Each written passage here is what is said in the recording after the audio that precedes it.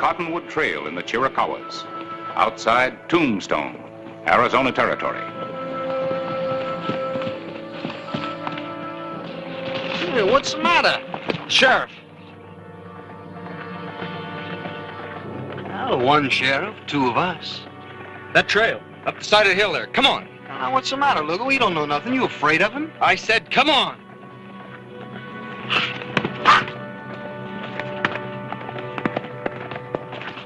Morning. You been in Tombstone? Yeah? Why? You resemble somebody I'm looking for. I'd like to ask you some questions. Hold it! Hold it!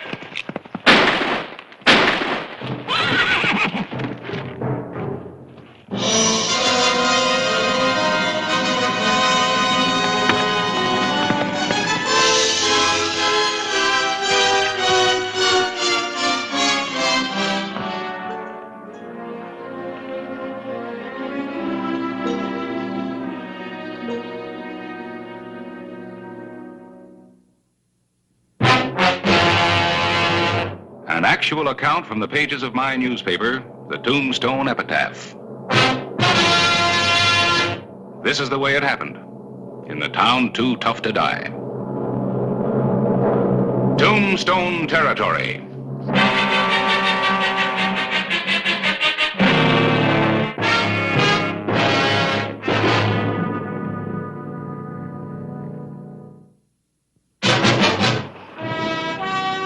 Noon, December 9, 1884. A young and unknown gunman lay seriously wounded after a reckless attack on Sheriff Clay Hollister. Outside of his wound, he may be going into pneumonia. Who is he, Clay? I don't know for sure, but he answers the description of a kid who's been reported hanging around the bank. I started asking questions and he started shooting. Well, somebody's got to be with him every minute. I'll hire a nurse. The county will foot the bill. Fine, but where are we going to get one? The hospital's short now. How about Mary Rice? She's helped out before.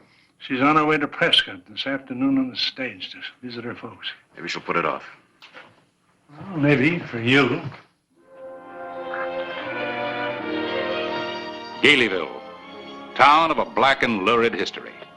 The only inhabitants, the lawless.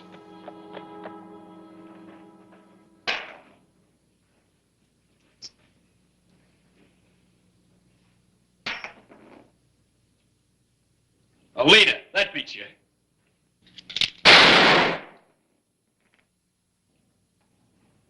You're getting too good, Snyder.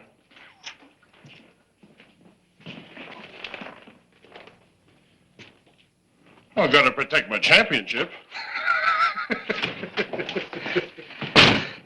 Trouble. Eddie? Where's Eddie? Shot down. Right in back here. The sheriff. You don't send a green kid like him to look over a bank job? Just because he's your nephew, he does anything he wants, huh? Is he dead? Sheriff kill him? I don't know. Looked like it. Anyway, took him back to Tombstone. Eddie rode up to meet him. He wouldn't listen to me. Get my horse. You want me to go, Sam? No. I need you. I'll come back for you. They don't know any of us in Tombstone. There won't be any trouble. What does this do to our plans? We didn't come all the way from the Dakotas for nothing. I appreciate your staying, Mary. Well, maybe someday I'll learn how to say no to you. I'll do everything I can for him, Clay. Doc Cunningham doesn't give him much of a chance. We'll see.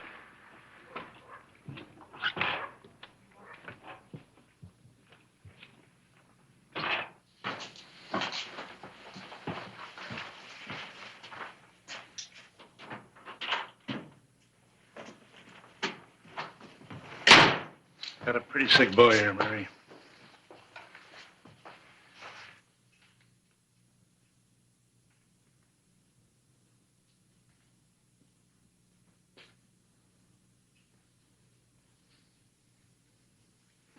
"103 fever, still going up.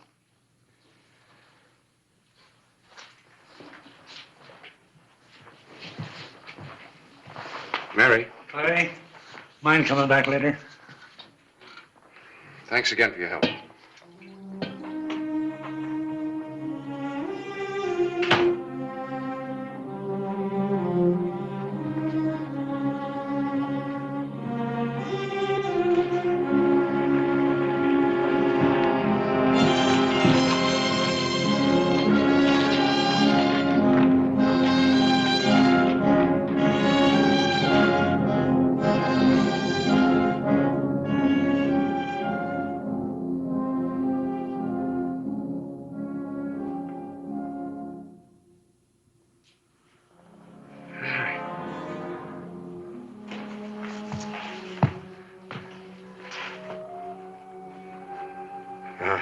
Sure picked the right nurse, didn't I?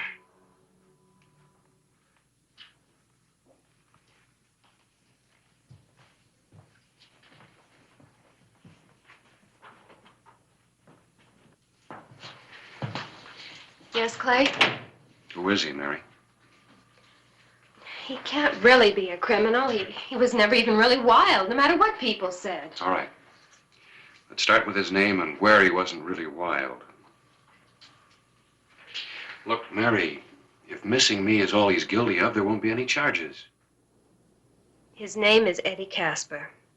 He's from Prescott. I haven't seen him in, about 6 years. Casper. Nobody by that name's wanted for anything that I know of. What about his being wild? Oh, he was noisy, the way kids are. And he always wanted a fast horse so he could kick up the most dust on Main Street. And he bragged a lot. Mostly about a rich uncle in the Dakotas who he said could buy him anything. Who was his uncle? I don't think there really was an uncle. Well, didn't you ever make things up? Sure. Look, Mary, Pete and I have to go to Bisbee tonight. Mine payroll. I'm gonna leave a guard right here. Oh, that won't be necessary. People can change a lot in 6 years.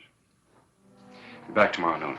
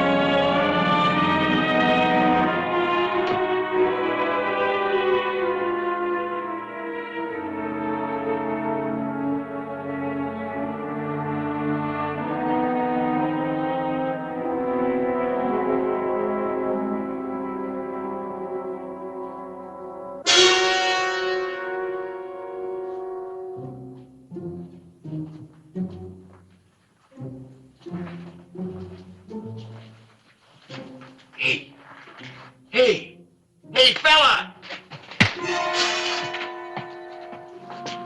It's all that how you hit him, gents.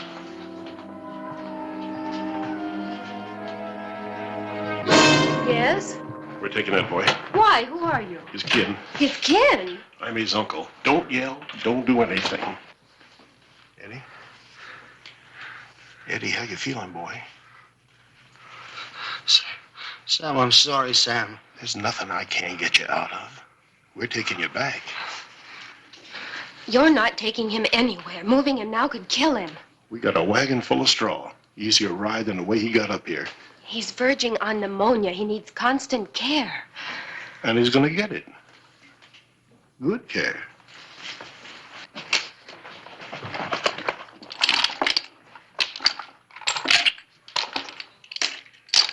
From you. When Eddie's well, you can come back. Fair enough?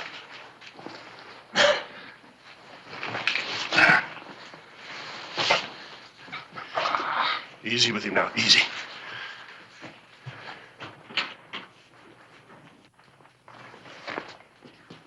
Better leave a message for the sheriff. Something he can understand.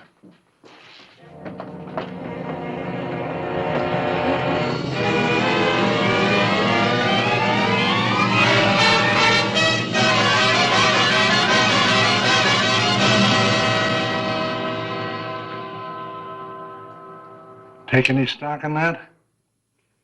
Yep. But that's not going to keep me from following him.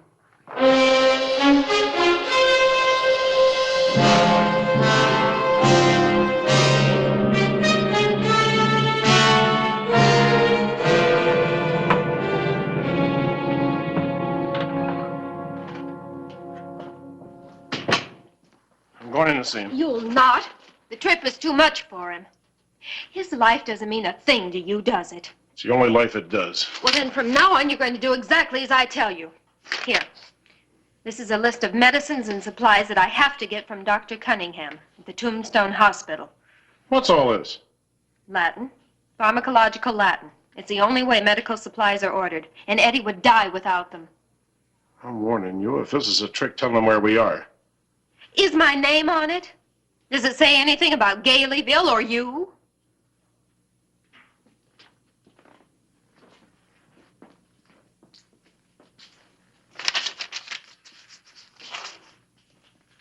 If this is a trick, there's going to be a dead doctor and a dead nurse.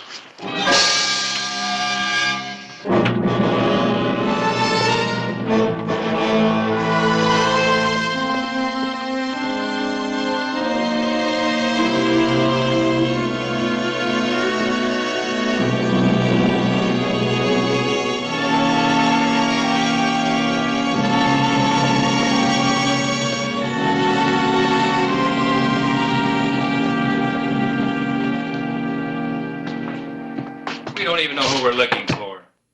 We'll find out. Just keep asking questions. Did you get any answers? Not today. We'll be going out again tomorrow. What do you want to see me for? Here's a note. All right, what is it? It's from Mary. It's an order for medicine written in Latin. And directions, maybe where to find her. Vicus Latus, village of the bandits. Mons Magnum, large mountain. And northeast. Vicus Latros. Galeyville. Should I start getting a posse together? No. It's about a posse 10 miles off. Kill Mary, like they said. Maybe one man might make it. I'm starting tonight for, Vicus Latros.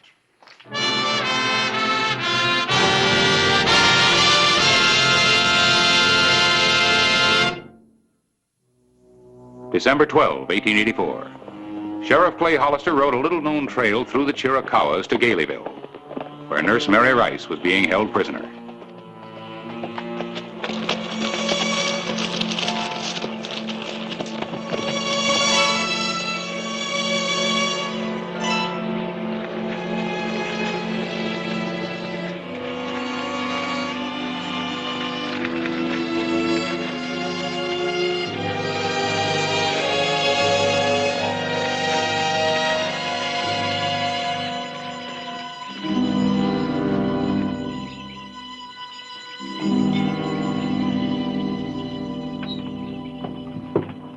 Eddie looks real good this morning. He'll have to stay in bed at least another week. Weak, huh? Thought you was itching to get out of here. I am. Well, you just let me know when you're ready.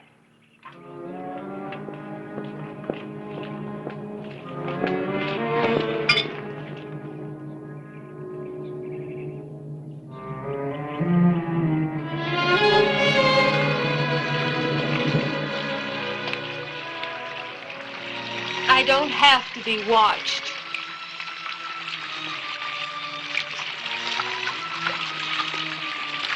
I'm here to do a job, and I'm leaving when it's over. Yeah? Tell Hoskins.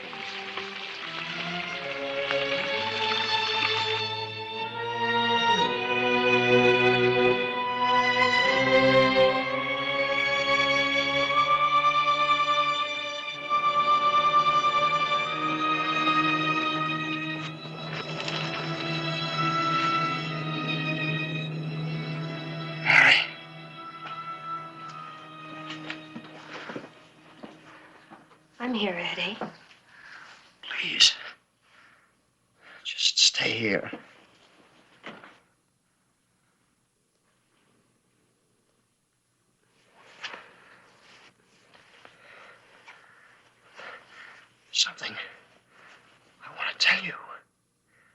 better. Something important. Yes, Eddie. When you're better.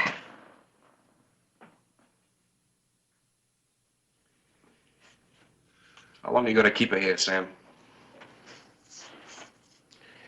She's a lively, handsome young woman.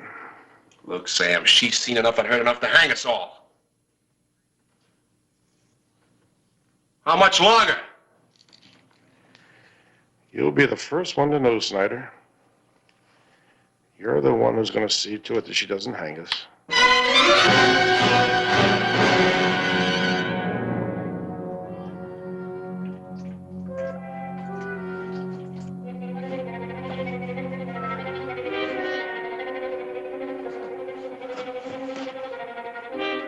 Come on.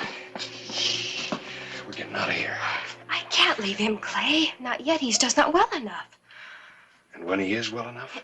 Then they'll let me go. Oh, Clay, when I sent that message through to Dr. Cunningham, I didn't mean that. What did you mean? Well, we can't leave him here to die. Look, Mary, be sensible. They'll never let you leave here. Clay, I've got to help him. And I don't mean just as a nurse. I can persuade him to leave here, to give this up. I know I can. Oh, please, Clay, let me talk to him in the morning. All right. You talk to him. Thank you. But regardless of Eddie, I'm getting you out of here at noon tomorrow. Find some excuse for going for water. But they always keep a lookout there. I know it. Don't you worry about him. All right, I'll be there.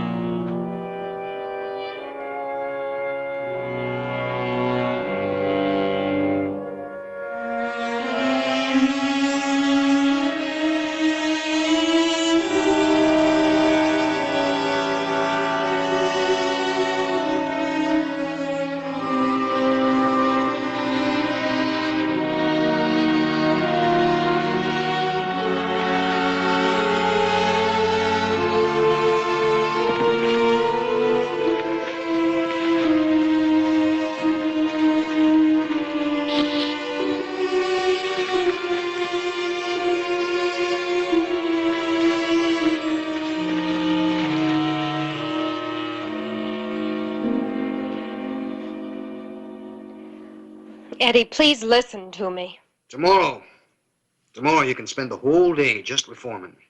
You were almost killed. Didn't that prove anything to you? Yeah, it proved a lot. To hit what I aim at, like Clay Hollister. Nobody can keep you here. Soon you'll be well enough to leave. I'll help you. I want to help you. Why? Because you mean a great deal to me. Enough to go away with me? Eddie, do I have to be in love to want to help you? You seem to forget I joined up with my uncle because that's the way I wanted it to be. You don't want it. You're still young. You could have a real future for yourself. You could go to California or back east. Well, in no time at all, you could have a wonderful new life. I got everything I want right here.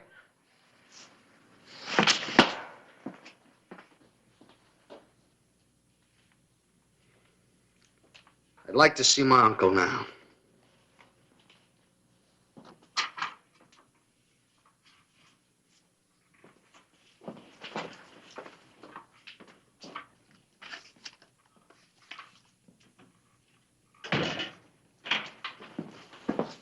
Eddie would like to see you.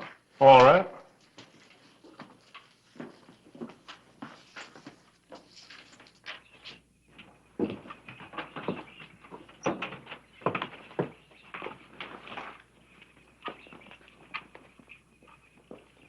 Mr. Snyder, I said you'd be the first one to know, didn't I?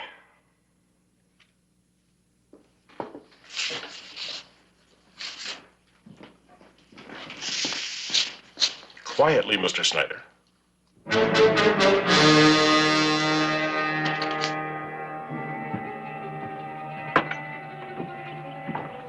Let's go, Lugo.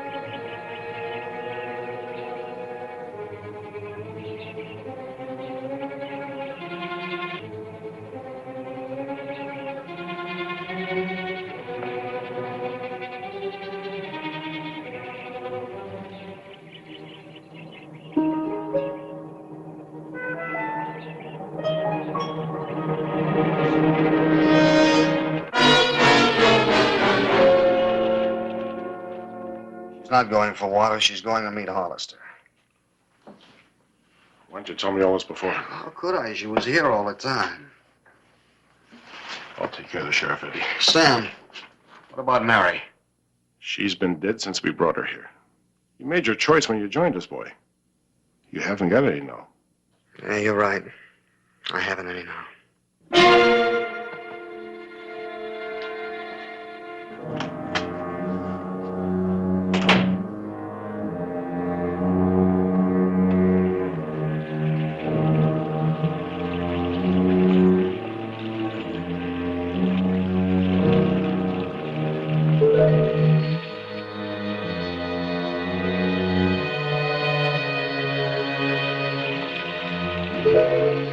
Mary.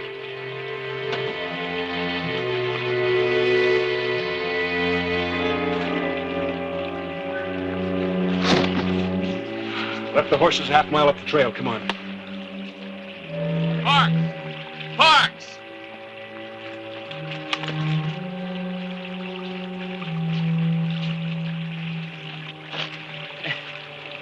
Hey, you suppose Parks took her for a little walk? Come on.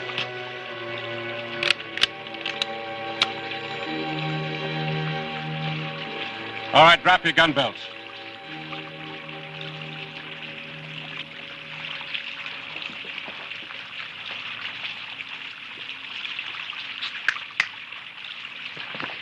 Mary!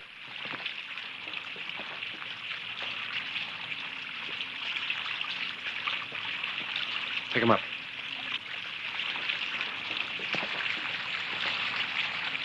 Leave them be, little lady. Drop your gun, Sheriff. Drop them.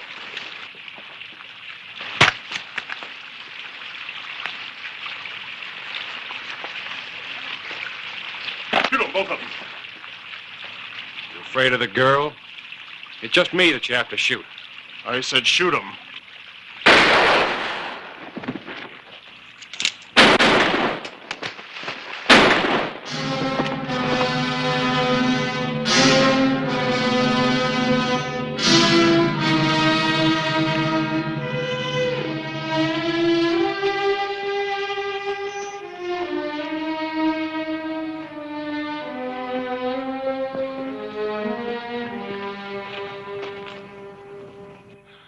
You were right. I had no choice.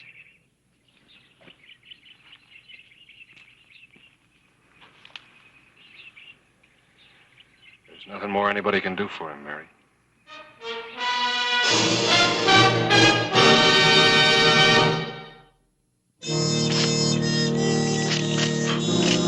Well, Mary!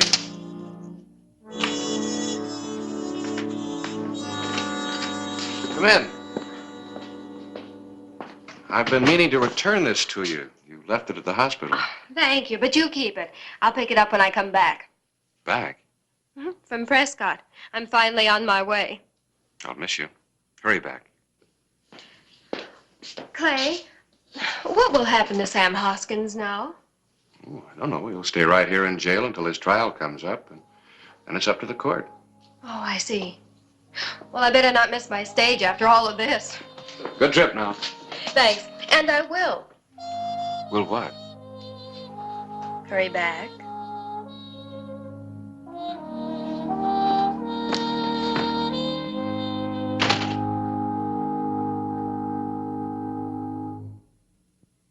Whistle me up a memory, whistle me back where I wanna be. Whistle a tune that'll carry me to Tombstone territory. If your past has run afoul of the law, it's a handy place to be. 'Cause your future's just as good as your draw in Tombstone territory. Whistle me up a memory, whistle me back where I wanna be, to Tombstone territory.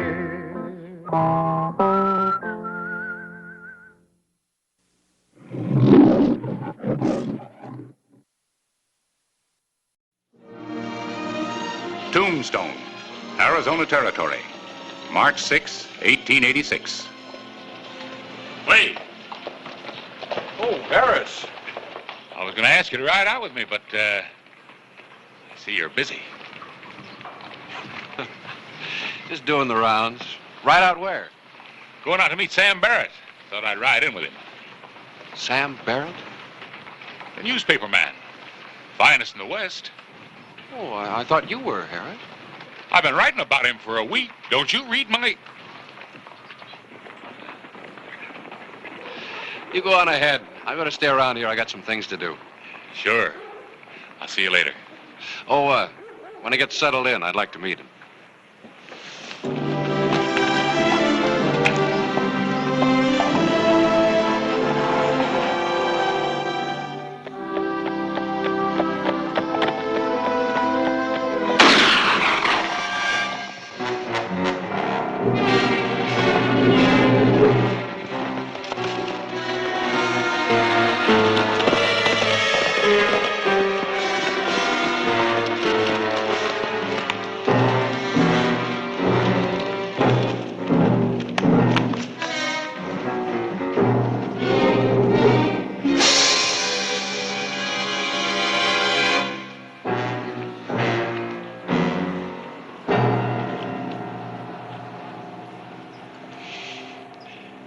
Welcome to Tombstone, Sam.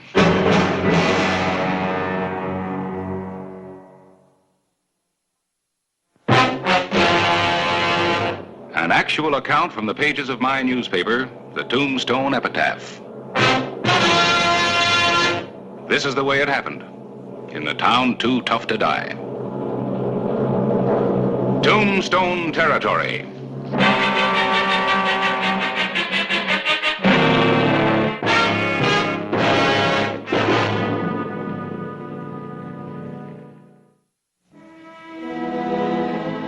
Sam Barrett, a newspaperman from Denver, had been welcomed to Tombstone by a committee of one. A gunman who had shot and killed him on the road a few miles out of town.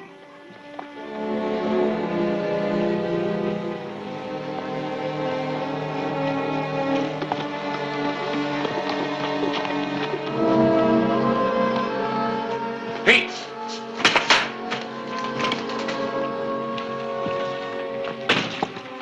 Barrett. Where'd you find him? Outside of town a few miles. I saw it, Clay. You saw who killed him? Vic Reel. The man who works for Douglas Jason. Pete, get our horses. You and I are going to ride out to Jason's place.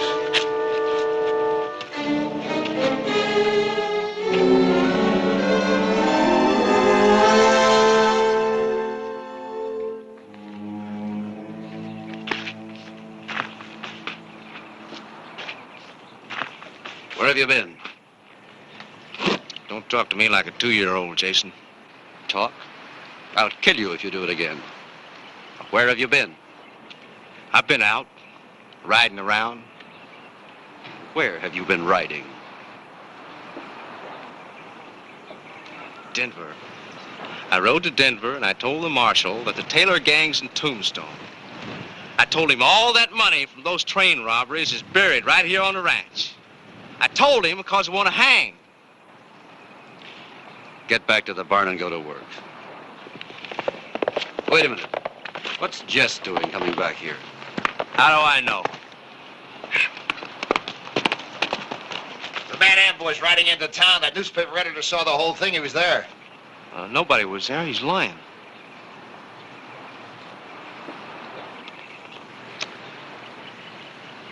You did it. You got the law on us. You made 4 years count for nothing. Get down off that horse, Jess. Get down! Get down, Jess. Come on, get inside. Move.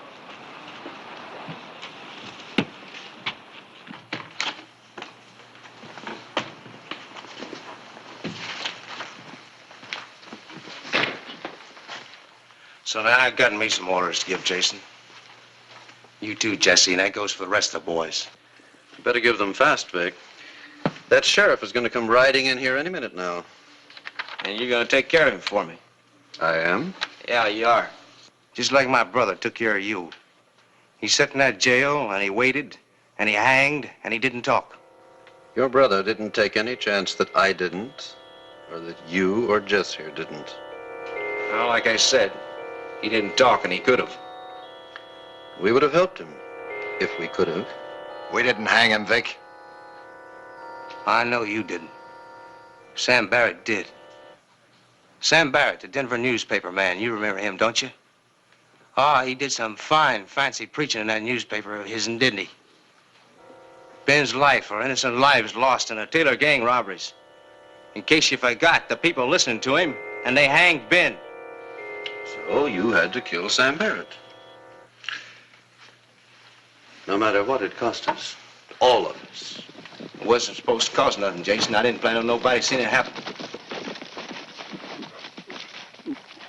They're here now, the sheriff and the deputy.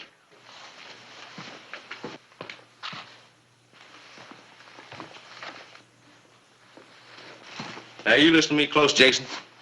You too, Jesse. You get that newspaper man, you hear?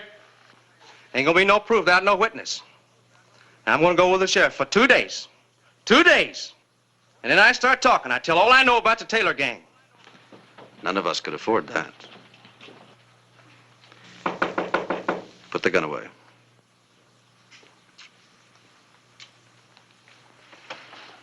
You'll be out before 2 days.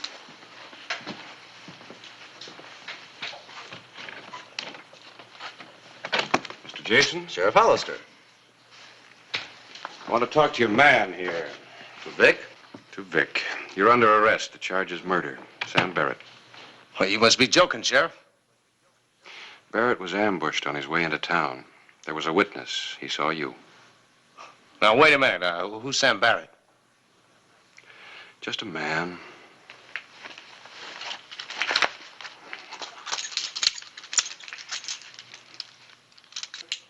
Let's go. Sheriff, Vic has worked for me ever since I've been in the territory. He's a good man. You're wrong.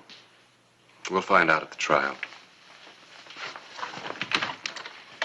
Now, Mr. Jason, I don't know you very well, but I probably will before this is over. You can be very helpful if you want to.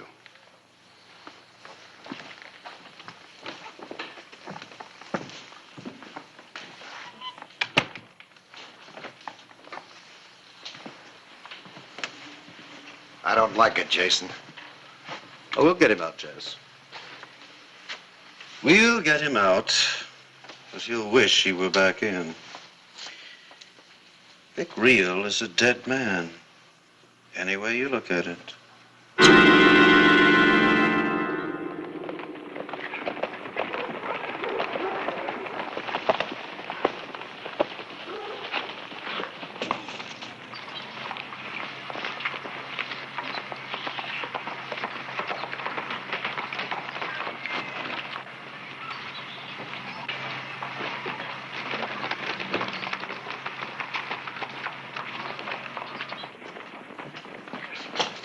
You're gonna hang, Real. For what? I don't know why you did it, but you'll hang. You're out of your mind, newsman. You're trying to sell a few papers. You better look for something else. Hey, you dirty! Tell him to get his hands off me, Hollister. Tell him! Pete.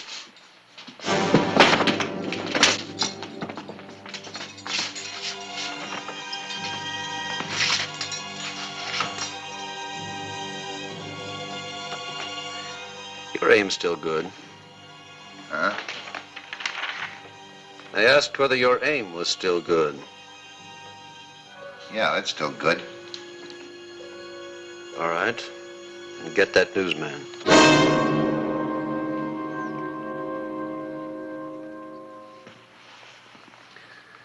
We have to do as our friend Vic says.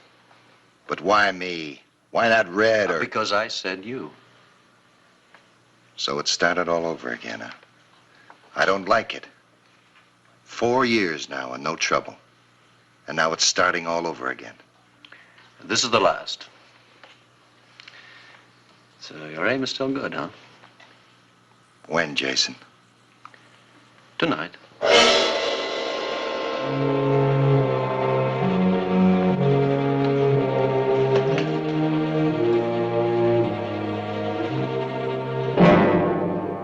know it seems meaningless, Harris, but everything has to have a reason.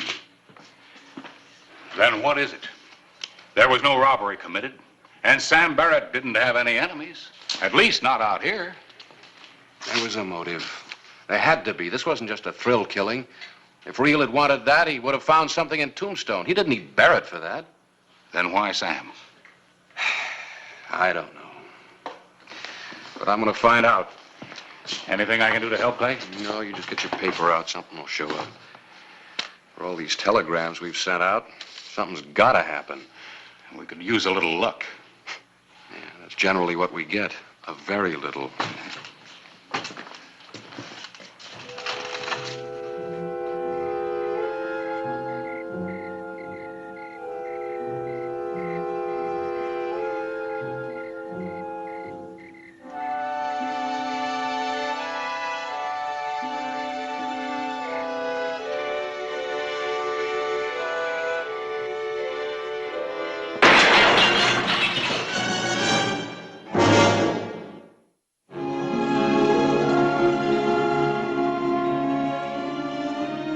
March 8, 1886, early morning.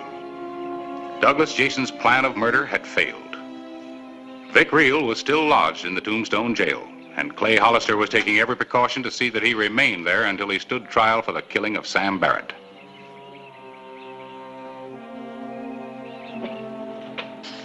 Jason has 3 or 4 other men beside Reel. You know anything about them? Yeah, but no more than you do, only by sight. Well, that does it. All the flyers over 4 years old. Nothing there. Why all the sudden interest in Doug Jason and his men? Reel has no other associations in Tombstone except them. Now, he kills a man. And somebody takes a pot shot at the only witness who can identify him as a murderer. He's important to somebody. When I find out more about his past, I'll know who. You think Jason could be involved? Well, anything is possible. What do we know about him? Not very much. Came to Tombstone 4 years ago, before either one of us did. And nobody from town has ever been out to his ranch. All the men he hired are supposedly from different parts of the country, and they never come into town, so we don't know anything about them. Yeah. Well, I've wired every news source I have. Yeah, and all my official ones. You know, Harris, this is something more than just a senseless murder. How's the shoulder? Gonna live, Pete. Thanks. No replies at the telegraph office yet. Old Jake's been doing more sending than he did when the governor was here. He wants to know when you sleep. Don't remind me. You know, Axe's food hasn't gotten a bit better. Boy, you sure are hard to please. You should feel yourself lucky that you're here to eat it at all.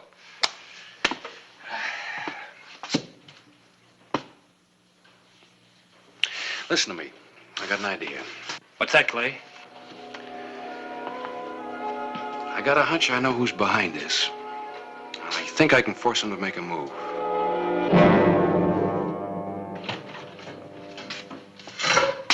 One last time, Reel. Why'd you kill Barrett? You answer, you're gonna save a lot of bloodshed. You don't make good sense, Sheriff.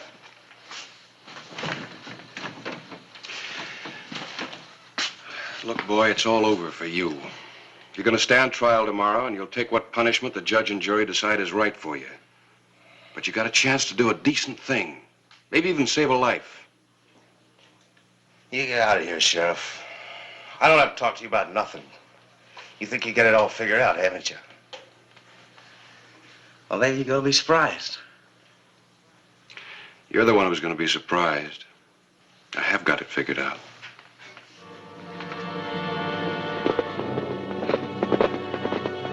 Vic Reel had refused to talk, and Clay Hollister, in an effort to uncover the motive behind the killing of Sam Barrett, decided on a plan of action.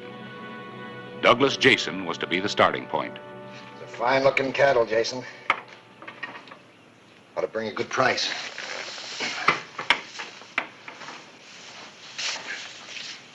Must be money in ranching. I decided I'm going to get myself one. Why not? You figuring on grabbing your share and leaving? Yep. Well, it's time for it. Where are you heading? Mexico. There's just one more thing to be done. Vic. He'll be out soon. Why don't you take him with you? Long, hard ride to Mexico? Anything could happen on the way. No. What do you mean, no? I took care of that newspaper man. That's it. That was the last. I got money now. I'm like you. I'm gonna live right. After you take care of Vic. Nobody else leaves the ranch, not yet. Nothing unusual is gonna happen. Everything stays just the same. What do I get out of it? What do we all get? No more trouble. A ranch in Mexico. All right. But I swear this is the last.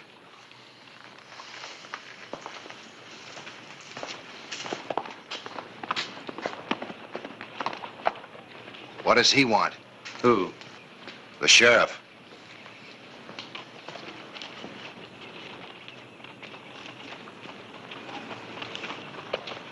Back to work.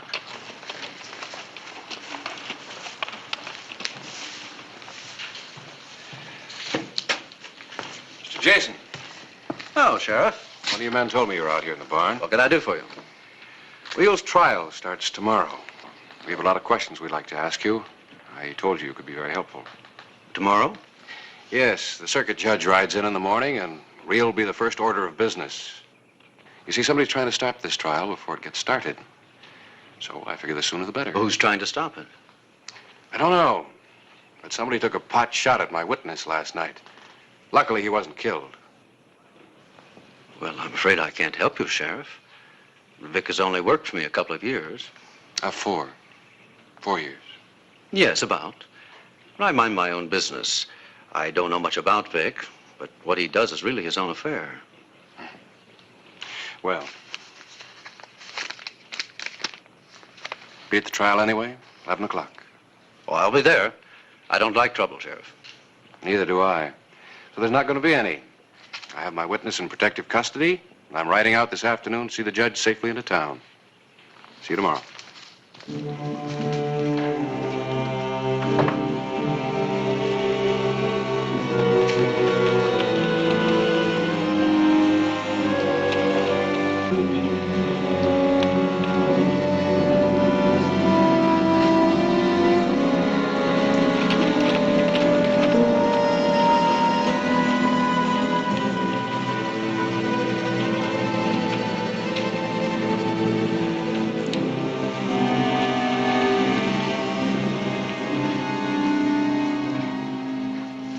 I asked Red to round you up fast for a reason. The Taylor gang has one last job to do. Wait a minute, Jason. You never told us that. Shut up and listen, Red. The man who saw Reel kill Sam Barrett is still alive. He was only wounded. Sheriff has him in jail in protective custody. Then let Jess go back and do it right. Why should we stick our necks out? Shut up and listen. Reel goes on trial tomorrow. Sheriff is riding out to meet the judge this afternoon. He won't be back till tomorrow morning. You all know what'll happen if that trial ever gets started. Because once they start asking questions, they'll never stop. Then let's clear out now. Let's split the money and go. No. They'd know then for sure. They got us all identified. There'd be no more hiding out. We gotta do it, Red. Do what? You'll keep your mouth shut and listen, I'll tell you. We get the witness and Vic and anybody else in that jail that can identify us. They'll know we did it. How? They'll have nothing to go on, Red. This is going to be very good, like a citizens committee, all worked up by this newsman's editorials. The citizens will simply be taking justice into their own hands. The editor will get killed accidentally. I don't want a lot of stuff in the newspapers every day about why did this happen and who's behind it. Who takes care of Vic? Well, we all do. How? We hang him. Right in his own cell. Just as a good citizens committee would do.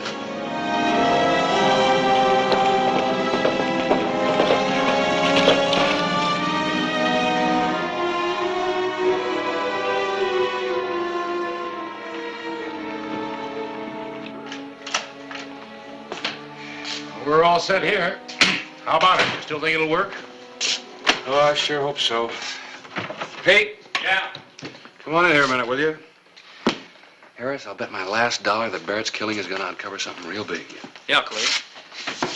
I want to go over this just one more time. Now remember, the main thing is for you not to make a move until I do.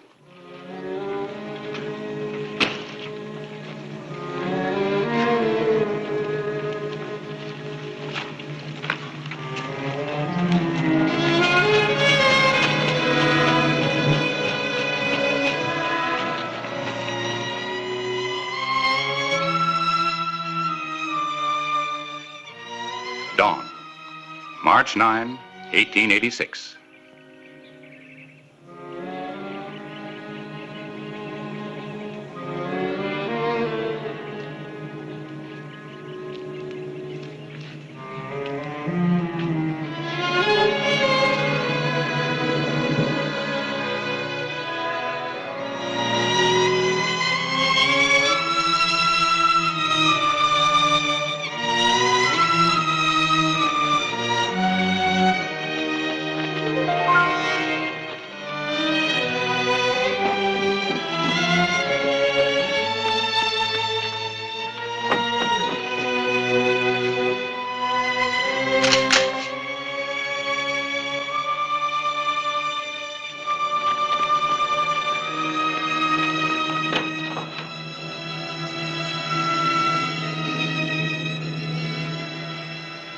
Jason!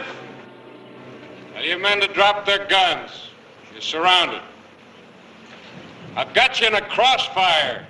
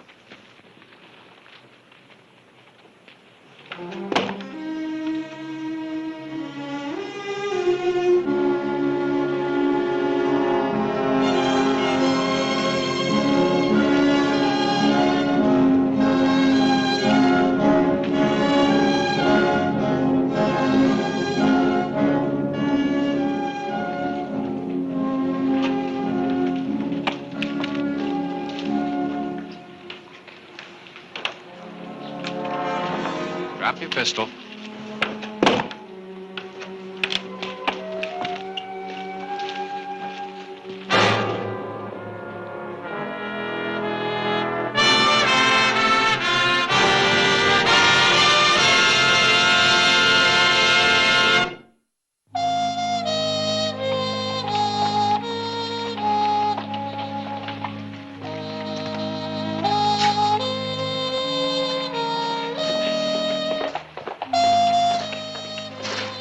Captures Taylor gang.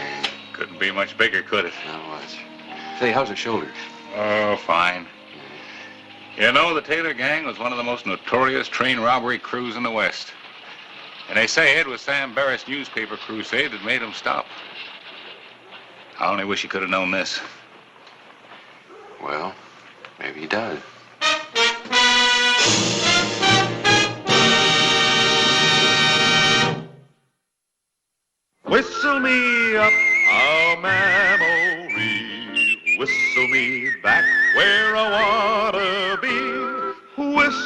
tune that'll carry me to Tombstone territory. If your past has run afoul of the law, it's a handy place to be. 'Cause your future's just as good as your draw in Tombstone territory. Whistle me up a memory, whistle me back where I wanna be, to Tombstone territory.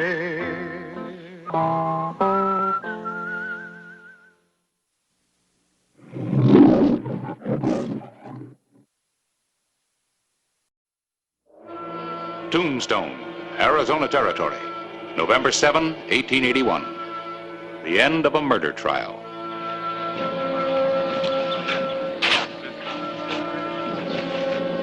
Sam Edwards, convicted of armed robbery and murder, was sentenced to death by hanging.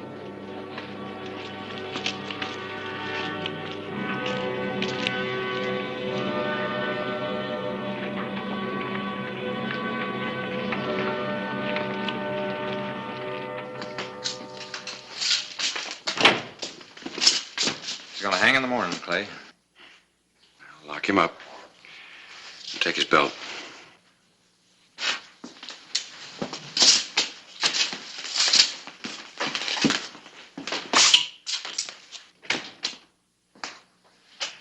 Okay. Mind if I talk to your prisoner? Not if he doesn't. You carrying any weapons? Just my pencil. Well, I don't guess Edwards can write his way out of jail.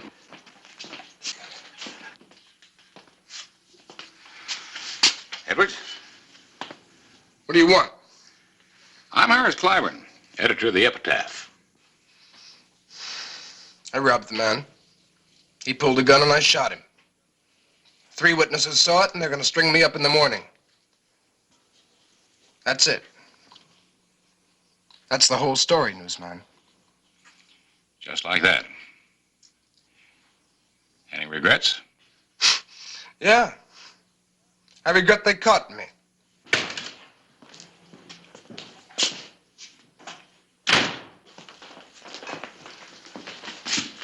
I want to see my brother. All right. Put your gun belt on the table.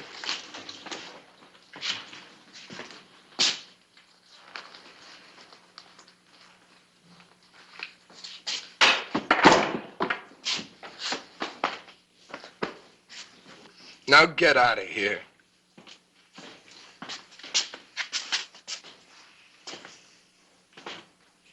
Who's that? Newspaper editor.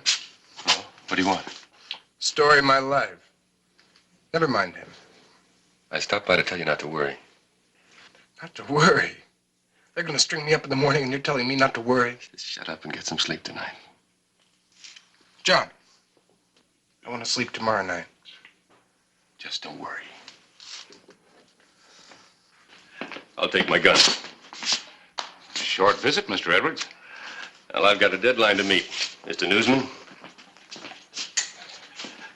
And, don't write the obituary yet.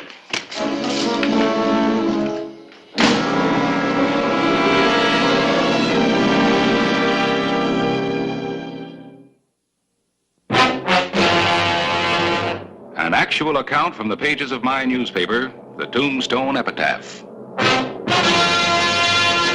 This is the way it happened, in the town too tough to die. Tombstone Territory.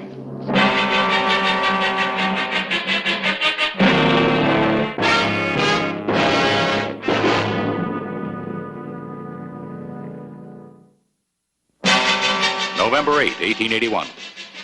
Violence was not uncommon in Tombstone, but it wasn't every day a man was hanged. And many of the citizens were up earlier than usual. And he ordered twice as big a breakfast as the two of us put together. Maybe he's just putting on an act. Mm-hmm. If it's an act, it's a good one. He finished every bite of it. Yeah. Something tells me that Sam Edwards doesn't think he's gonna hang. Neither does his brother.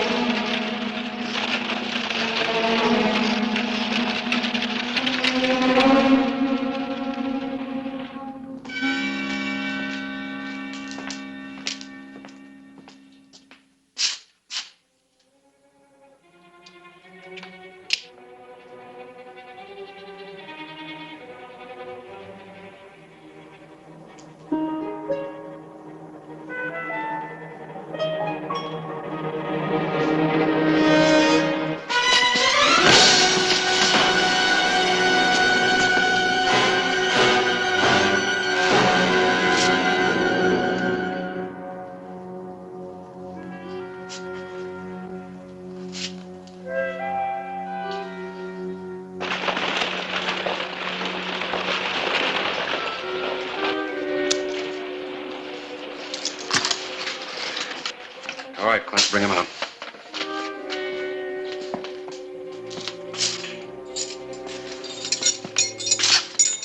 Time to go, Sam.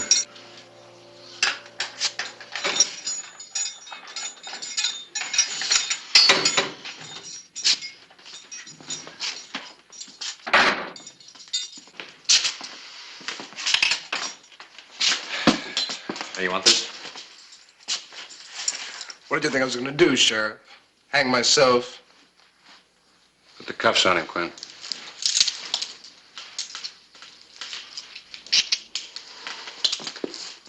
Goodbye, Edwards. I don't like goodbyes.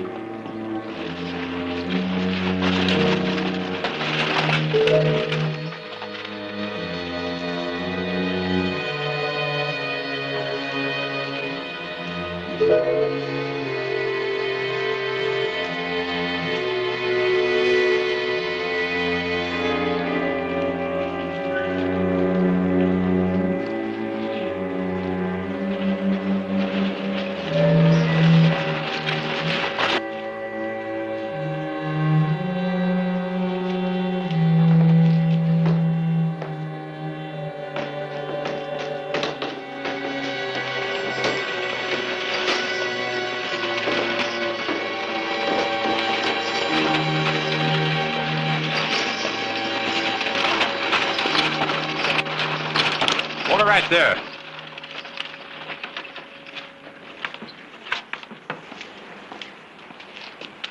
I've come from my brother.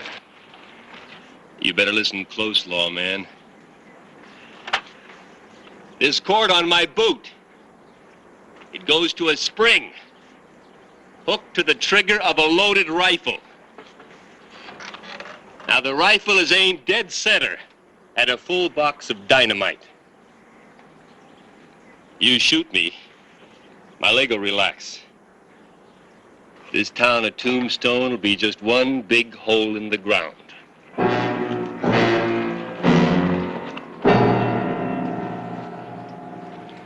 Sort of looks like a standoff, don't it? I can't shoot you. You can't take Sam. We got no standoff. Hey, you! Cut him loose. Send him down here, quick!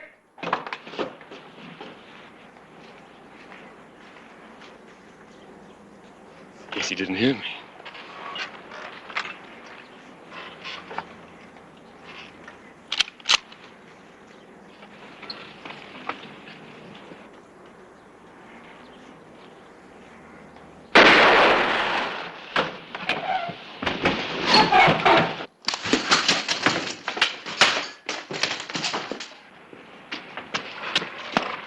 Cut him loose, quick.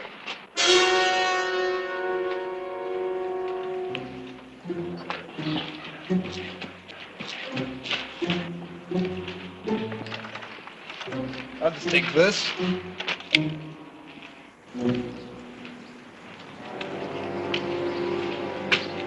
He's got a dead man switch triggered to a case of dynamite, Clay. That's not all I've got, Sheriff.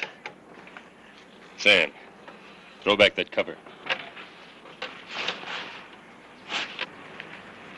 Oh, he's not dead, Sheriff. He won't do me no good dead. Lift him up, Sam. Take off the gag.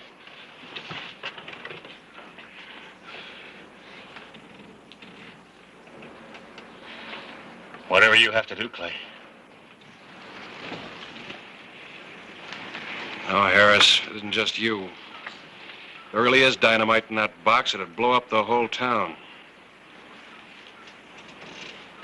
And you and Sam.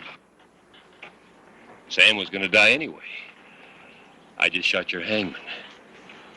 There's not much difference between hanging and blowing up. You die both ways. One's just noisier. There are things worse than hanging or blowing up, Edwards. I'm gonna be following you.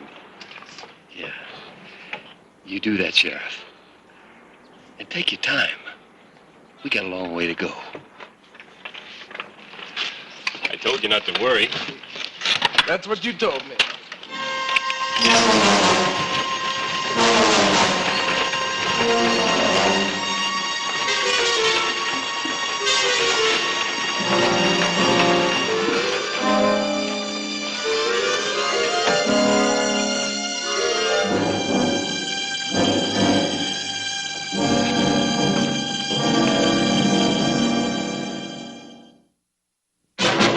November 8, 1881.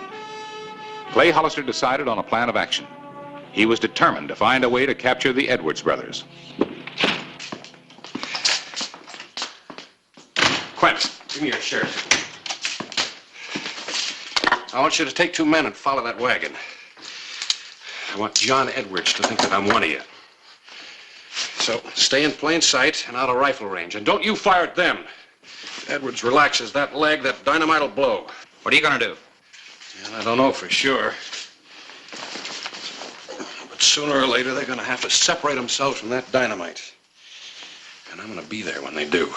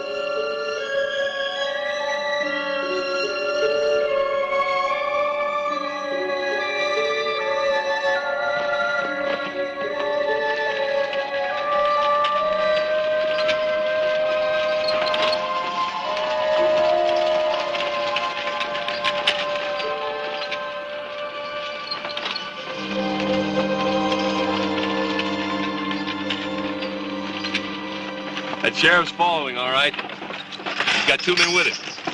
But he's keeping his distance. Yep. Hey, let's get that thing unhooked. You can't keep your leg like that forever. Now, relax. I'm running this. If I weren't, you'd be dead now. You try that again and I'll kill you. I have a feeling that's what you have in mind anyway.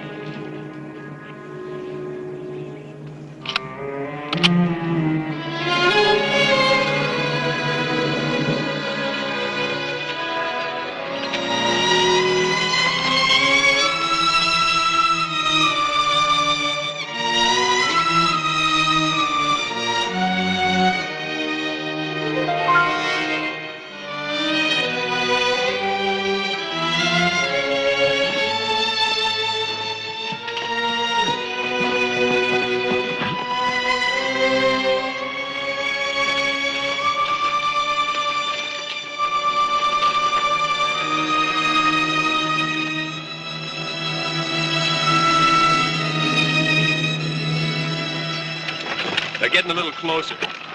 See if you can get one of them. The middle one.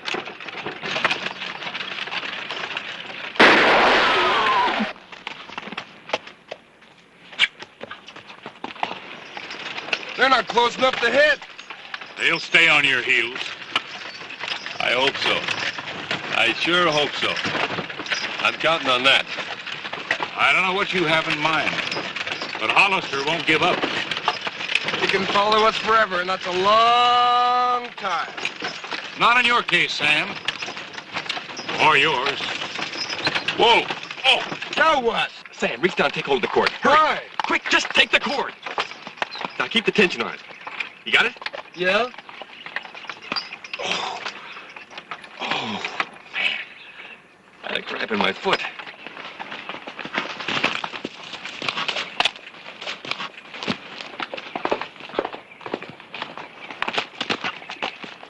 Anybody hurt? No, I think they were just measuring distance, Clay. Keep dogging them. We'll get our chance. Right.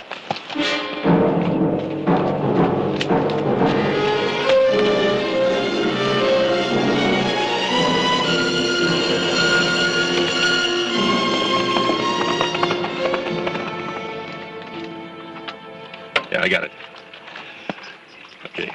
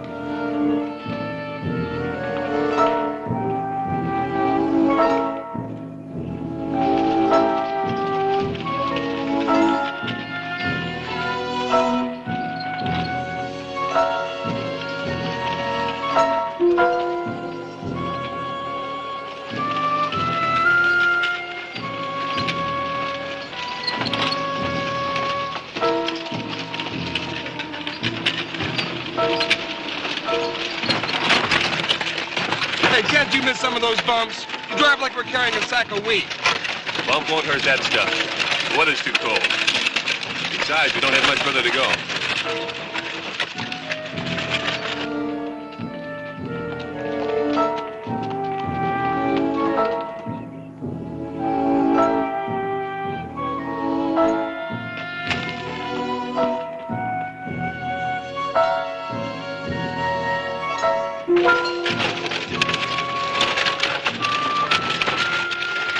We're almost there. If we get by this, we're free and clear and on our way to Durango. Wolf. What's the matter? I just told this newspaper man where we're headed. You know, you're running into a lot of hard luck. Well, we can go somewhere else, John. After we make this turn up here, we're going to stop and unload. Make sure that posse keeps its distance.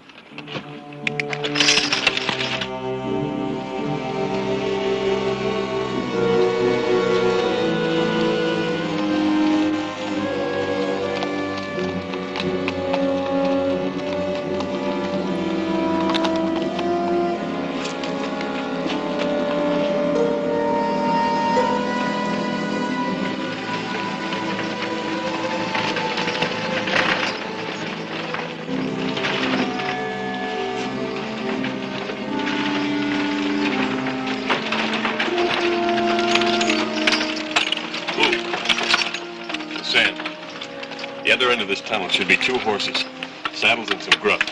Go see if they're there.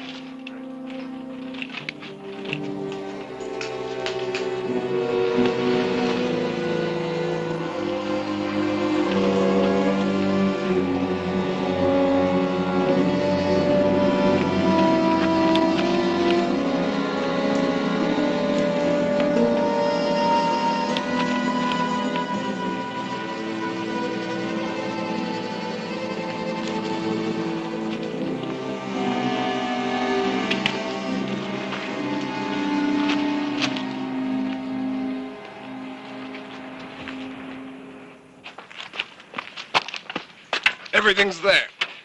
Sure. I planned it.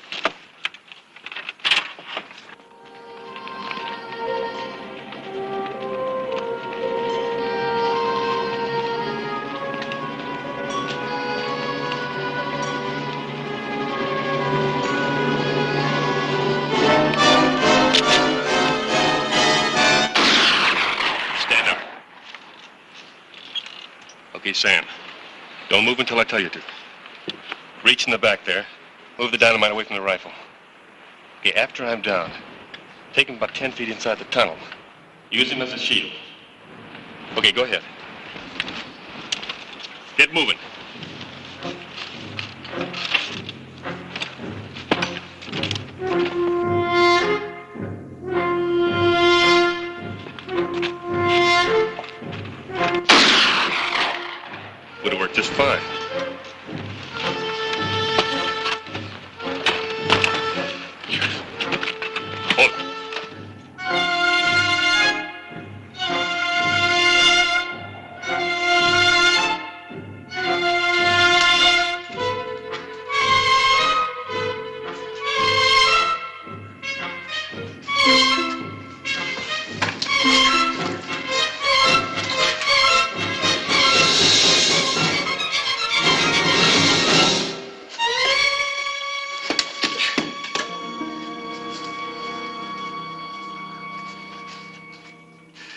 These are fused for 10 seconds. Get the horses. When they're ready, call me. What are you going to do with him? I think I can answer that. We're not going to do anything with him. The dynamite is.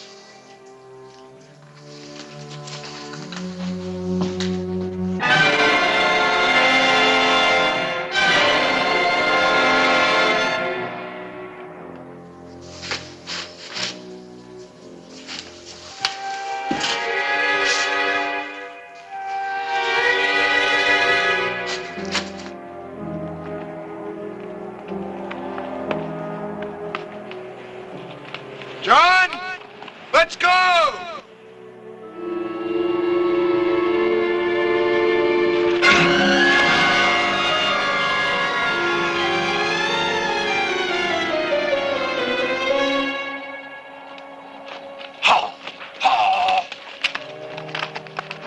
I'm going to have to leave you. After all this trouble, I'd be ashamed to blow myself up, too. Yeah. A real shame.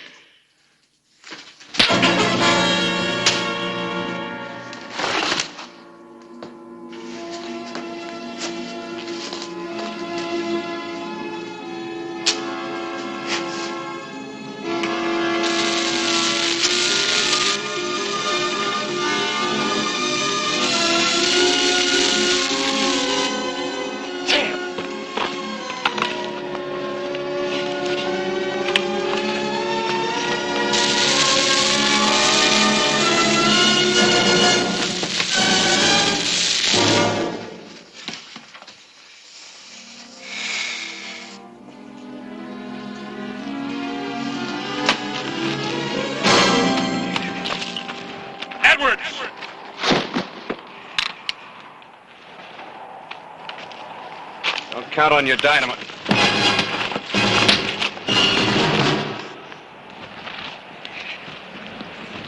All right, Edwards.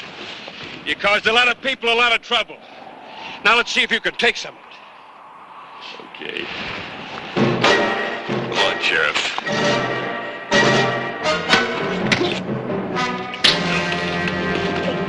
Harris?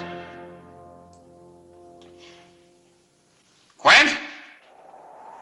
Harris? In here!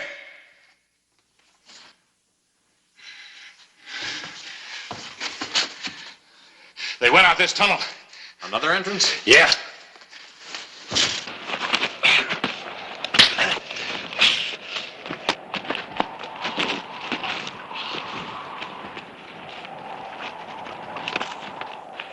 Clay! Don't! You'll kill him! Yeah. I wouldn't want him to miss his hanging.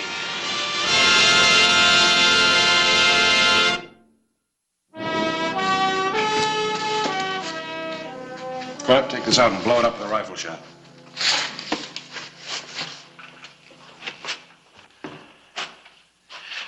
Clay, what happened to that hangman? He's dead. Looks like we'll have to get another one real quick.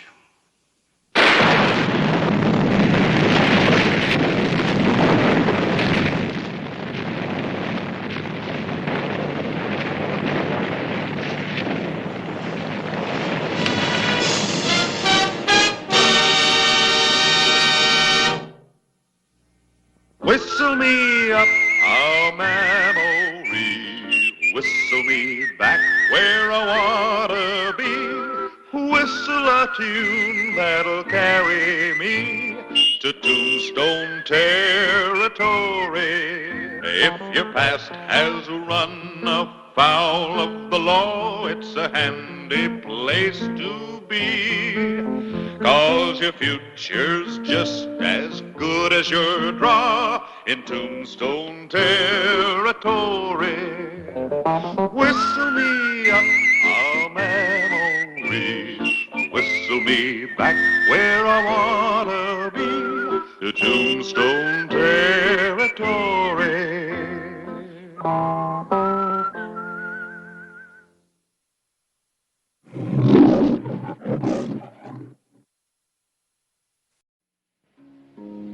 August 16, 1881. Tombstone, Arizona Territory. the height of a heat wave. The streets were nearly deserted, and the heat continued for the 10th straight day.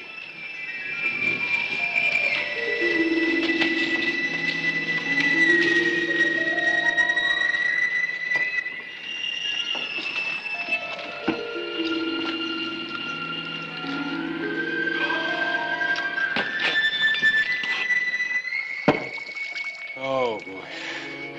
I wonder when this is ever going to let up. Hades can't be much hotter. Well, we're not alone.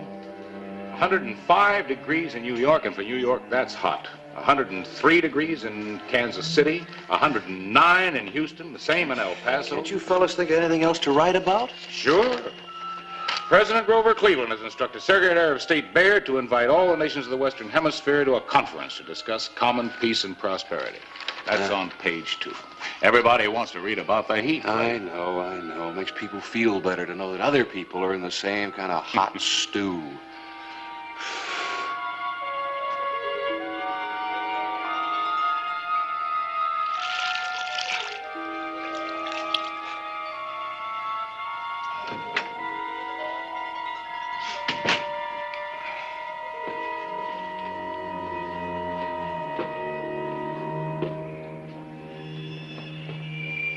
Well, now. Oh, it's awfully hot for a young girl to be out walking around. What can I do for you, ma'am? Here now, are you all right? Oh!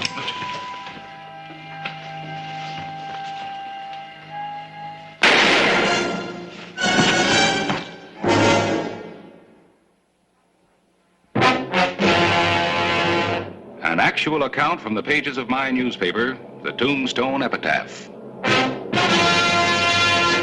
This is the way it happened in the town too tough to die. Tombstone Territory.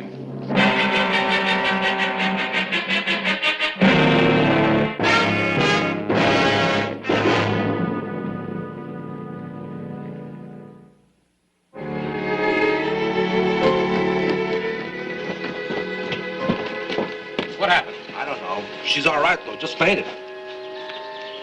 You know who she is? No. You're all right, ma'am. Just take it easy. There's a man who came into the lobby there. Hurry. Please hurry. Kara, stay with her.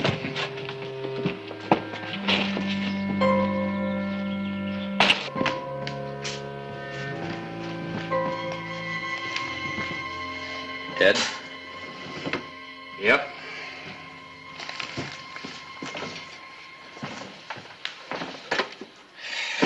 And the cash drawer is empty. Clean through. Yeah, but not straight through. Quint, you're about the same size as Jenkins. Just about. And I'd say our killer stands well over 6 feet tall. Why? Because the bullet passed through the body on a downward angle. Well over 6 feet, huh? Mm-hmm. There's only a few people in town answer that description.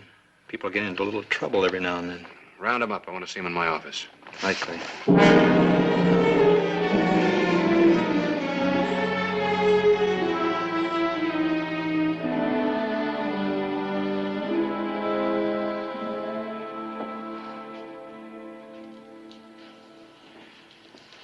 You feel all right now, Miss... Mrs. Curtis. Yes, thank you. Much better. Mrs. Curtis, your husband, is he with you? My husband died 3 months ago. I'm on my way to visit my sister Lillian in Los Angeles. But in this heat, I've been taking the journey in easy stages. And you're staying at the American Hotel? Oh, no, the Grand. Well, then you were visiting somebody at the American? Oh, no, I don't know anyone in Tombstone, Sheriff. I was just out walking. In this heat, ma'am? Well, I felt so cooped up these last few weeks in stages and hotels that I just felt like the walls were closing in on me. Miss Curtis, can you tell us anything about the killing, perhaps describe the man who fired the shot? Oh, I wish I could, Sheriff. But I was just out walking and I felt faint and I walked into the American Hotel and I heard a shot and I fainted and that's all I can remember. Then you didn't see the man who fired the shot? No, I didn't see anyone but the clerk. And that was when you fainted? Oh, yes, Sheriff, I told you that. Oh, yes, ma'am, but I thought maybe you might have made a mistake. You see, we found you outside on the boardwalk in front of the hotel. Well, I must have stumbled out into the street. I don't know. I don't remember. Yes, well, thank you very much, Mrs. Curtis. We'll talk a little bit later, perhaps tonight when it's cooler. 8 o'clock in my office.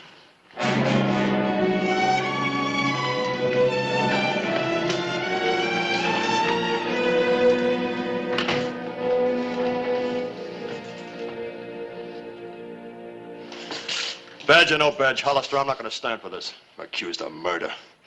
I haven't accused you yet. I ain't going to take it. You're going to have to gun me down, Sheriff.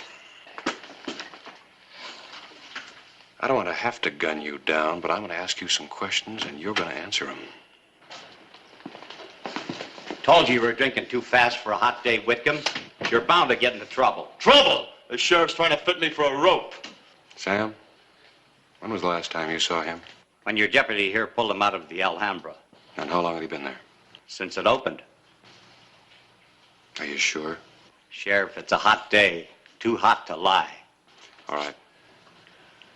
You. I need something to wash away this crummy taste. That kind of washing gives you an awful lot of trouble, Whitcomb. You better take it easy. I didn't invent this stuff. I only sell it. What about us? Let's talk. I'm thirsty. You were the first person that saw Lola Curtis. No, I wasn't. Jenkins' killer saw her before I did. All right. Me and Fred here was sitting over at the Oriental for a couple of hours. My clothes were getting kind of sticky with the heat, so I decided to go out and walk around. That's when I heard the shot, found her stretched out in the walk. You were in the Oriental for a couple of hours and didn't leave? Not even once? That's right. Who saw you? Everybody was there. Why don't you ask them? I will. You heard the bartender. It's too hot to lie, Sheriff.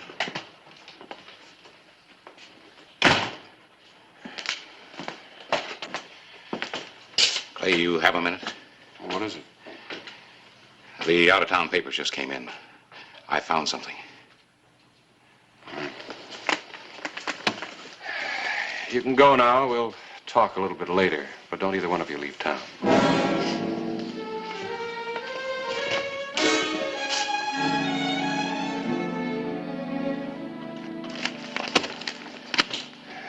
An unknown killer roaming the streets of Houston during the midday heat shot and killed the Wells Fargo office manager.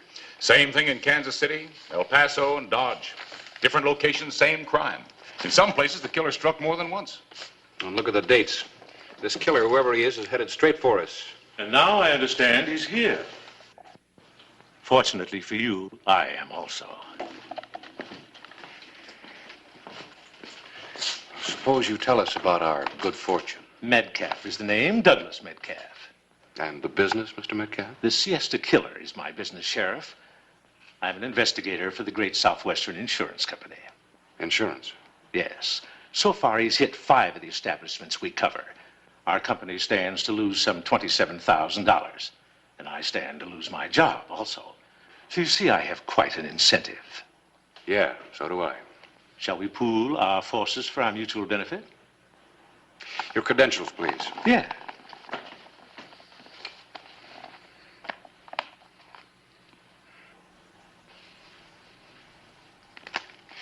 Thank you. What can you tell us about this killer? Oddly enough, very little, in spite of the fact that I followed his trail here from Houston. He's tall, very elusive. No one has ever seen him. And as far as I can judge, he works alone. However, there is one more point. He not only kills for money, but for the sheer pleasure of killing. Well, on what do you base that? Well, most of the murders were unnecessary. Most of the victims were elderly men. Our killer could have accomplished his end by a mere clout on the head, not a bullet. That's true, Clay. Look at Jenkins. Jenkins? Yeah, Mark Jenkins, the clerk at the American Hotel. If I may, Sheriff, my advice is that you check out every tall stranger in town and any alibi they may have, no matter how convincing they appear. What about those two who were in your office a couple of minutes ago? Adam Craig and Fred Bates? How long have they been here? Just a couple of days. Mr. Metcalf?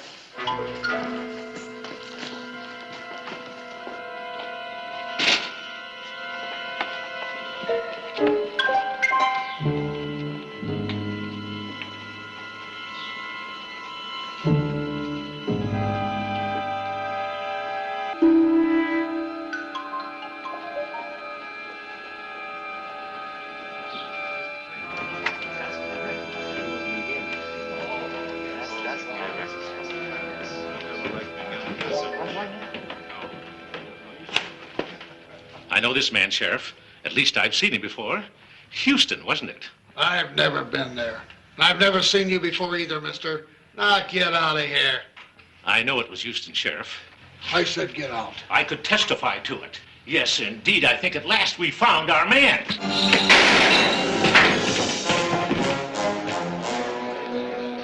You didn't have to shoot him. I was standing right next to him.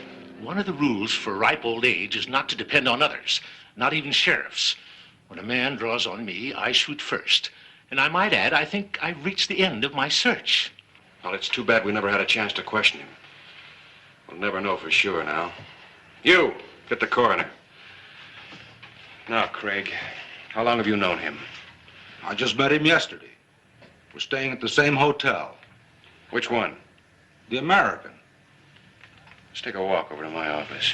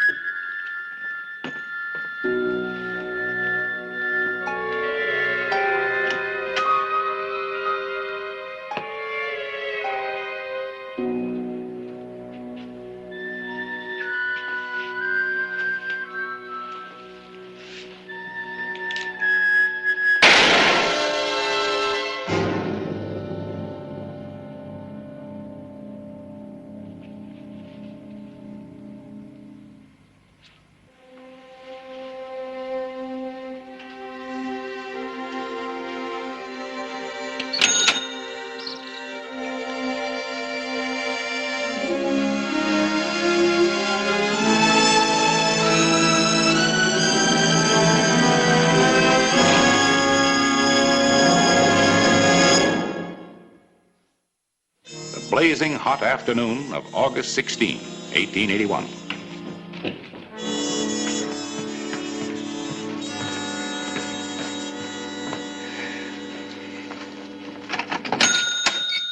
Another empty cash register.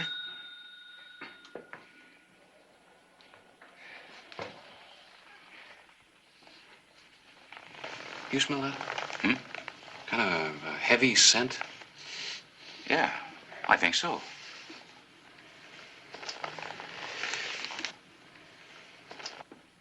Well, Bates is dead, and Craig was with us when it happened. Looks like we've run out of suspects.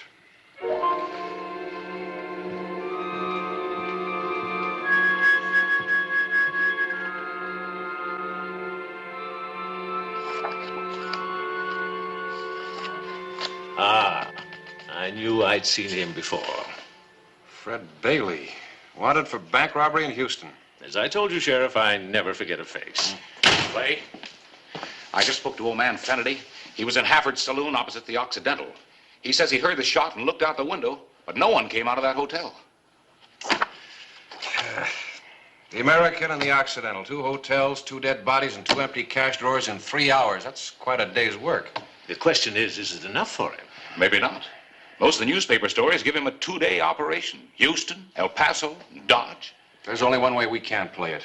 How's that? We'll try again. Notice.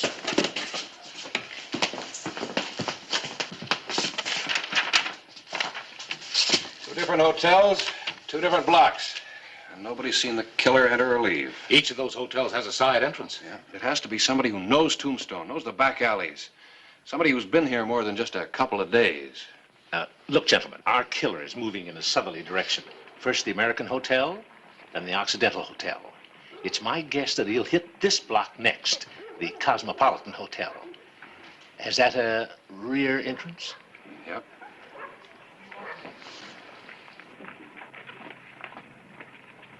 Well, your town is waking up, so I doubt whether you'll try any more today.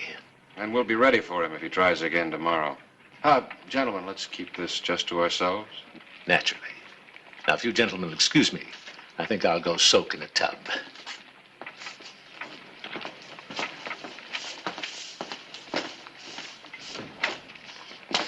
Did you notice? What? In all this heat, his collar isn't even wilted. Now, that's what I call a real cool customer. Yeah. Clay, maybe the killer has already left. No. Somehow I just don't think he has.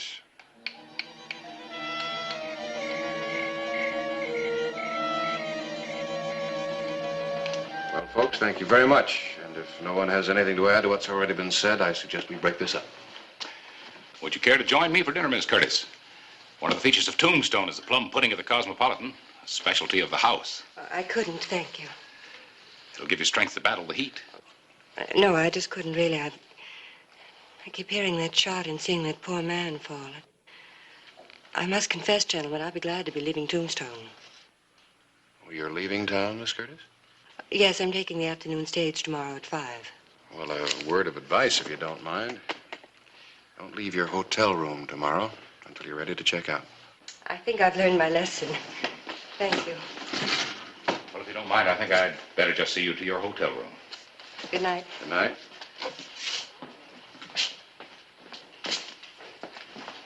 Sheriff, I'd like to stake out the Cosmopolitan with you tomorrow. All right, Mr. Metcalf, on one condition. Oh? What's that? That you don't wear a gun. I want to take the Siesta Killer alive, if possible. Agreed. All right. I'll meet you in the hotel lobby around noon. Fine, thank you. Good night, Sheriff.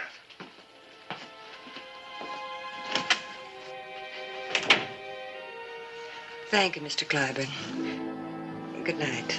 It was my pleasure, Miss Curtis.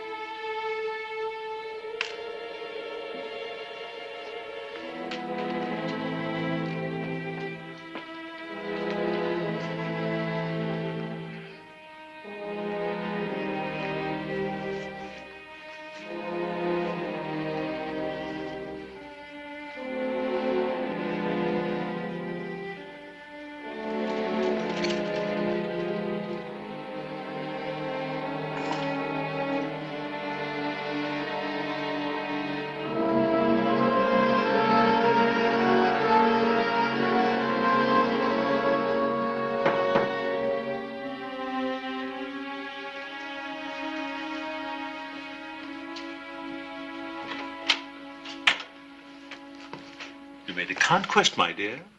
The editor likes you. There's a stage leaving in the morning. Let's take it. But, Lola, dear, we haven't completed our business. Well, I'm sick of our business. I'm sick of killing tired little old men. We've had enough. Money, yes. But I get a lot more out of it. Douglas. Little Douglas. Big men patting me on the head. When they walk, they stretch their legs. I'm like a ridiculous popinjay trying to keep up with them. Mocking me, always mocking You've me. had revenge and pleasure. My dear, the Siesta Killer is a tall man. Well over 6 feet tall. No one ever thinks of a murderer as a little man or a beautiful woman. I've had enough. Well, I haven't. You've evidently forgotten our little arrangement, my dear. You wanted money, plenty of it. And I wanted... Now, I've convinced Clay Hollister that the Siesta Killer's next target is the Cosmopolitan. But you will beware.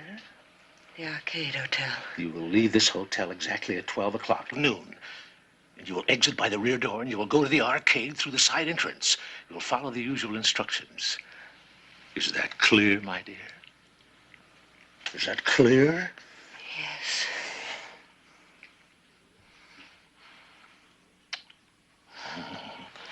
Pleasant dreams, my dear.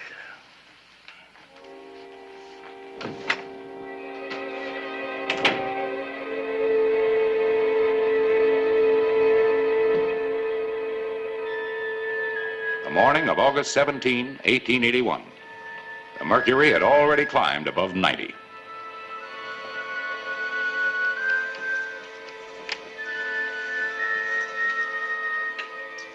You sure you have enough deputies staked out? Never have enough. Quint, you better get going. Right, Quint.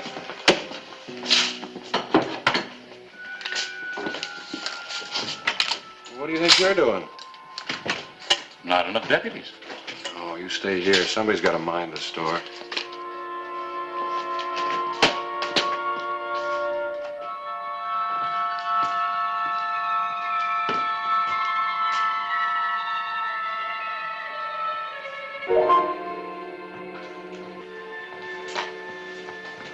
The desk clerk was most happy to have the day off. You're unarmed? Well, you said no guns. That'll do nicely for both of us. Now, from here, you can see both the front entrance and the side entrance.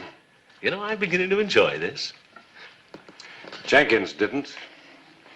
Neither did Jim Patches. Well, in the large scheme of things, they're unimportant. What really matters is the capture of this diabolically clever killer, the Siesta Killer. He's eluded me for 2 months. But now, here we are, waiting for him. Is this the closest you've ever gotten to him? Yes. When was the last time that you crossed paths?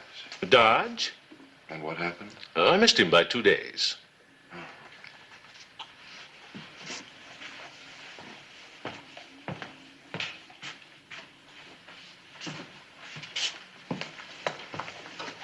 Quint, I want you to hold down the desk here.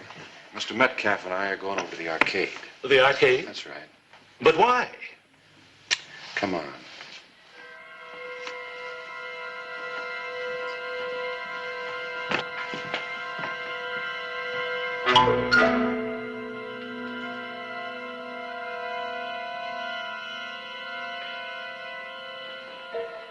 While we're here following some stupid hunch of yours, the Siesta Killer is most likely in the lobby of the Cosmopolitan.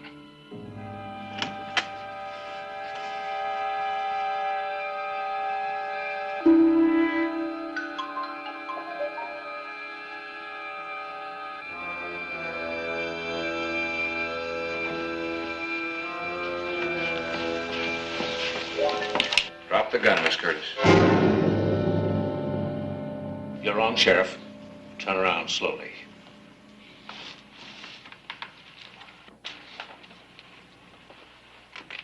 Drop it.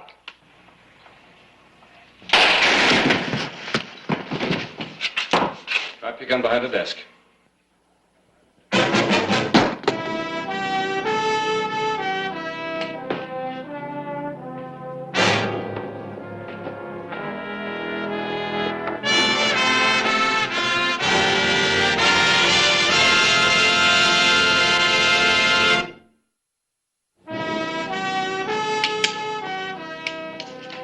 What made you suspect Metcalf and Mrs. Curtis in the first place, Clay? This? You remember there was a heavy scent of some kind near Jim Patch's body when we found him? I noticed the same thing last night on both Metcalf and Mrs. Curtis. From that, you surmised there could be some connection. Mm-hmm, that and a few other things. And I knew that there was only one safe place left for the Siesta Killer to hit. That is, if Miss Curtis were working with Metcalf. You remember she said last night that she wasn't going to leave her room today? So, since she couldn't go too far and risk being seen, it had to be the Arcade Hotel, just a few doors down from where she was staying. Well, thanks, Clay. For what? You've just given me my headline. Death has a lavender scent.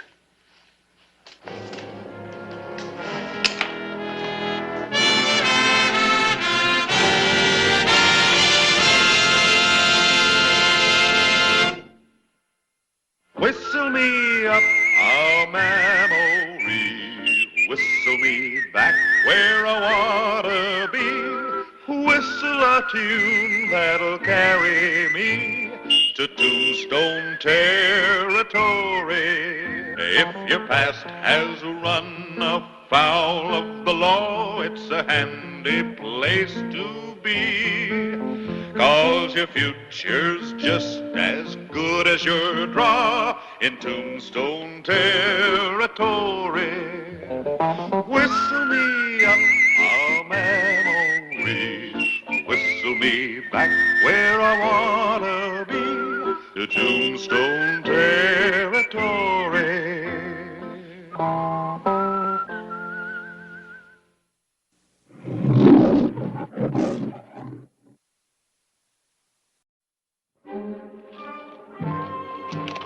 Manitou, Geronimo's head warrior, the man commissioned by the chief of the Apache Nation to carry out his grim acts of violence.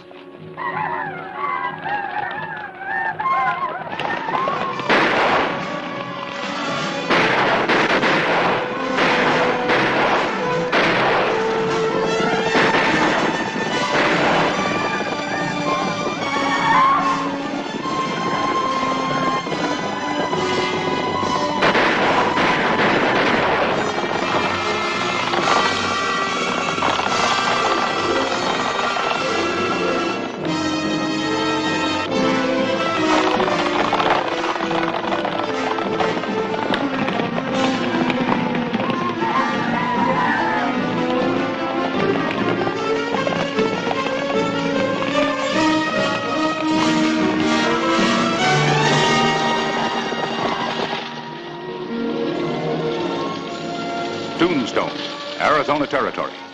Early morning, July 26, 1884. The terror ended when Geronimo agreed to a truce in order to discuss a new peace treaty with the United States Army. The first stagecoach in many weeks left Tombstone for Bisbee as the stage line resumed its regular schedule.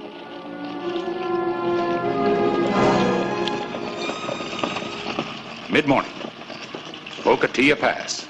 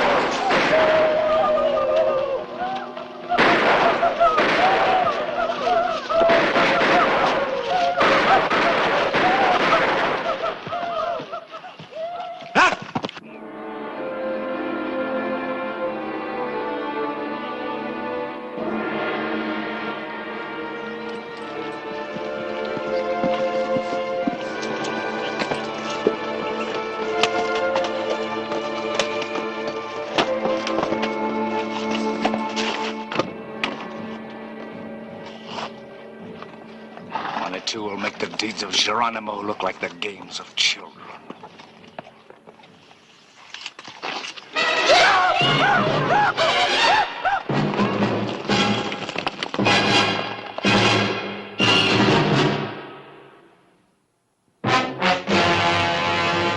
An actual account from the pages of my newspaper, the Tombstone Epitaph. This is the way it happened in the town too tough to die. Tombstone Territory.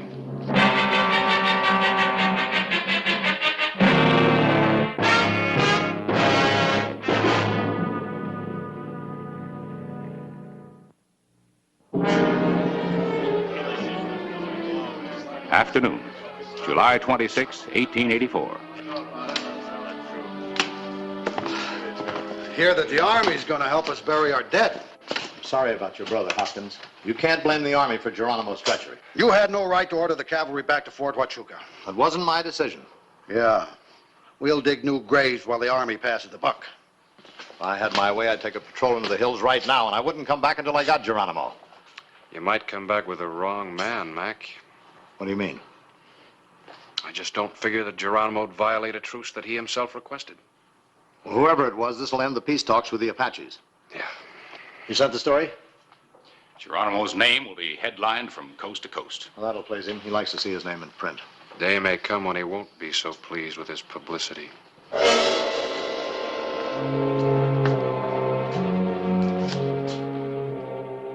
A telegraph station 20 miles south of Tombstone.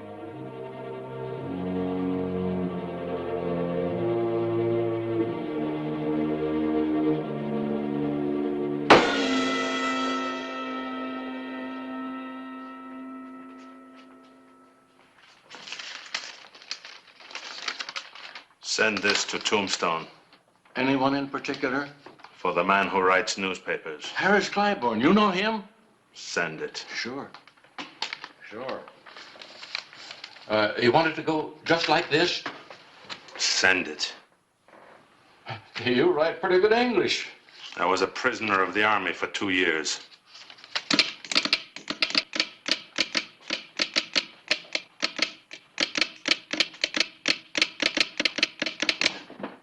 In the Army, I also learned the speech of the wire. Send only what I write.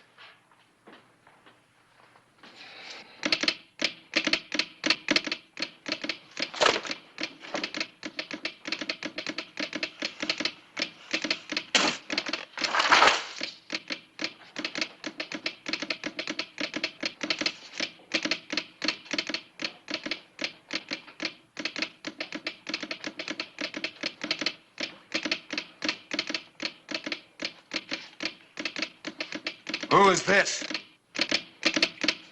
The chief of the white man.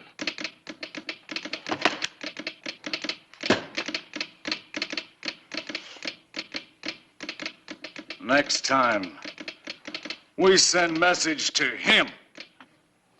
You can have that picture if you want.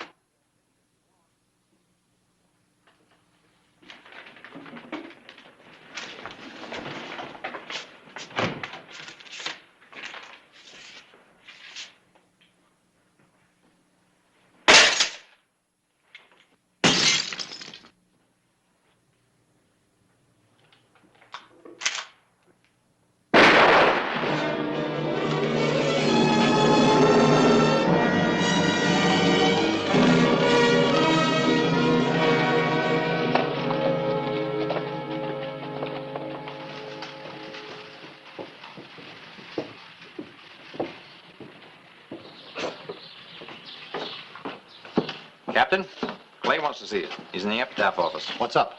Something about a telegram.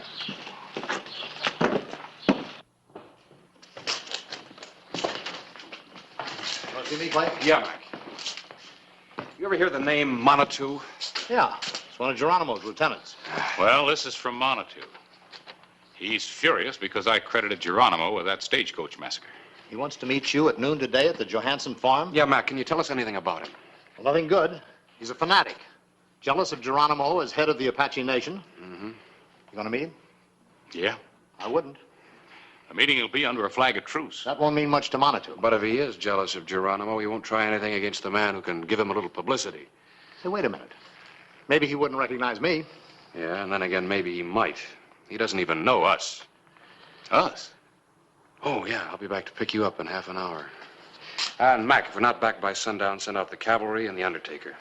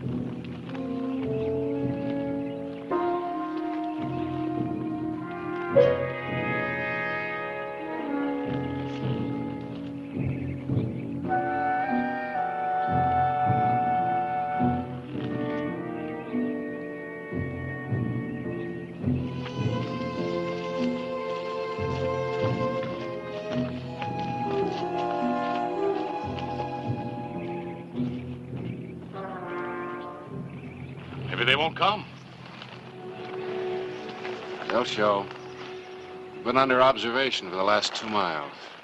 I didn't see anyone. You will. Off your horses!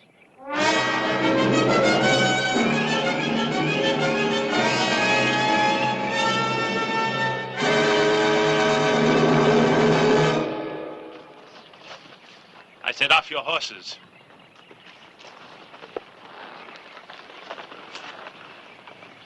Surrender your guns.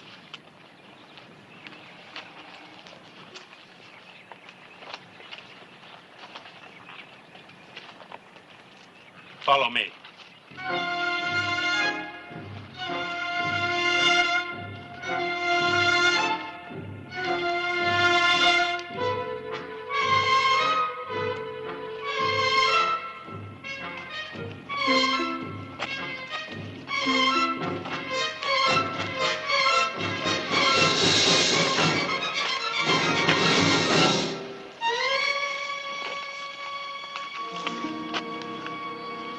Come, and you do not bring the soldiers. This is wise. We come in peace, but you take our guns.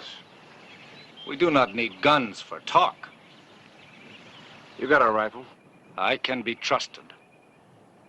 What do you want, Manitou? Your white general will not sign peace with Geronimo.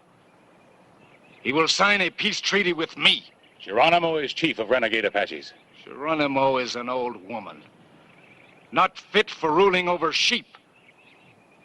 He is no longer chief of the Apache. It is Manitou.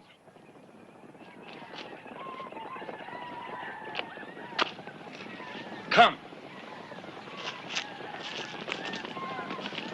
Look. And remember what you see.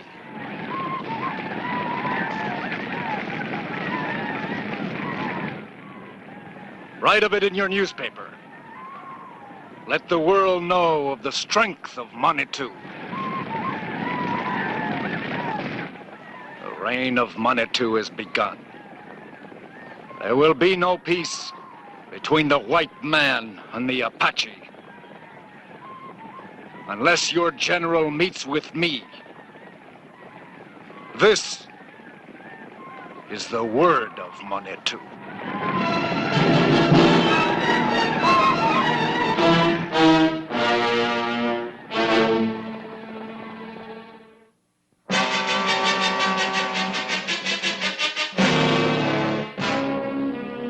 Afternoon, July 26, 1884.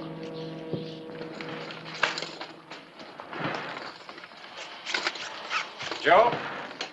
Any news from Manitou? No, none of the patrols are back in yet. It'll take the Army a year to check every canyon between here and Fort Huachuca. Yeah, I know it. Why doesn't General Crook meet with Manitou? There'll be more killings. No, that's out of the question, Joe. You give in to Manitou, it would encourage every other renegade Apache to follow in his footsteps. So what do? Keep count of the dead and wonder when he's going to attack Tombstone? Joe, I need some help. You got any sheet steel? Sure.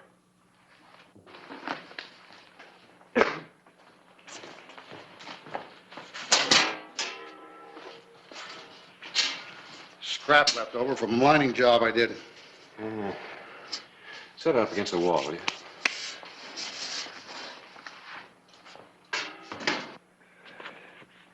What have you got in mind? Well, I've been kicking an idea around all morning. Let's see if it works.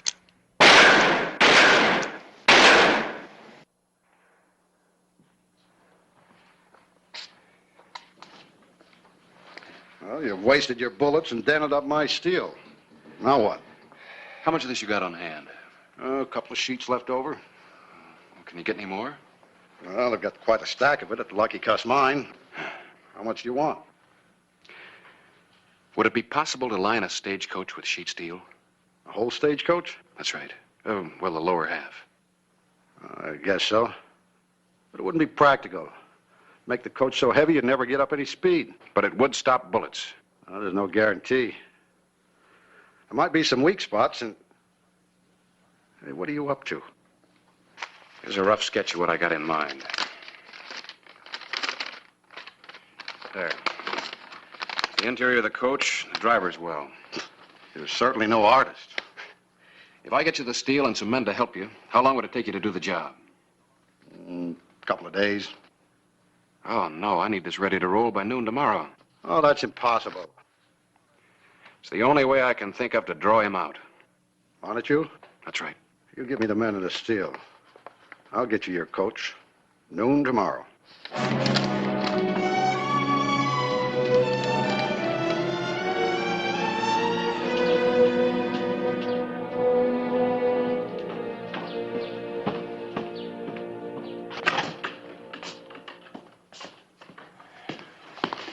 McIntyre back yet? No. What are you setting up? Special edition. Giving the facts and figures on Manitou. Well, forget about it. I got something better for you, special edition. Write a big headline and a story announcing the arrival of General Crook in Tombstone. And say that he'll be leaving tomorrow aboard the stagecoach to meet with Geronimo and to sign the peace treaty. Wait a minute, And Clay. you add that you'll be aboard the stagecoach with the general as a special correspondent covering this historic occasion. Get it out as quick as you can. Clay, I didn't see General Cook arrive. Well, neither did I, but don't let that stop you from printing the story. Just like that. Devote an entire edition of the epitaph to a fake story. That's not a fake story. Call it bait for Manitou, and we'll be ready if he takes it. I'll explain it to you later. Right now, I gotta see a blacksmith about an iron stagecoach. Good.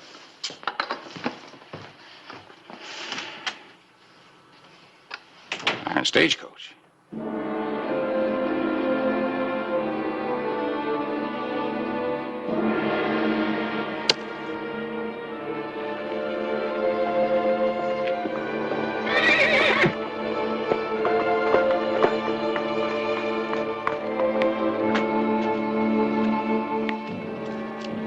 Read what the white man says of Manitou.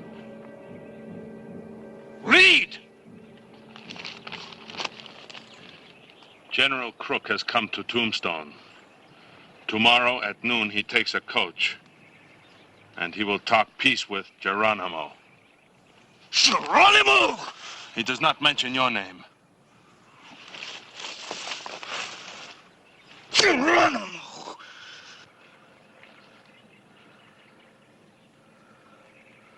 Tomorrow, we ride. General Crook will meet with Manitou. But there will be no peace.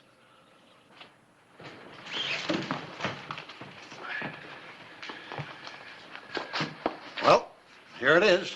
The heaviest, clumsiest, most impractical stagecoach in the world.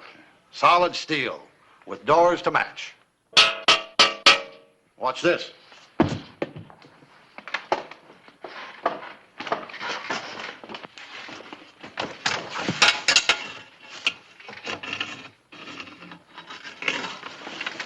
Safe and snug as a baby in its cradle. I got up this idea all by myself. Oh, what do you think? Ingenious. I'll drive. You and Harris and my deputy will ride inside. Then it's up to Manitou. If he attacks. Oh, he'll attack. The chance of assassinating both General Crook and this double-crossing editor here will be a temptation that he won't be able to resist. When does the general arrive? He doesn't. I'm counting on you to impersonate him. Gentlemen, I never turned down a promotion.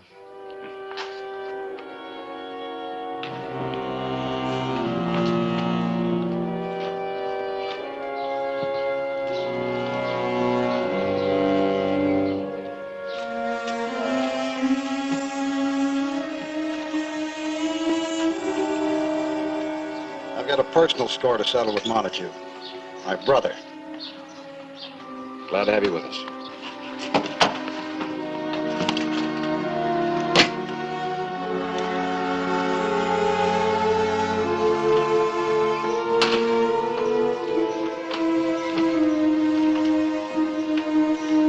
Up, round it.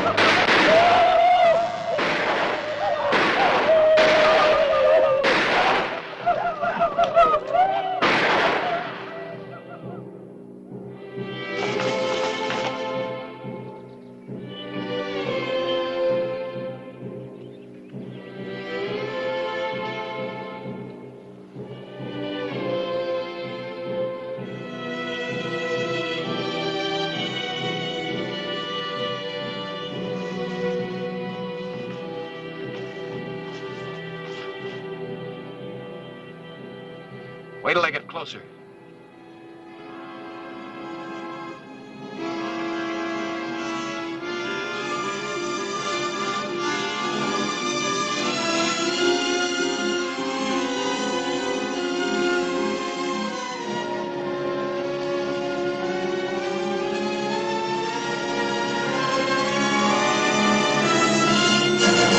Now.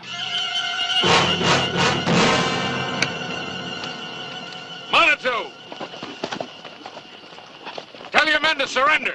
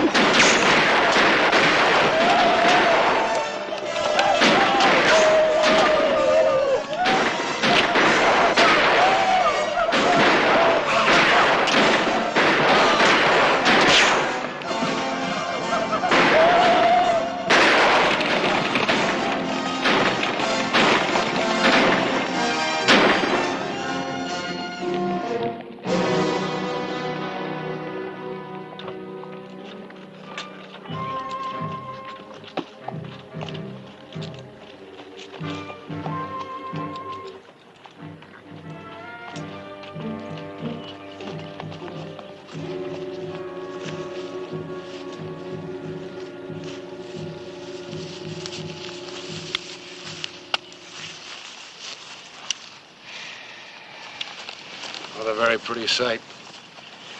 Even when you win.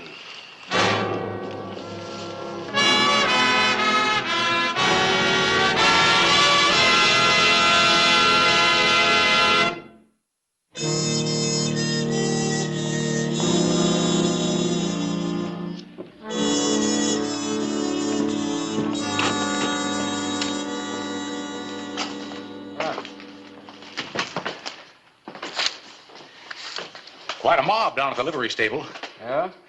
Hoskins is charging 2 bits a head for a close look at the iron coach. Are you going to have it dismantled? Uh-uh.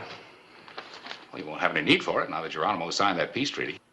Yeah, but the stage company says we can keep it in mothballs just in case Geronimo changes his mind. What are you looking for? I was looking for Monitu's name. It's in there. He wanted recognition. I've given it to him. On page 4 in the obituary column.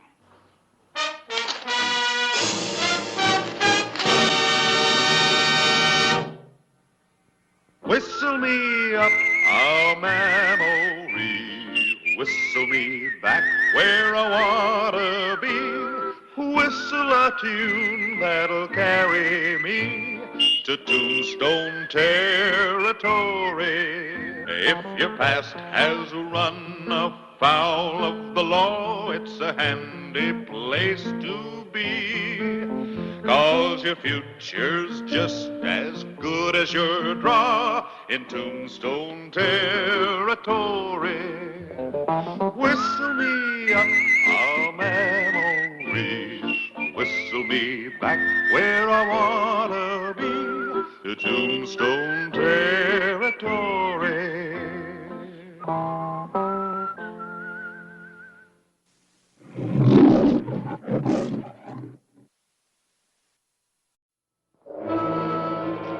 Tombstone, Arizona Territory, August 3, 1882.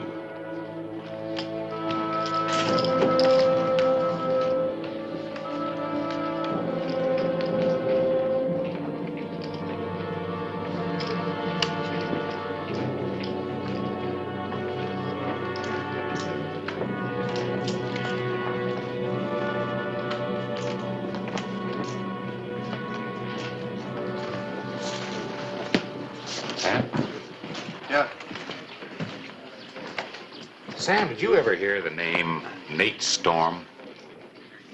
Outlaw? Yeah. State of Kansas. Don't know anything about him. Are you sure you don't know anything about him?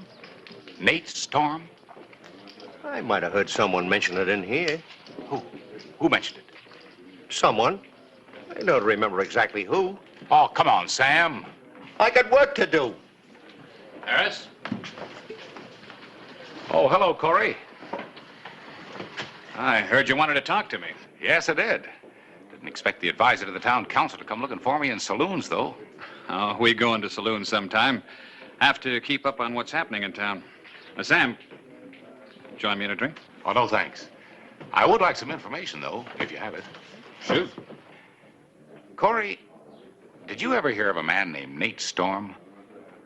No. No, I haven't. I might have.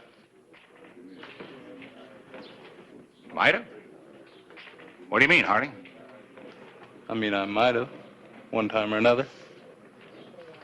What do you say to a game of poker? All right, Harding. Let's make it fast, though. My wife's in town with me. I don't want to keep her waiting. Won't take any time at all. Excuse me. Sure. Maybe a friend here'd like to join us. A little poker, Harris? Oh, no, thanks. Some other time. You sure? You'll be playing in good company. Yeah, I know. Too good.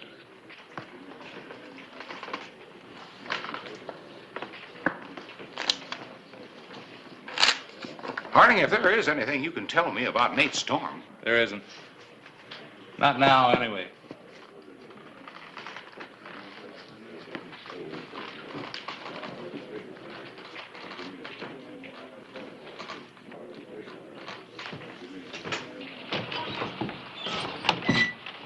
Well, I'll have a little fun, huh?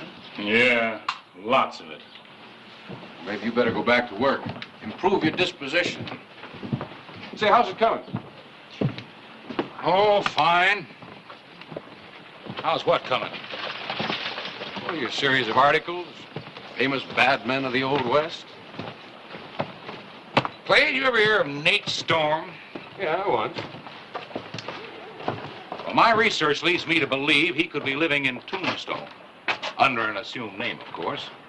Are you serious? I sure am. I've tracked him this far and no further. Well, if that's true, Harris, then it's my business. Maybe you better tell me what you know about him. All right, I will. After I get my exclusive. Journalism and not the law is going to flush out Mr. Nate Storm. Proving what? Just that it's my story. Look, Harris, I don't care whose story it is. I just want to see your name in your own obituary column. Well, you won't. Who'd write it?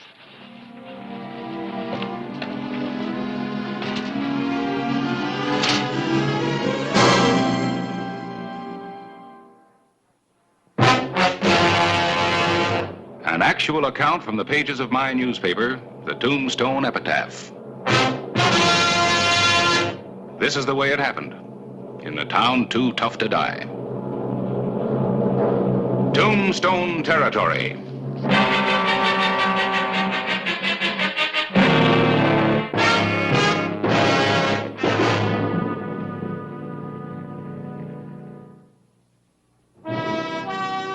A short time later, the same day, August 3, 1882.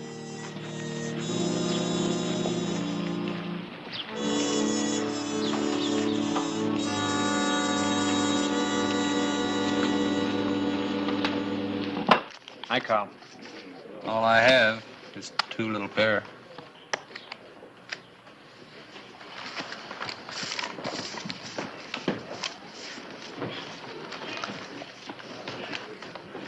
You still seem to have better than $100 in your stack, Muldean. With my luck, I don't think that means too much. Let's get on with it, Harding. Cold hands for the stack. Fine, just you and me. Let's leave your boys out of it. Suits me.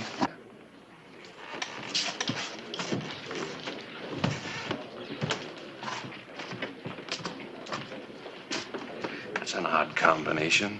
Muldean and Harding. It's happened before. Seems like every time Muldean comes in here, Harding baits him in the plane. Don't make any difference who he's with. Muldean don't seem to be able to say no. And I suppose Muldean always loses, huh? Seems like it. Tell me something, Sam. Would you ever play poker with Long Harding? Not on your life. Say, when Harris Clyburn was in here earlier, who'd he talk to? Harding and Muldean. Asked him about Nate Storm. Did they know anything about it? Seems like Harding did. Well, Jack of Diamonds and his brother. Beats me.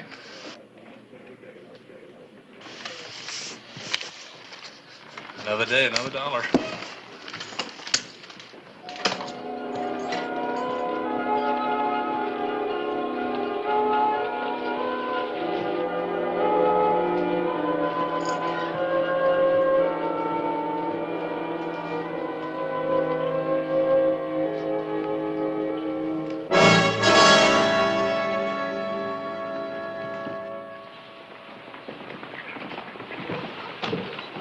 Corey. Hello, Clay. Mind if I walk a few steps with you? Official or social? Social, mostly. Corey, you ever hear of a man by the name of Nate Storm? Why do you ask me? Well, you've been around Tombstone longer than most everybody else. Oh, Liza.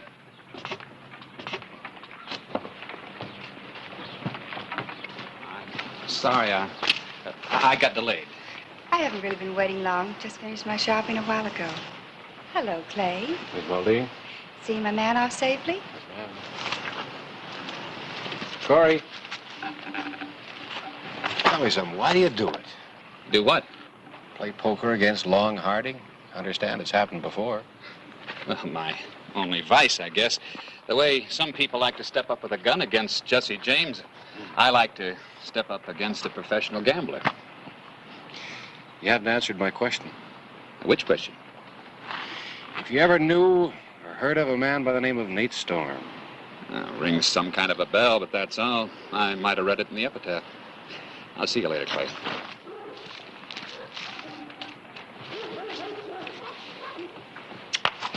Bye, sir.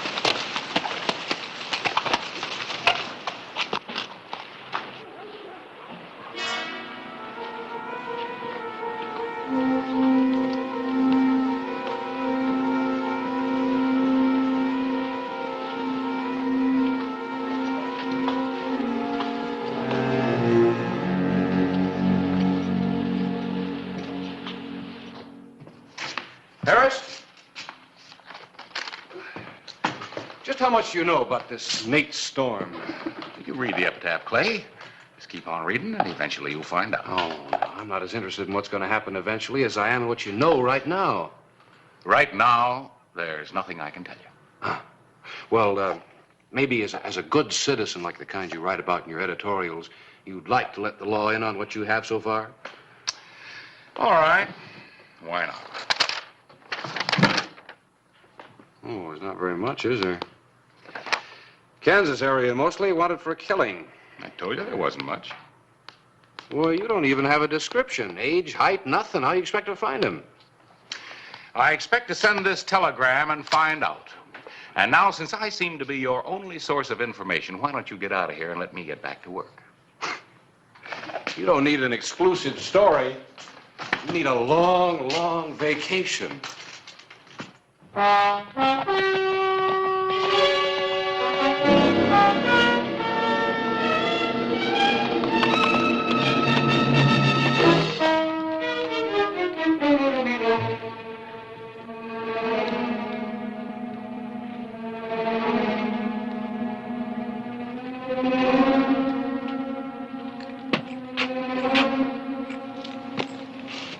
It's open.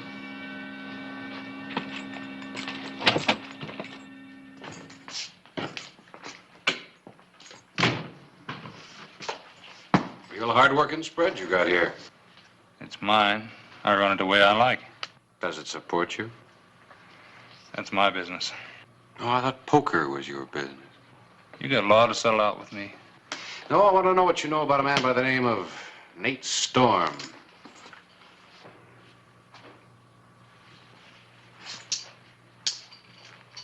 Can't say I ever heard the name. You heard it. I understand it was mentioned to you earlier at the Oriental Saloon. Oh. Oh, that's why it did sound kind of familiar. Look, Harding, I'm asking you as the sheriff. This is important. You better think before you answer. I never heard of him before today. Thanks.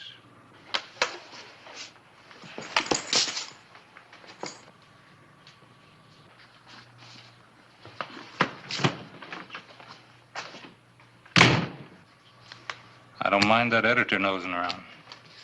But with the sheriff in it, too, I don't like it.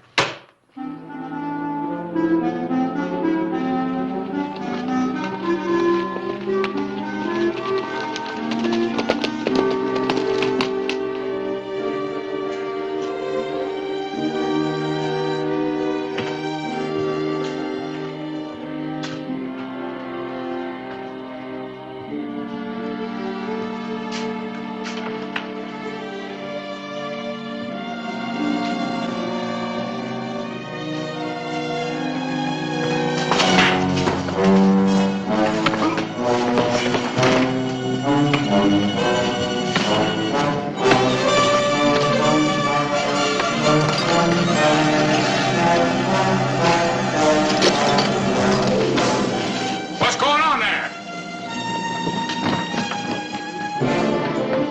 Clay!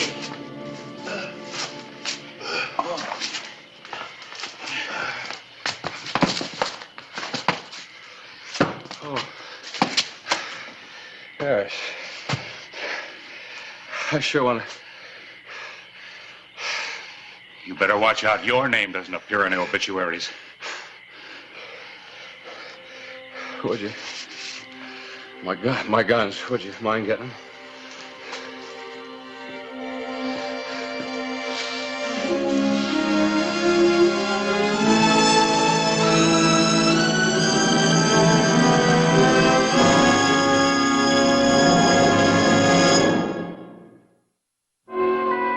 August 4, 1882.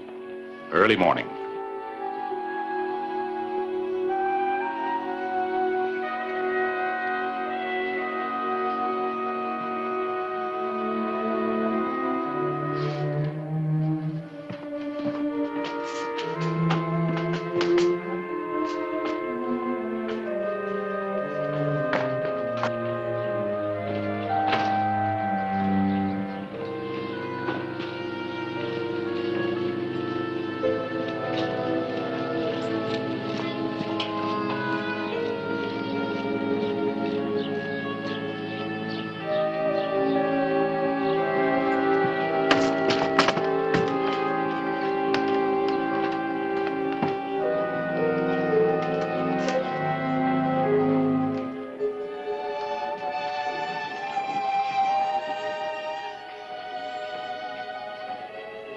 Morning, Clay. What happened to you? Lose something? No.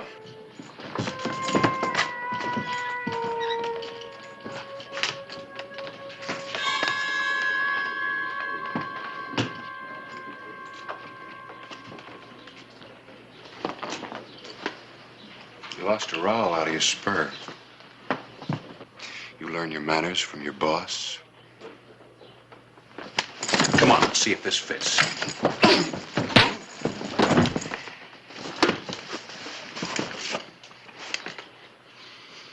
Yeah, Gaxton, fits just fine. Let's go. And I'll talk to you later.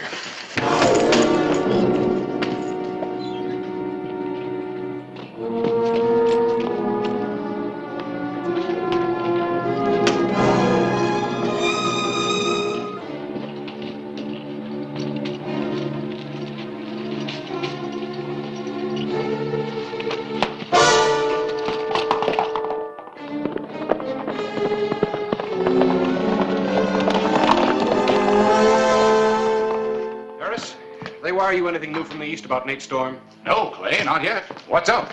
Well, I can't waste time. I gotta see a man. Long Harding? Yeah, you pick him too? Sure, no visible means of support. Lives high off the hog like he has a pile hidden somewhere. Besides that, I don't like him.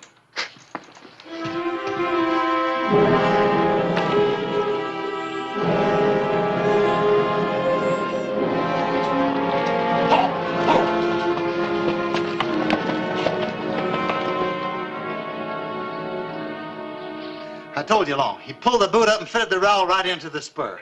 He knows it was Gaxton and me. And he knows who we worked for.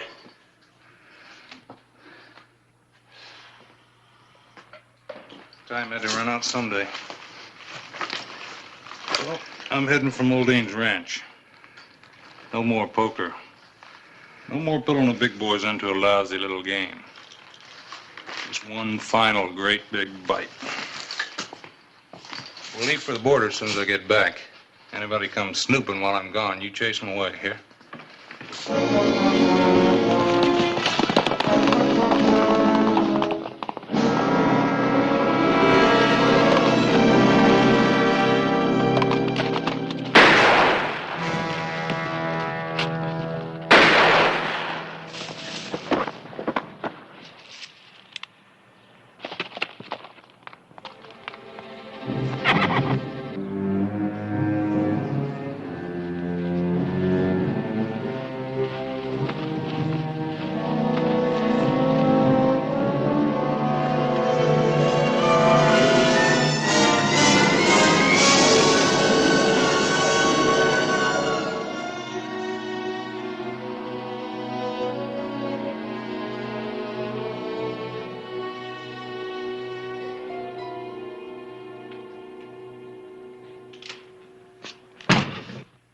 Hold it.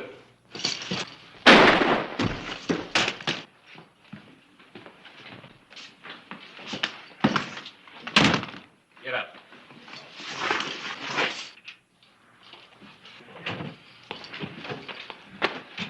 I don't know what you're looking for, but you're not going to find it.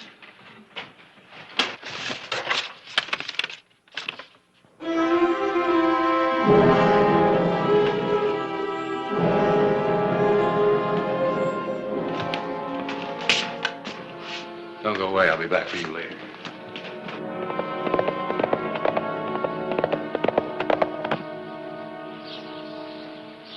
No, Harding. You were paid a year ago. You've taken enough extra money from me and my friends in your poker games. Now, where does it stop? Right here, with the 10,000. Now open the safe. No, Harding. No? We made a deal and I paid you. Your poker games have kept me broke. If I empty my safe for you, I can't pay my hands this month. This is it. The last and final.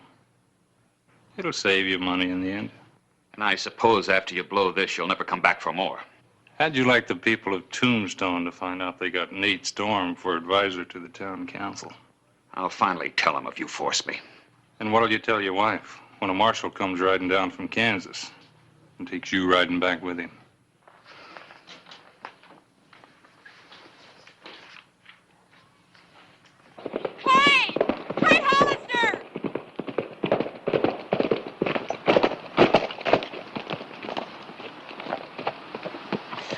I was riding into town for you.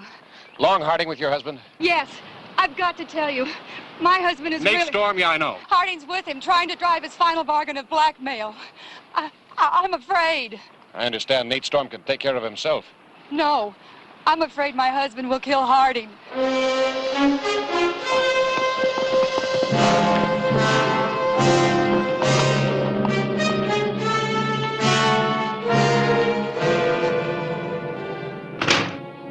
More. What do you want? The silver out of my teeth? There's no better than 8,000 on the table. You bled me for almost a year now. And if I hadn't worried about my wife, you wouldn't have lasted a week. I'll be happy to take what you can get now and get out on your own feet. You don't worry me, Moldine. Your gun is rusty. Take it and get out. Got me an idea, Corey. You rustle around and pick up your silverware. Maybe your wife's got some jewelry. Stuff like that. That won't be necessary.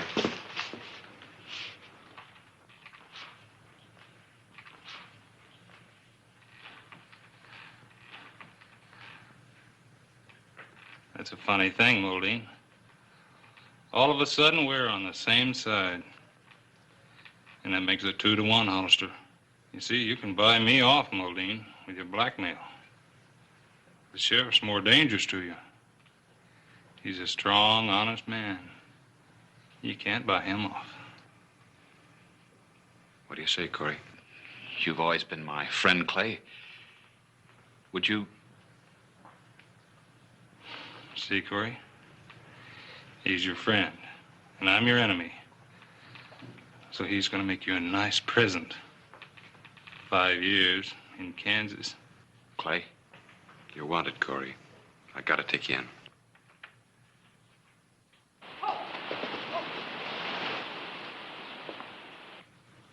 I know he's fast, Corey, but it's 2 against 1. I want that money, and you want your freedom. Go for him, Corey!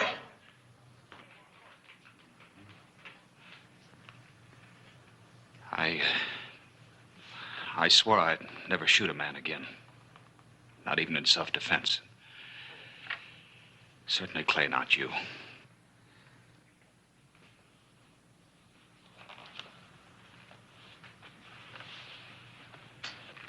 Well, I guess I don't get to take the money. Nope. Then I just as well mosey along. No. Nope. In the Arizona Territory, blackmail is just 1 step below horse stealing. Now, I want to take you. Which way'll it be? Easy way?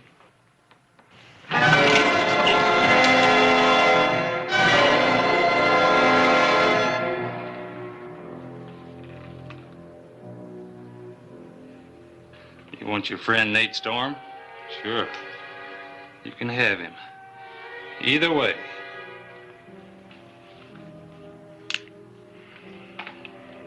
Now, push all that money into 1 tight stack, Corey. Now. No. No, Corey! Give me the money!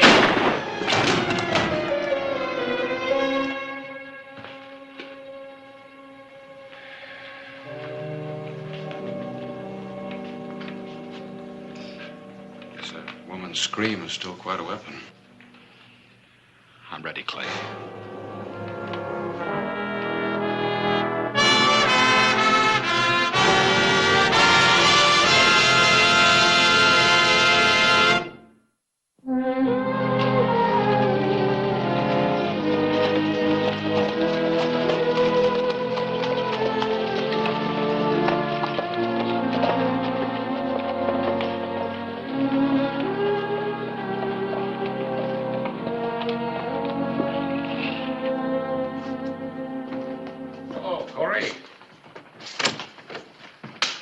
For you, Clay.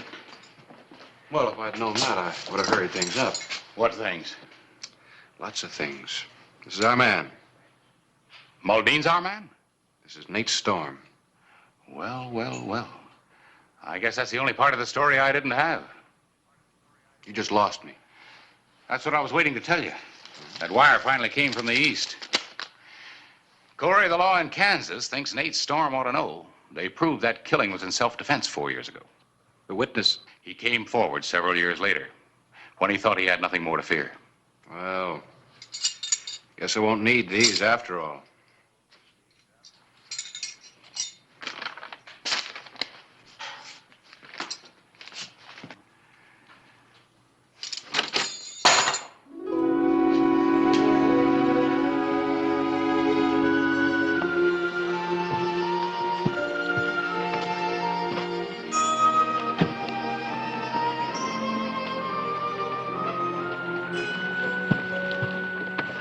Makes you feel good, doesn't it?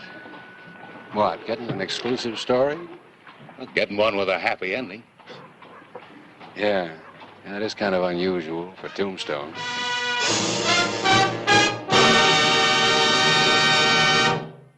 Whistle me up a memory, whistle me back where I wanna be, whistle a tune that'll carry me to Tombstone territory. If your past has run afoul of the law, it's a handy place to be, 'cause your future's just as good as your draw in Tombstone territory. Whistle me up a memory, whistle me back where I wanna be, to Tombstone territory.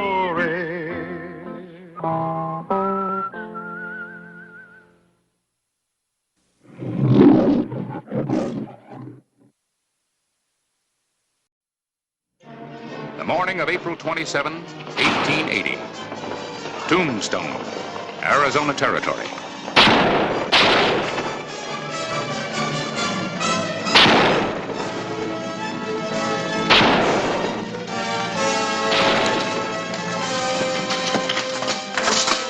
Dexter, find the shop.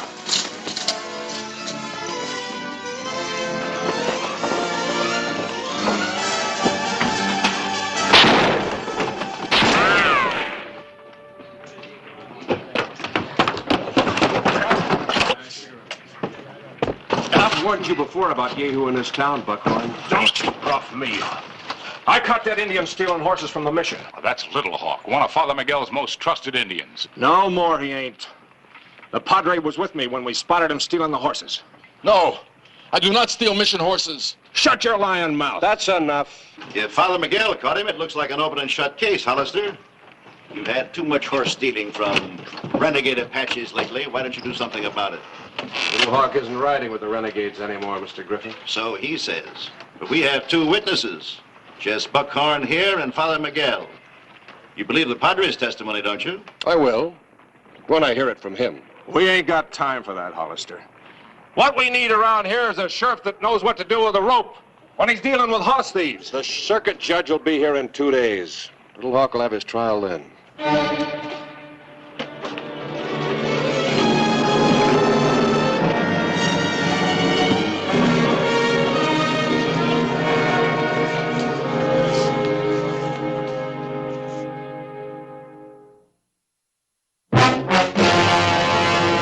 An actual account from the pages of my newspaper, the Tombstone Epitaph.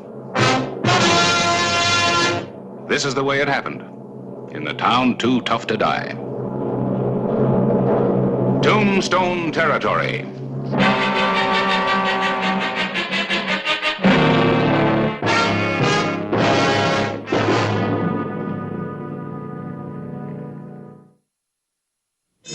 The morning of April 27, 1880 had gotten off to a typical Tombstone start. Gunfire had greeted the day. But this time, nobody had been killed. Thus far. You're a lucky Indian, Little Hawk. Buckhorn's a good shot. We're lucky, too. If that gunslinger had killed Little Hawk, we might have had some real Indian trouble. Yeah, we might not be out of the trouble yet. Griffin was right about one thing. Ranchers have been losing a lot of horses lately. I tell you again, Sheriff Hollister, I do not steal mission horses. I was only taking them to better pasture. We'll see. It is the truth. Buckhorn lies. Somebody's lying. I gave my promise to Padre Miguel to try to learn the good life. I would not take back that promise. I would be what the white men call an Indian giver. That's right, Little Hawk. You would be.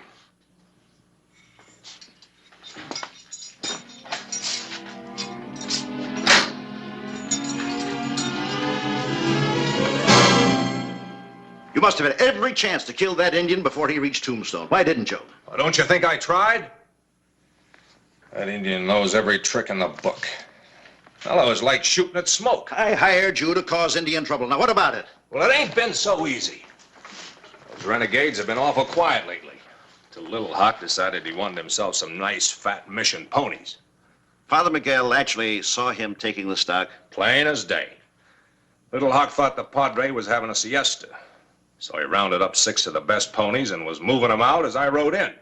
The Padre came running out when he heard the ruckus. The Padre is bound to tell the truth as he sees it. Perhaps it's just as well you didn't kill Little Hawk. You gonna let that Indian go to trial? No. Now the whole town thinks that he's guilty. I'll play that up. We'll have a lynch mob.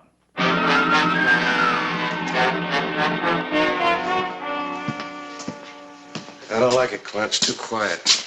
How did they cool off? In a saloon, Buckhorn's bad enough when he's sober, but when he gets liquored up, look out. Seems a lawyer like Griffin would be too smart to go along with lynch law. Yeah, but he was all for it this morning.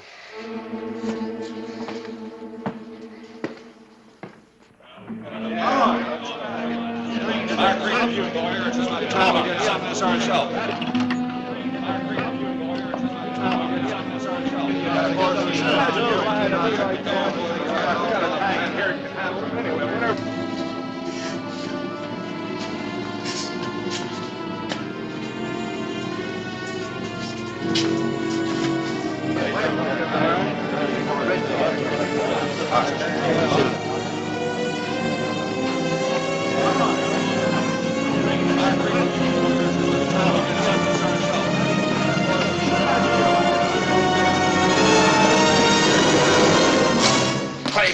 They're coming for him, Griffin and the mob. Oh, great. Looks like I guessed wrong. Yeah.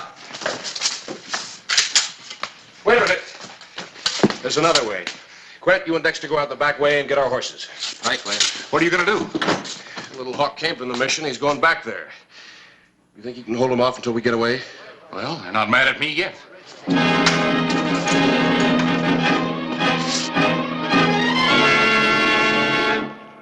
Hollister!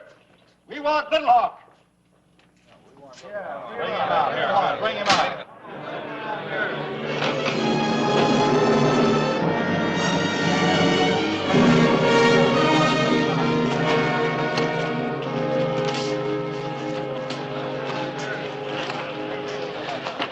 Come on, bring him out, Hollister. We're breaking in.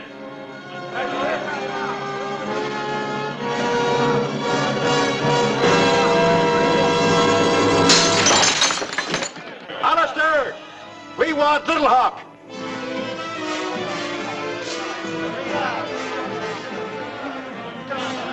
Come on in, Griffin. Nobody's stopping you. All right, men, let's go.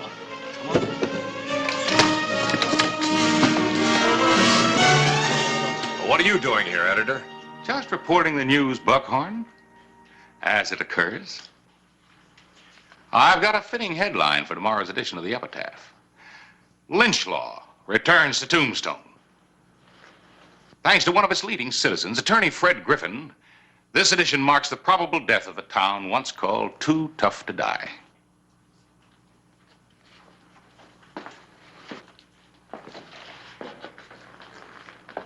Get out of the way, Clyburn.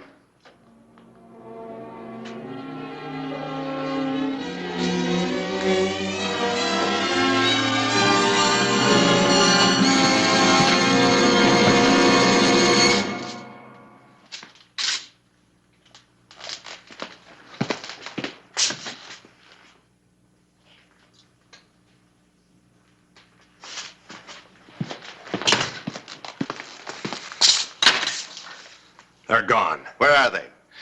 I thought you were the one with all the answers, Griffin. All right, Clyburn. Hollister wins the first round, but Tombstone's going to have a new sheriff, and I'm going to see to it, personally. And another thing, editor, Hollister has to bring that Indian back to Tombstone sometime, and when he does, we're going to finish what we started here. You understand? Come on.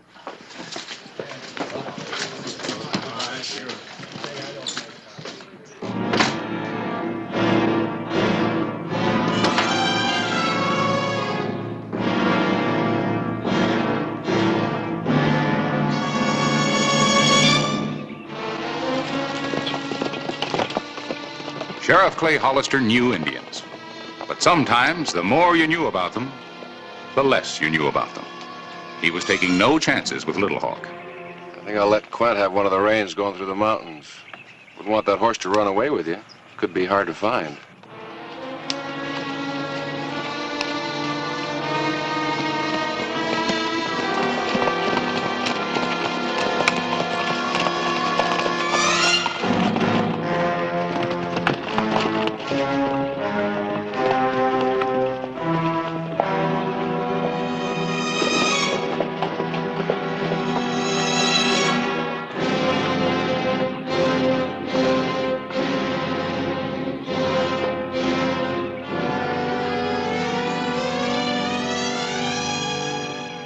Sheriff Hollister, welcome. Sanctuary, Padre. Padre, help me. In Tombstone, they shot at me. They put me in jail. Yes, I have heard. But these are our good friends. We are, Padre, if Little Hawk's innocent. Otherwise, you'll have to pay. But I did not steal the horses. I was only driving them to better pasture. Toward the rocks of the Cherry Colors? Padre, I know a green valley with better water. You better save that for the judge and jury. Meantime, we have to save him from a lynch mob's rope. You can't very easily try a dead man. They will shoot me anyway, or hang me. Sanctuary, Padre, sanctuary. You need no sanctuary from them, even if I could grant it. Does that mean that Little Hawk is guilty of horse stealing, Father Miguel? Well, if so, please try to understand. The Apache thinks differently about animals than the white man. To take another man's horses is a great honor in his tribe. He isn't in his tribe anymore. He's a mission Indian now, and he's got to observe our laws and customs. That is true. The circuit judge is due in Tombstone day after tomorrow. Can you hide him until then? Keep him in custody? Till trial time? Custody? Well, if you've got some place to lock him up, my deputies will guard him. Well, we have no locks here. Unless the granary. That is a safe place. May I see it, please? Why, of course.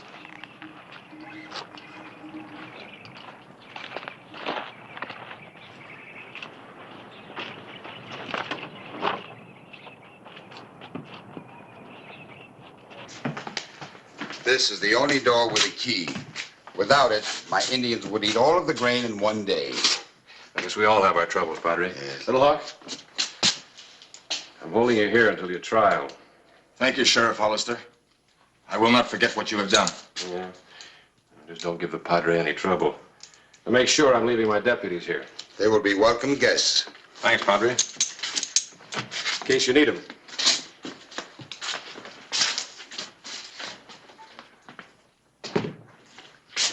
When you come back for Little Hawk, I will accompany you to Tombstone. I will do all I can for him. I know you will. Then it's in the hands of the court. I understand.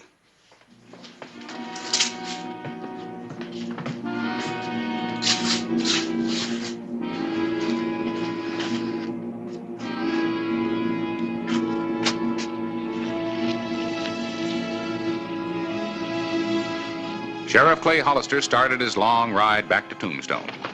For the time being, he had saved a life. That was one of the sheriff's sworn duties.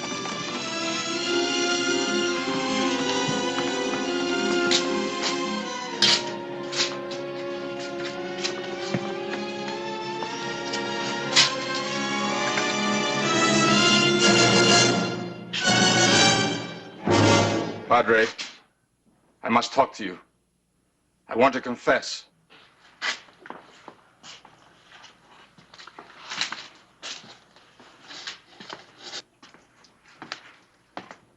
Yes, my son. Padre, help me. Tell the judge you were wrong. that I did not steal the mission horses, but was driving them to a better pasture. Well, it will be up to him to decide if that is true. I will help you all I can at the trial. There will be no trial, no judge, and no rope. Drop the gun! Drop it! Drop it or he dies! Move!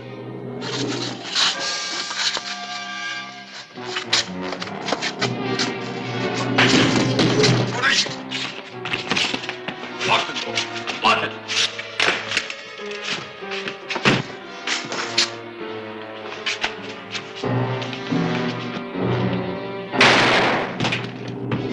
No, Joe!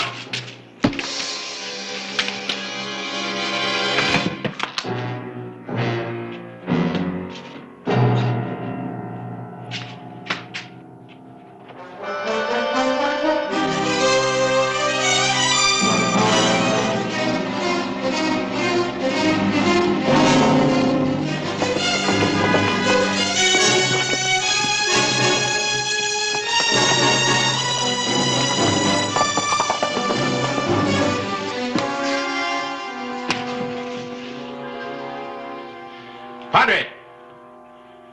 Padre! The keys. The keys, Padre. Right there on the floor.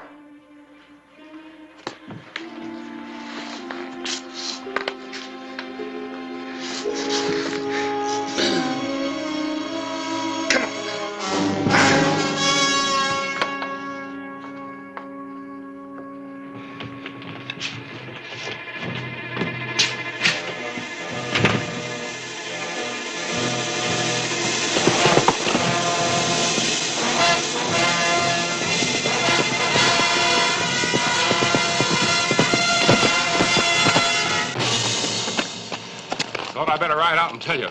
They're after your scalp in town. They want a new sheriff. Who's they? Griffin, Buckhorn, and the mob?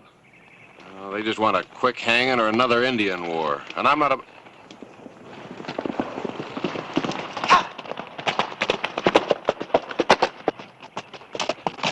Little Hawk, he escaped. Shot Dexter and knocked out Father Miguel. He said he wasn't an Indian giver. Let's go.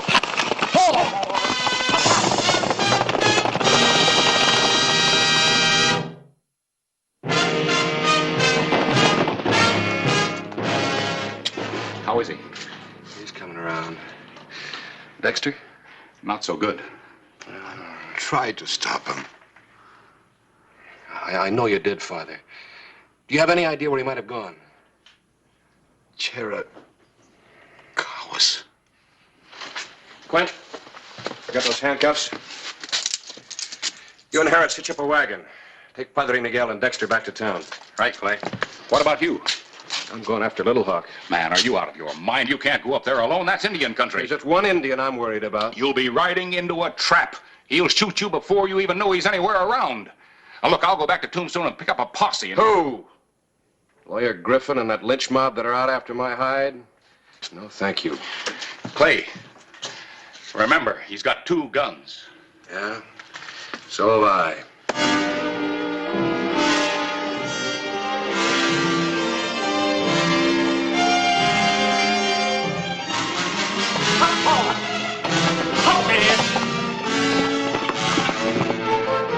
Little Hawk was headed to the Chiricahuas, the mountains where bands of marauding renegades defied the white man.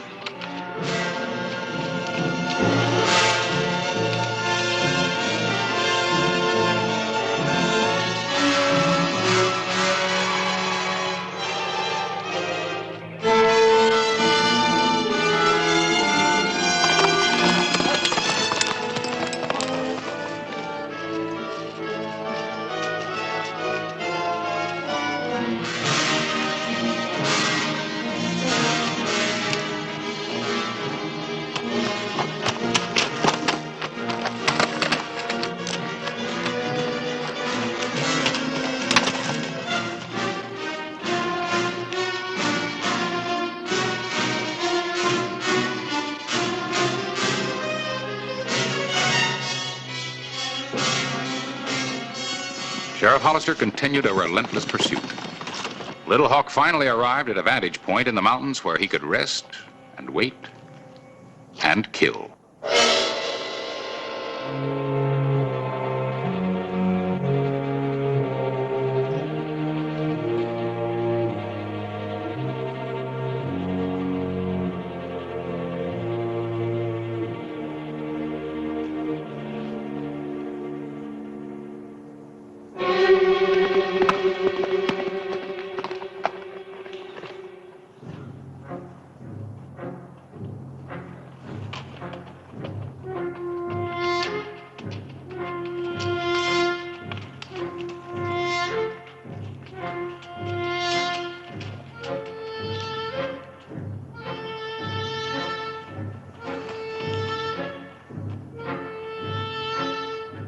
Little Hawk's trail grew harder and harder to follow.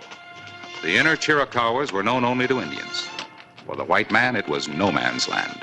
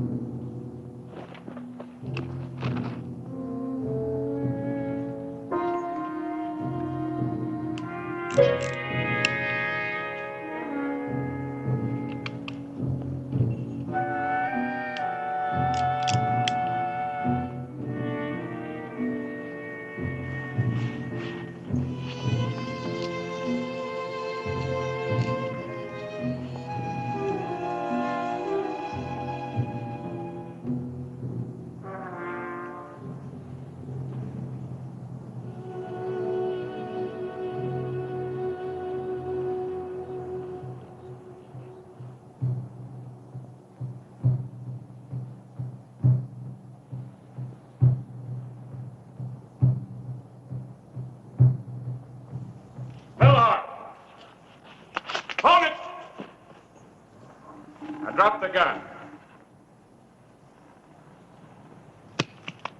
You're headed in the wrong direction. Your trial's back in Tombstone, remember? Where they can't wait to hang me. They just might hang you now. It's a pretty bloody trail you left. All right, Sheriff. I will go with you. But you will have to help me. I've hurt my hand. See?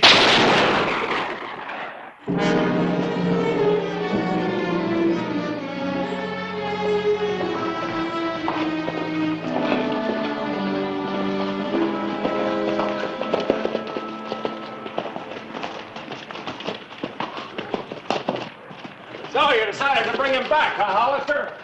Hold it! You want me, Buckhorn? We're not taking any chances this time, Hollister. We're all agreed there's gonna be a hanging. Now. So I'm taking that horse thief and killer.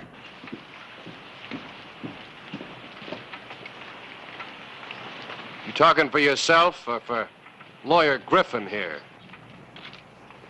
I'm talking for everybody in town. You're through, Hollister. These people here will tell you so. We don't like Indian lovers. And we're gonna end it all by hanging that horse thief.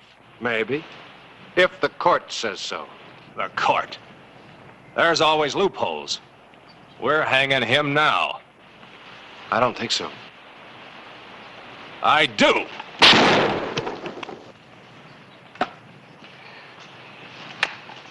Looks like Little Hawk's gonna have some company in jail. Hey, aren't you gonna do something, Griffin? Come on, Buckhorn. Oh, wait a minute. He hired me to make trouble for the Indians. He's lying. Would you take the word of a drifter? I was no drifter when you needed my gun to help you get the Indian land so you could sell it to the railroads. You're a smart lawyer.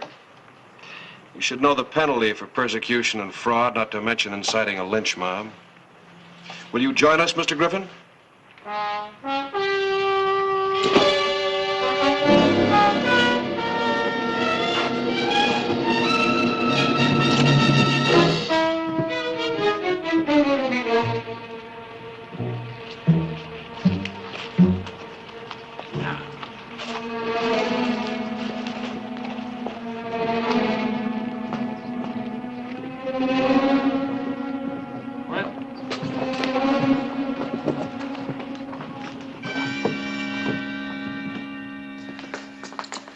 What about Dexter and Father Miguel?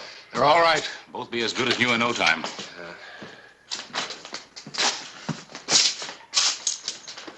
What do you think will happen to Little Hawk? He'll be tried.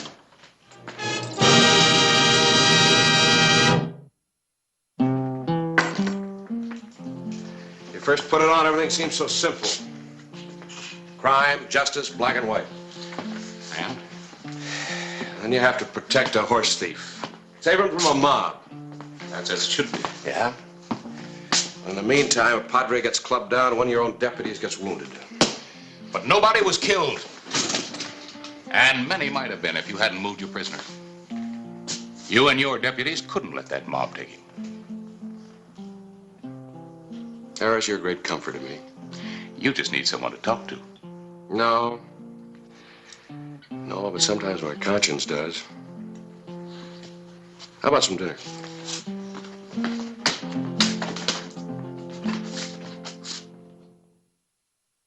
Whistle me up a memory, whistle me back where I wanna be, whistle a tune that'll carry me to Tombstone territory. If your past has run afoul of the law, it's a handy place to be, 'cause your future's just as good as your draw in Tombstone territory. Whistle me up a memory, whistle me back where I wanna be, to Tombstone territory.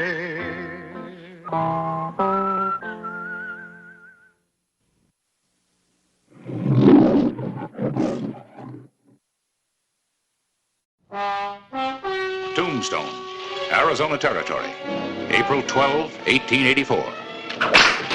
Come on back here, you cheap little...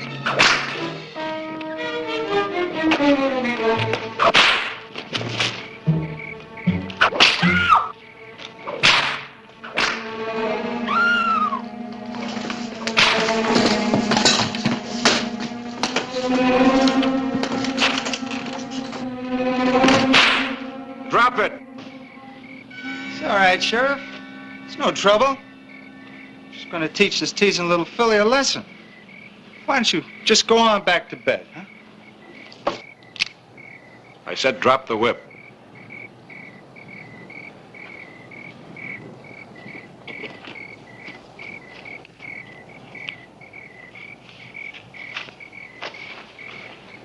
Sheriff, this ain't none of your affair. I guess you don't know who I am.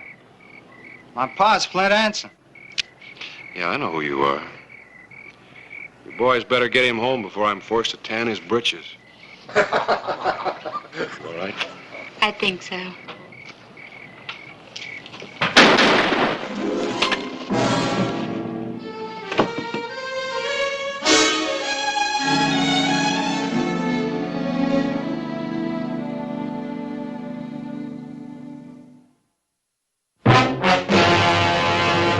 An actual account from the pages of my newspaper, the Tombstone Epitaph. This is the way it happened, in the town too tough to die. Tombstone Territory.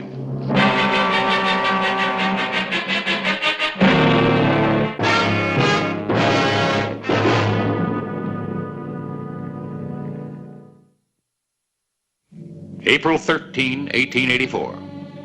Wally Anson was dead. Sheriff Clay Hollister had killed him in self-defense. And as Flint Anson rode into town the next day, the town was alive with tension.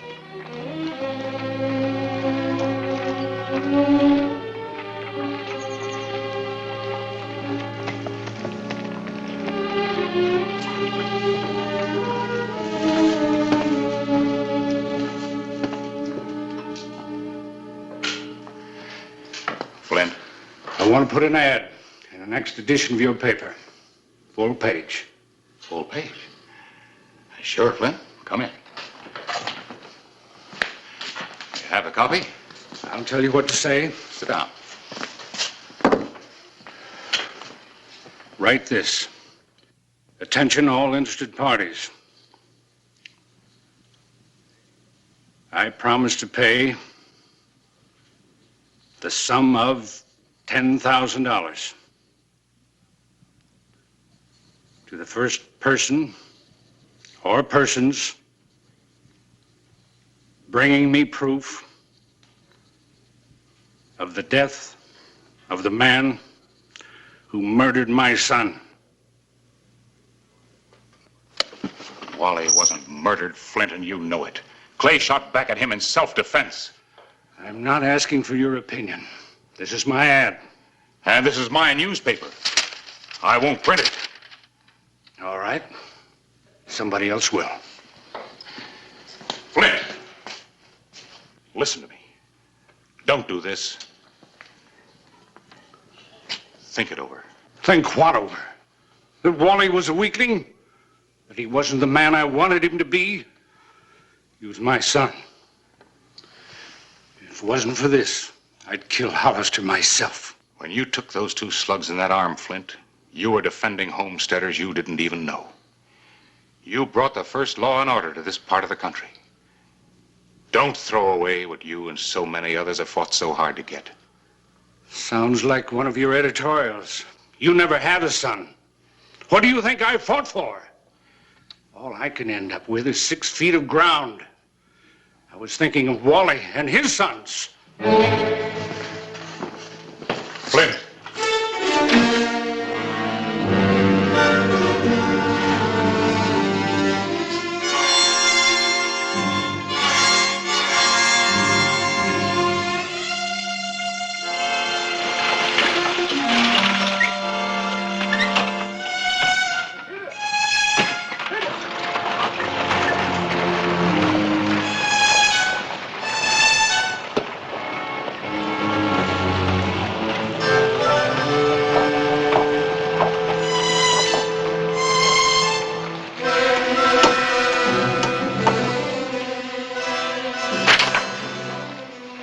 Going through that for, Mr. Clybourne?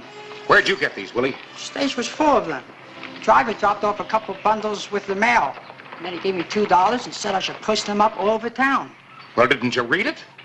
Yeah, but it's none of my business what it says. $2 isn't easy to come by. Hey, you can't do that. Give me those. What's going on? Flint didn't waste much time, did he?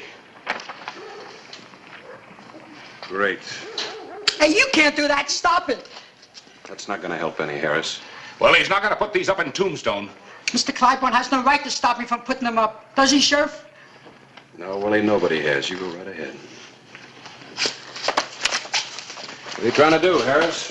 Keep progress? Progress? Yeah, $10,000. It's a lot more than most reward posters offer. Here you go, Willie. I wouldn't want you to run short. Ain't nothing personal in this. You understand, Sheriff? The driver gave me $2 to do a job. I gotta do it. Sure.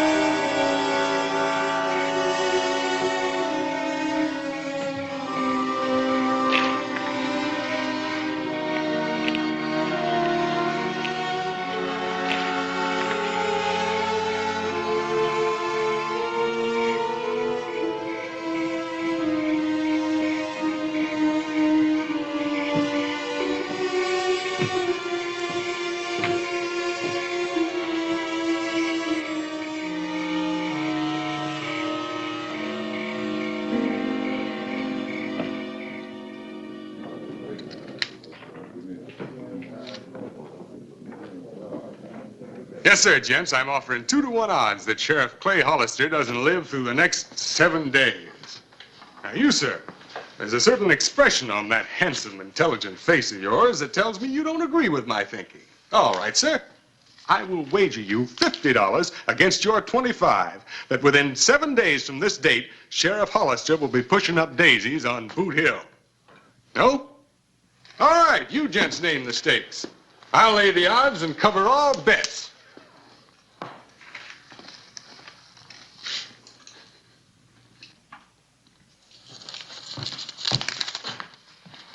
Evening, Sheriff. I was just saying to these gents... I know, mister. I heard. Nothing personal, Sheriff. I'm a gambler. I bet on anything. I'm getting fed up with this nothing personal talk.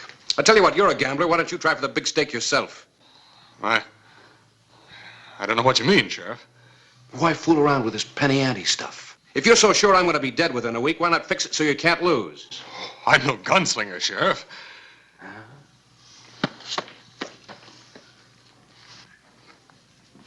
I don't figure you carry this just for luck. I tell you what I'm going to do. I'm going to turn my back and walk for that door. That'll give you 4, maybe 5 seconds where you can pick up that gun and shoot me.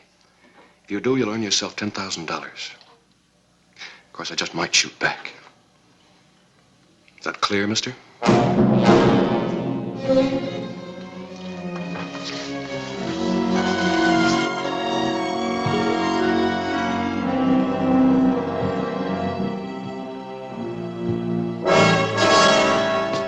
What's the matter, gambler?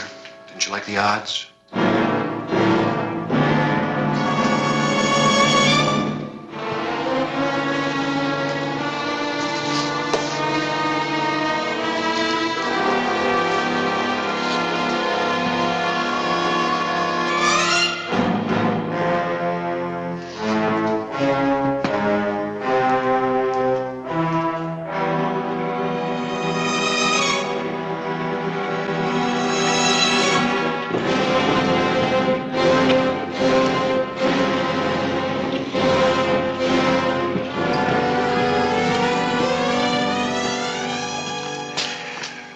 I got to admit it, Harris, I'm getting a little jumpy.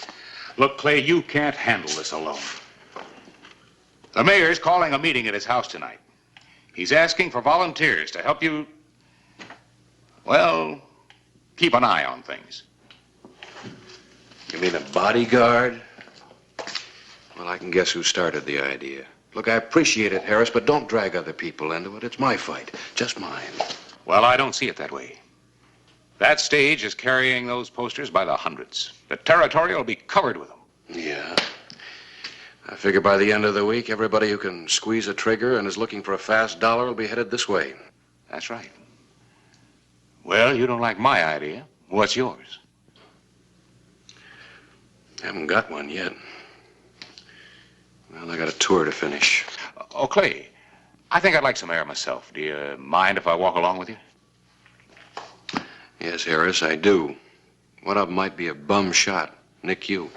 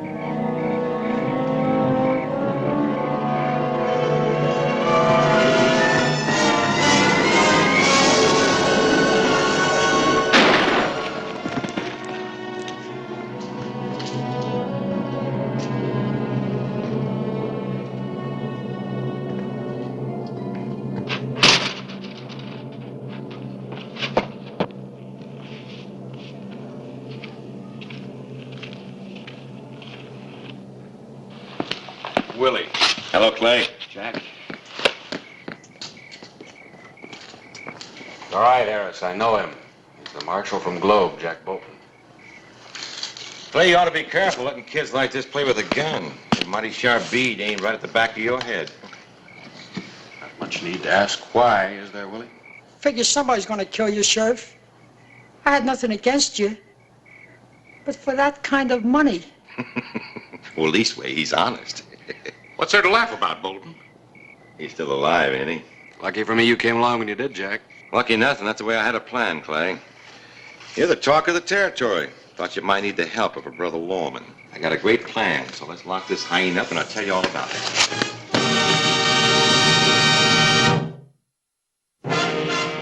Marshal John Bolton from Globe had saved Clay Hollister from being shot in the back. The lawman had a plan, and Hollister was willing to listen. I've known Flint Anson ever since he came out west. And the only way you're going to settle this is with a personal conference. A showdown of words instead of a showdown of guns. Maybe so. At least it's better than sitting around waiting. That's right. That's why we catch old Flint by surprise. You going along too, Marshal? Yeah, like I said, I know Anson better than anybody. I can talk to him, and if he won't listen, and worse comes to worse, we always got a couple law guns to back us up. Well, if that's the case, it seems to me it would be better to go up there with a real show of strength. I can get any number of men to ride out there with us. No, that's no good. You see, this way it's man to man, just Clay and Flint. I'm only going to go along just to try to get them together. I don't know, Clay. You'd be riding right into Flint's stronghold. You got a better plan? Well, maybe we can think of one. No, Harris, I think Jack's right. Personal showdown, one way or the other. That's right, son. Old Flint's eyes are going to pop right out of his head and we come riding up together. Let's go. I don't like it, Clay. I haven't liked it from the beginning.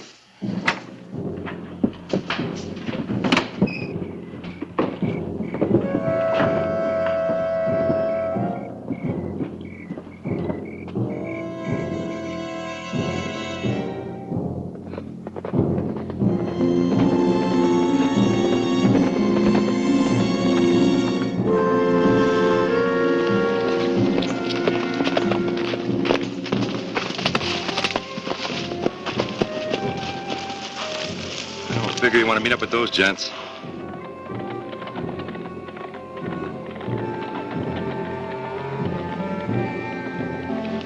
Bounty hunters. Yeah, just the beginning. Well, let's go, Clay. They're heading for Tombstone.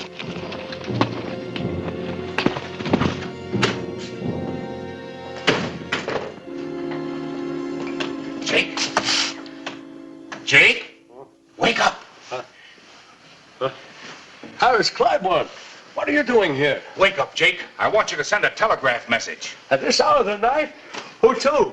The mayor of Globe. Come on, Jake. Give me a chance to put my pants on, will you? This is more important than your pants. Now, you send this, and don't you go back to bed until you get an answer. You hear me? It says what I think it will. I've got a long ride ahead of me. I'll be back in a few minutes.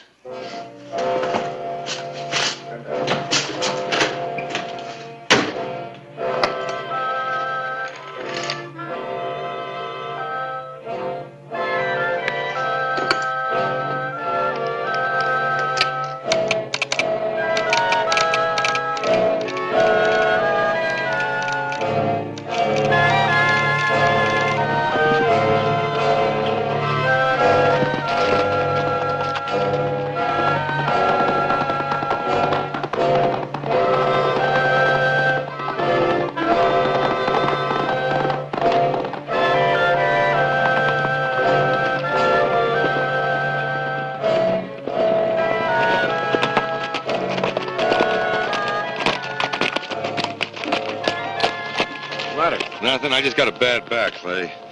Not as young as I used to be. I've been riding pretty hard. What do you say we rest the horses? Sure, we got a few minutes. There's a stream over yonder. I'll water the horses down. If you want to build a fire, we'll have a spot of breakfast, all right? You call it your plan. Oh, boy.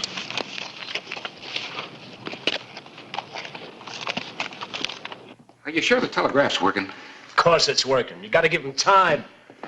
Probably got the mayor of Globe up the same way you got me. Give him time. Well, we should have had an answer by now. Are you sure it's working? Well, What's the sentence? Bolton? Charged. No. Authority as law man. Thanks, Jake. Hey, don't you want your message?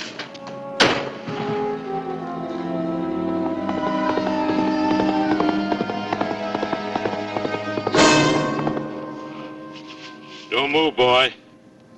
Unbuckle your gun belt and bring your hands up real high. You really do have a plan, don't you?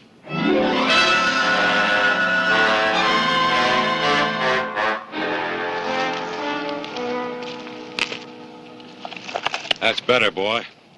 Now you raise up on those hind legs of yours, real nice and slow. You know, Jack, anybody had asked me, I would have bet 5 years' pay you'd be the last man in the world to do this. 5 years, don't be a piker. Make it 10 years. 10 years of pay and you still don't come close to that bounty.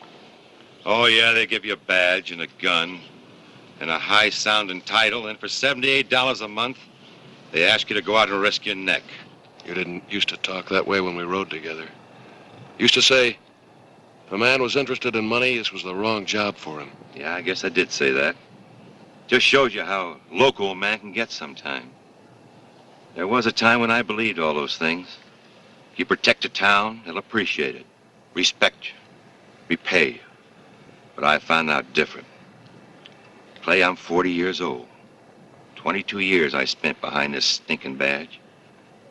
And they said I was getting too old and too slow. Oh, they kept me on all right, but as a deputy. But only because nobody had the stomach to fire me outright. So you turned bounty hunter? No, I hung on. Then I came across this bank robber who offered me $500 if I let him go. Clay, there was a time when I would have busted his neck. But I took the money. Yeah, I took it. Town found out about it. Gave me exactly 24 hours to get out. What do you want me to do? Tell you how badly you were treated? Oh, no, Clay. $10,000 buys a heap of comfort. How are you going to explain the shooting? Everybody knows the bounty hunters were gunning for you. In fact, I had to wing one myself back there in Tombstone. Those two we saw a while ago, they ought to be in town by now. We'll just say that we were ambushed. Might even give myself a little flesh wound to show how I was trying to protect you again. You think they'll believe you? Well, that's just a chance I'm willing to take. Then how are you going to collect the reward? Anson. Anson's a friend of mine, remember?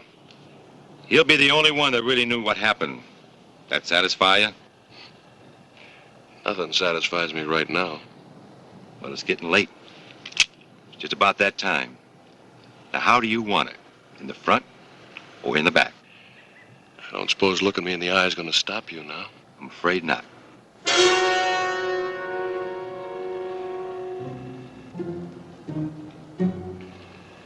If it's all the same to you, I'd just as soon be facing you.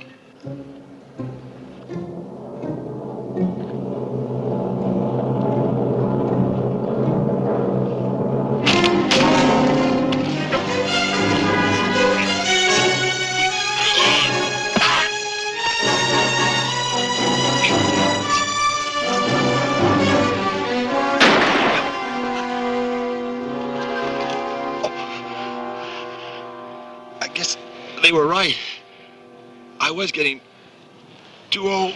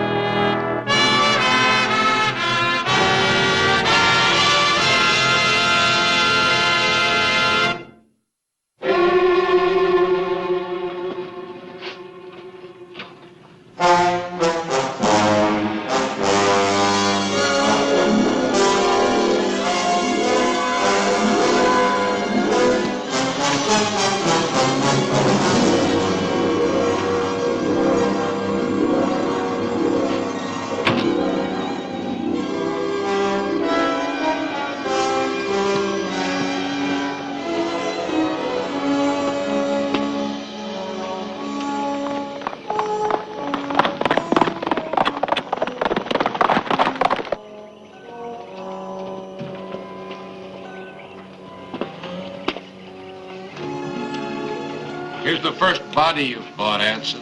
There's liable to be a lot more before this is over.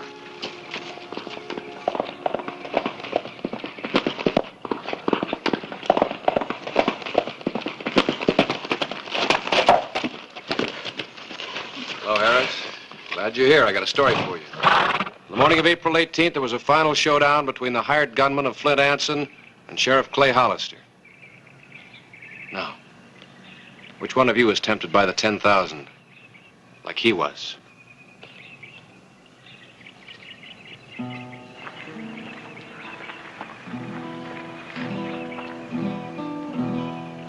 He was my friend. Yes, Flint, he liked you too. And your money. There'll be a lot more come for your money. You won't know him. Maybe you won't care. You might be interested in this, Anson. That's a petition signed by the citizens of Tombstone, asking that you retract that price on Clay's head. Look it over. Some of those names are your best friends, and they wanted me to tell you something else. They've always respected and admired you. You once fought on the side of law and order. But the first time it hits you personally, you're on the other side. Think it over, Flint. All the killing in the world isn't going to bring your boy back.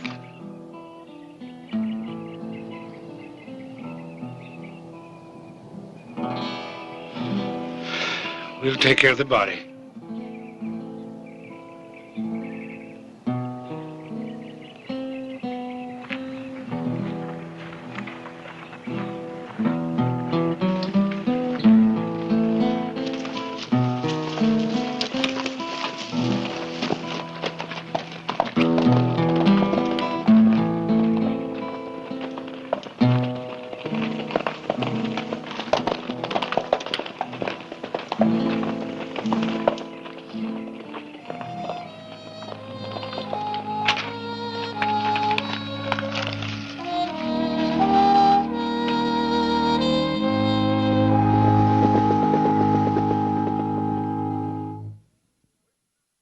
Whistle me up a memory, whistle me back where I wanna be, whistle a tune that'll carry me to Tombstone territory. If your past has run afoul of the law, it's a handy place to be, 'cause your future's just as good as your draw in Tombstone territory. Whistle me up a memory, whistle me back where I wanna be, to Tombstone territory.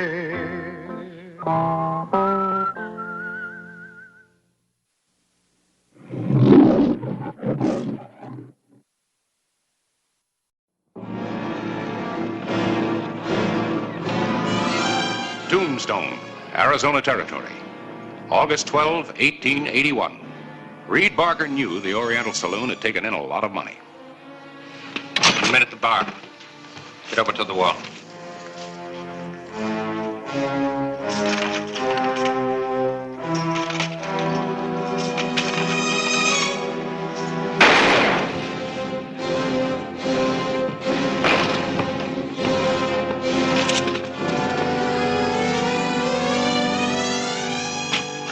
Drop the gun.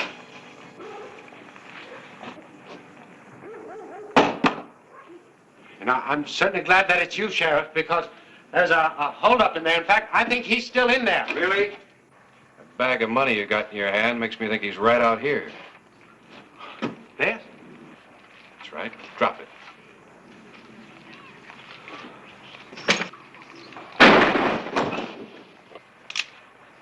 Any more tricks, friend?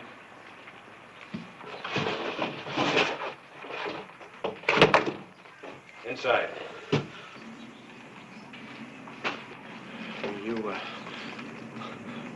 You're not going to kill me? Guess you haven't heard about Tombstone, friend. I got a little thing here called due process of law.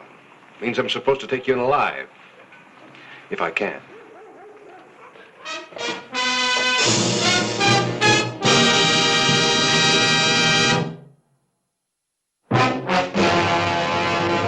An actual account from the pages of my newspaper, the Tombstone Epitaph. This is the way it happened in the town too tough to die. Tombstone Territory.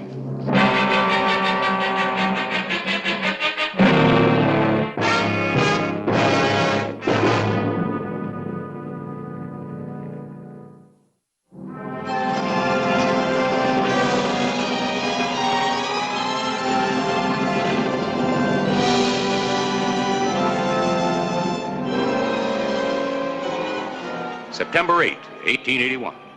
Not quite a month later, Reed Barker had been tried and convicted of armed robbery and murder. But the trouble was only beginning.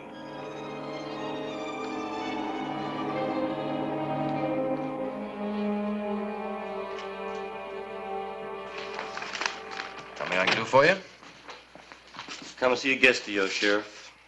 Reed Barker. Sorry, Barker isn't allowed any visitors.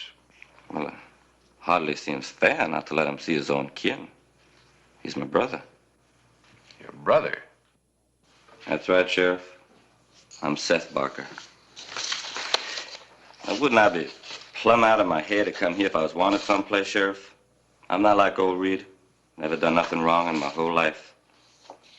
And Reed, he don't have no kin at all except me. All right, I'll give you 5 minutes with him. You act like you kind of feared old Reed, Sheriff. Unbuckle your gun belt. You feared of me too, Sheriff? A murderer who shoots people in the back just might have a brother equally as heroic. You're right, Sheriff. Ain't no sense taking chances. Face that wall. Brace your hands up against it. All right. That way. Brent, keep an eye on the store. Sure, Clay. Somebody to see you, Barker. You got 5 minutes. Hello, Reed. You sure took your sweet time getting here. Come as fast as I could. Dude, I told you would help. Say, Sheriff, would you mind, could my brother and I have a couple of minutes privacy? Sorry. It's all right, Sheriff. Say, Seth, you remember that farewell party that you had in mind? Well, we're going to forget all about it. Understand? But, it's all planned. Now, I said forget it. You see, I've had an awful lot of time to think since I've been in here. And, well, I've seen the error of my ways. I should have lived a better life, more like the sheriff and all of his men. Sure, Reed. That's right. You remember the way it was back in Topeka? Topeka? About 2 years ago, that guy that was going to die. Oh, sure. I remember. You remember that? Well, you remember how he repented near the end? Well, that's the way I want to go. Oh, sure. Now, I'll tell you what I want you to do. I want you to go and see Paul. Last I heard, he was living just outside of town. Poor old man, he never did have much, and I think if you was to give him $1,000, I think it'd be real pleasurable to him. I'll do that, Reed. You have my word on it. Good. Time's up. You go and see Pa as soon as you can, huh? I will, Reed. Bye, sir. It's all yours, Quint. Right.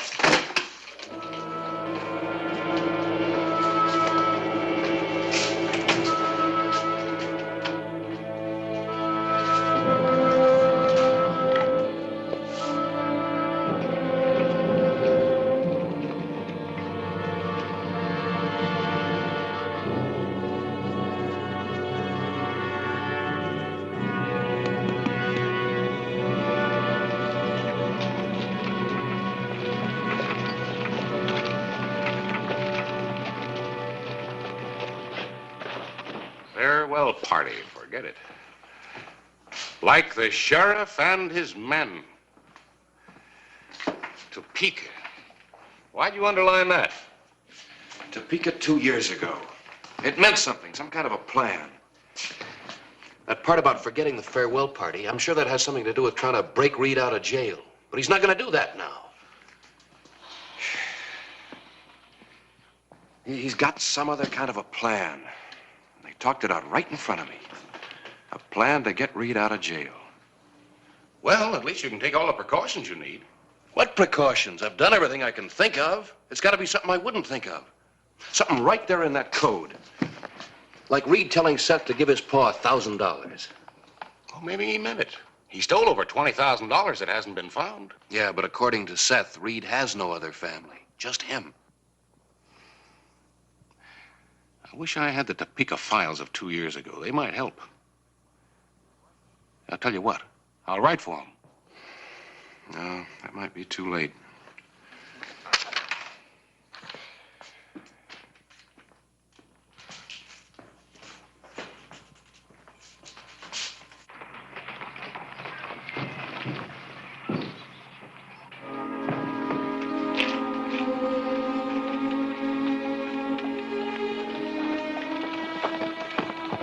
Convinced that the conversation he had witnessed between Reed and Seth Barker was some sort of coded plan on the part of the brothers, Sheriff Clay Hollister rode out to talk to Noah Crane, the hangman. The sheriff was taking every precaution against any last-minute escape attempt on the part of the killer.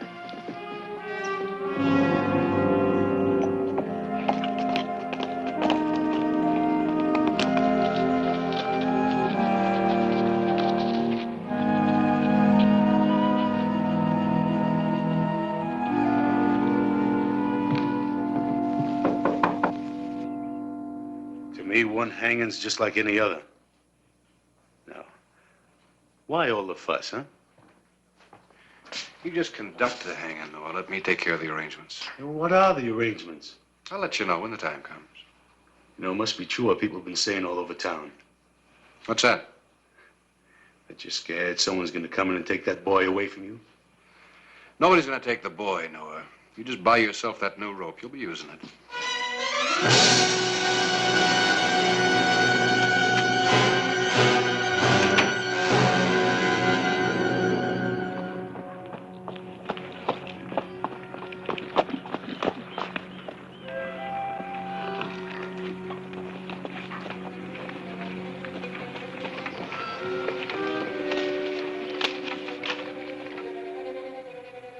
You see something?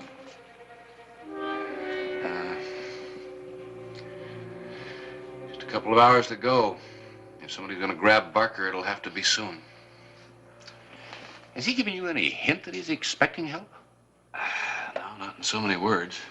He just doesn't act like a man who knows he's going to die. Well, what are the chances, Clay? I mean, what if a dozen or so men suddenly rode into town? Could they take him? I don't think so. In the first place, they couldn't surprise us. I've got men hidden out there. No, it's not that I'm worried about. It's the unknown. There's something going on that we don't know about.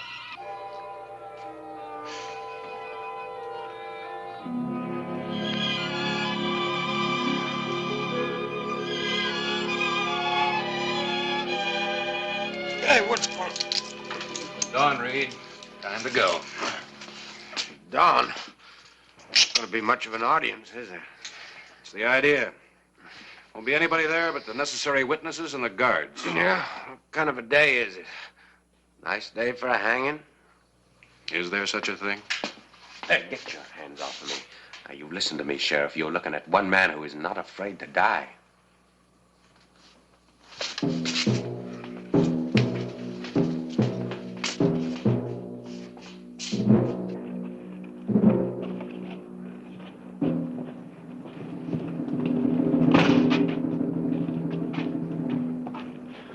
Looks like you're afraid I might get away, Sheriff. My job to see you don't.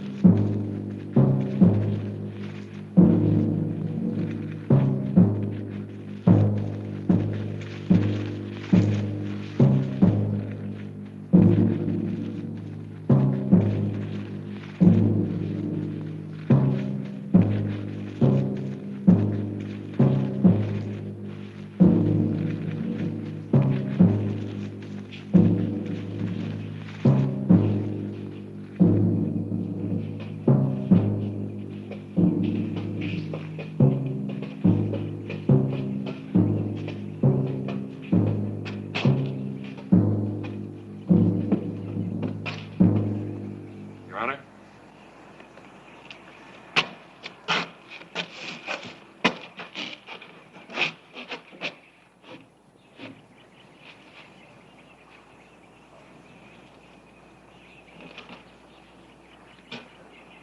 Anytime you're ready, Judge. Reed Barker, by legal order of a duly appointed court of law. All right, now, isn't it enough? I had to listen to that stuff once. Now, let's get it over with. Do you want to say anything before this sentence is carried out? No. You want a blindfold? No.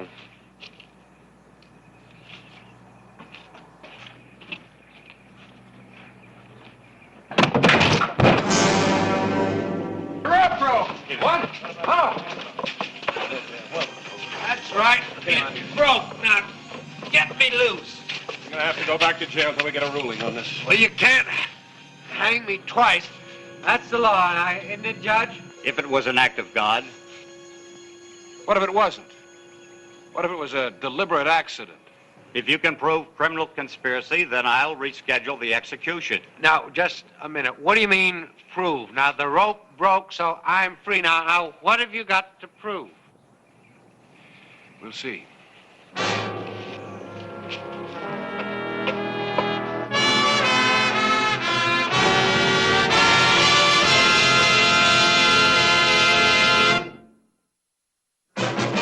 Reed Barker had been hanged, and he was still alive.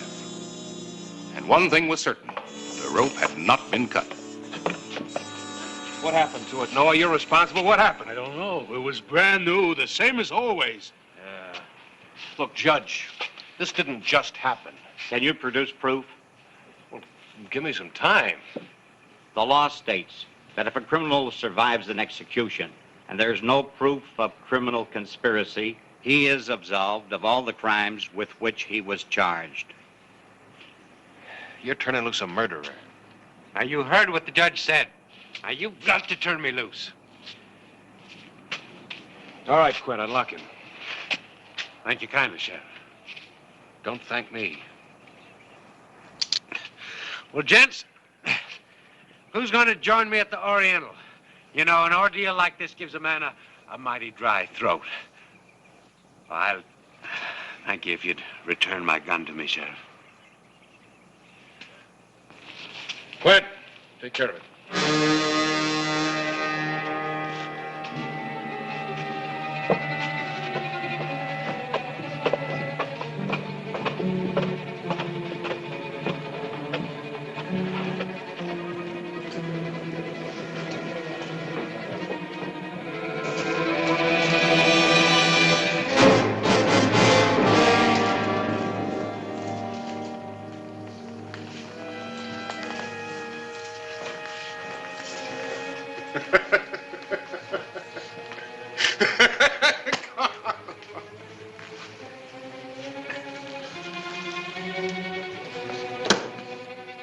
Looks like he's a mite scared, Reed. You're like he just saw a ghost. I drank you. Yes.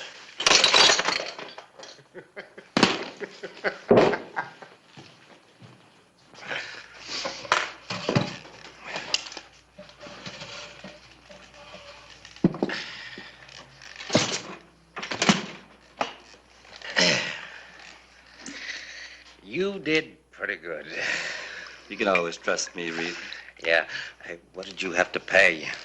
2,000. 2,000? You sure don't care how you spend my money. Well, I got him down from 5. It was worth it at twice the money. Yeah. Reed, let's get out of here.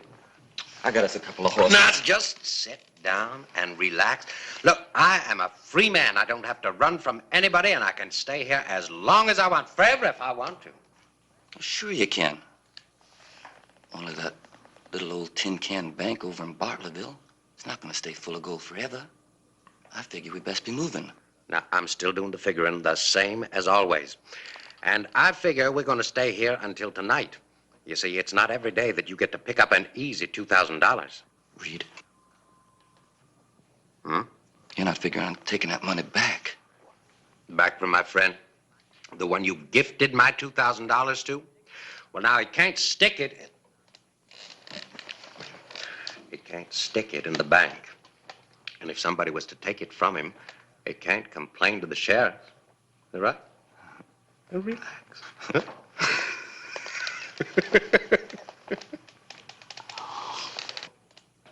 It had to be a trick. Clay, we went over every inch of those gallows. There wasn't a thing. Noah's been the hangman for years. We know he bought the rope brand new, same as always. I know.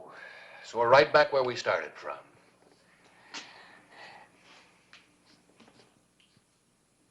What is it? You tell me. Kind of a sharp odor. Gunpowder? No, I don't think so. It smells to me more like some kind of an acid.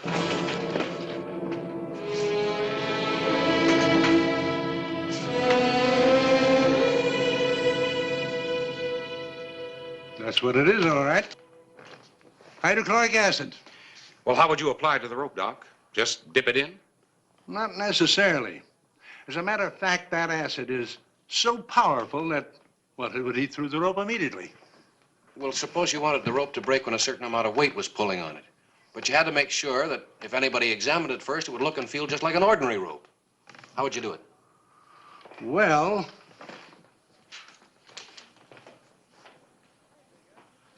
I think I'd use a medicine dropper.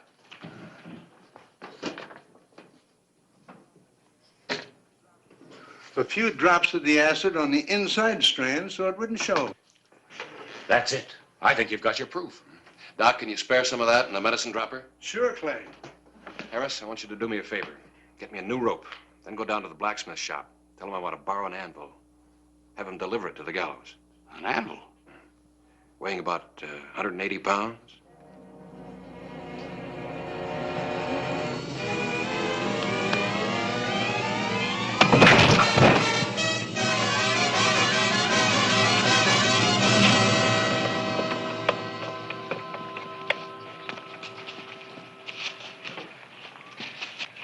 Afraid exactly like the first one. But who? It was never very friendly, but then hanging people and digging graves isn't a very friendly way of life, or one that pays very well.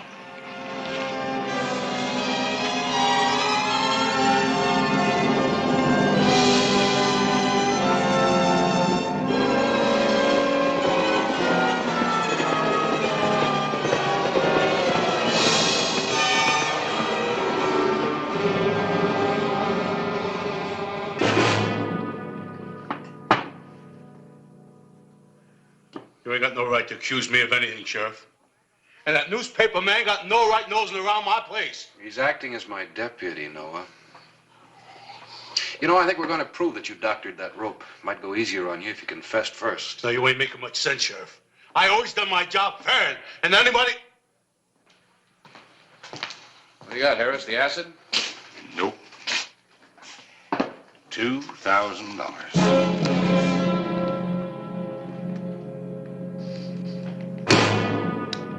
Yes, sir. $2,000. That's what we're going to pick us up tonight. Anytime you say, Reed. Well, I say right now.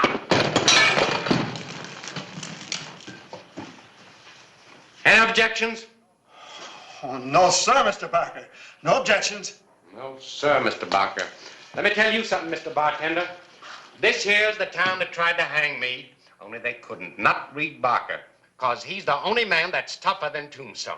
Oh, that's right, Mr. Barker. That's right, Mr. Barker. You know that's right, Mr. Barker. And I want you to give that sheriff of yours a message. You tell him that Reed Barker's not finished with him. Reed! They got the hangman.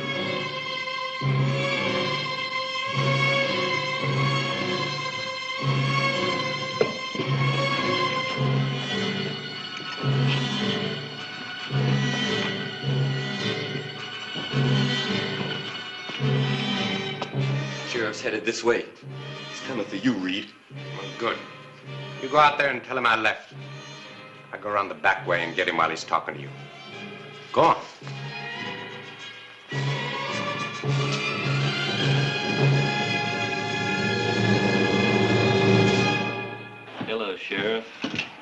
off the gun belt.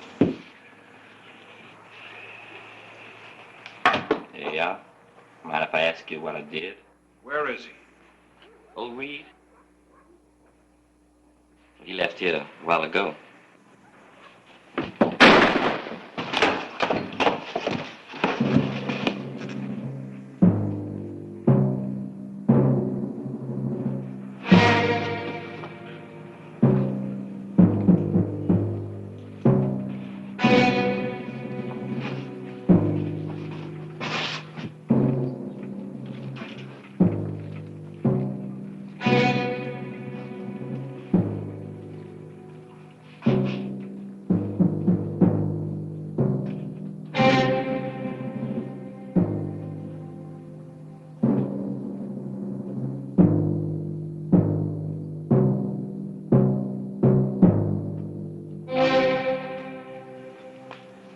Come on out, Barker.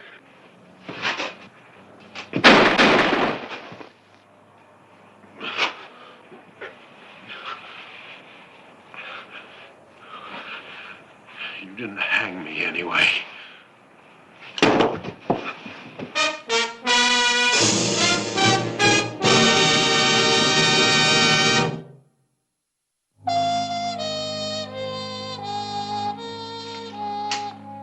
Clay? Huh? These just came. Those Topeka papers from 2 years ago. A little late. But look here. It explains what Reed was talking about. Yeah. A condemned killer bribed a hangman to have the rope break. Mm-hmm. Well, aren't you interested? Yeah, I'm interested. Just playing around with this code. Paul, of course, meant Noah, and $1,000 was the amount of bribe that Reed thought Seth should offer. So, what happened to your Topeka killer? Well, he got away with it for a while. They discovered the plot when the hangman started throwing money around. I guess Reed would have gotten away with it, too, if he hadn't stayed here. Instead, he killed his brother. And got killed. Yeah. One time he told the truth. How do you mean? He said he wouldn't hang. He didn't.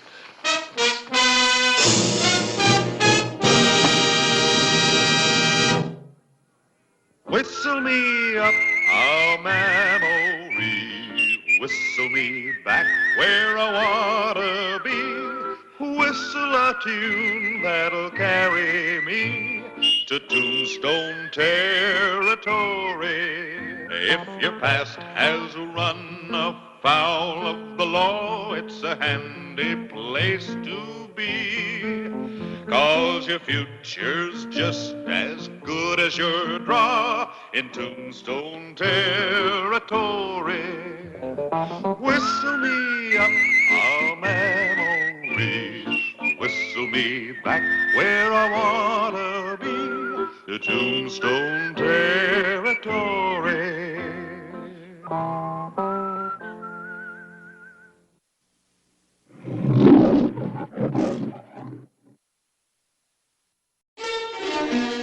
Tombstone, Arizona Territory, June 3, 1882. Sheriff Clay Hollister was making his nightly check before putting the town to bed.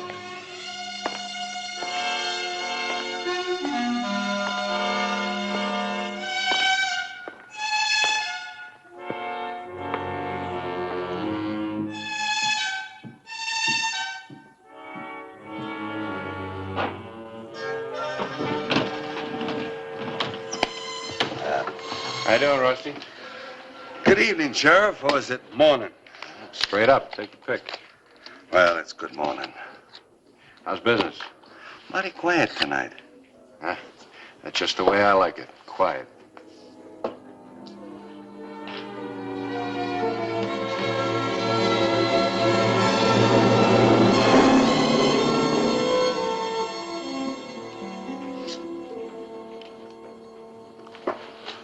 Sorry, mister, but I'm closing. But I want to play.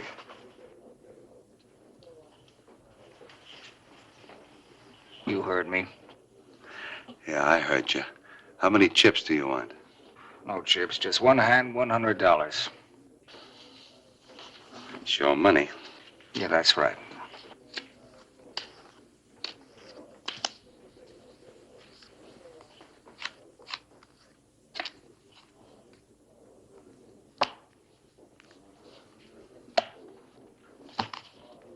What goes? Like he said earlier, it's my money. But you lost. No. You dealt from the bottom of the deck. Listen, mister, I've been dealing here in Tombstone for 2 years, and nobody, never accused me. Maybe you're dealing your own tombstone right now.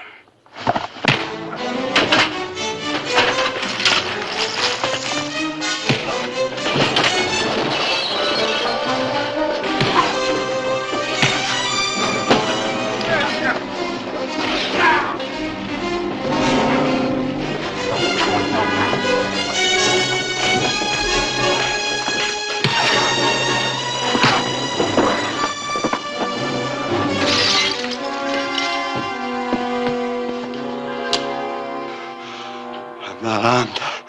You threw a bottle at me, mister. Bottle's a lethal weapon. Let go. Sorry, Sheriff. You caught me by surprise. You're awful eager to shoot an unarmed man. Unarmed? He tried to kill me. I know Rusty better than that. He might have tried to defend himself, but kill you? No. Well, maybe I was a little hasty. But you know how it is, Sheriff. A fellow just gets into town, people try to take advantage of him. And I've learned there's not much law in these frontier towns. Man has to shoot first and ask questions later. Not in Tombstone, Mr. Sanders. Vince Sanders. Well, Mr. Sanders, you better take a tight rein on that temper of yours. We don't like loose gunplay. What about my money? How about it, Rusty? He bet $100 and lost, claim I dealt off the bottom. You got the wrong man, mister. Rusty doesn't bottom deal. Now, why don't you just take your original bet and go home to bed? It's all right with Rusty. Sure. I was ready to go to bed an hour ago. I thought you said it was a quiet night.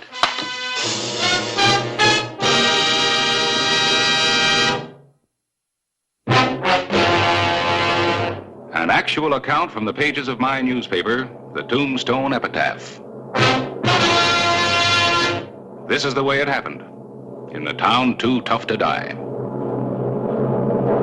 Tombstone Territory.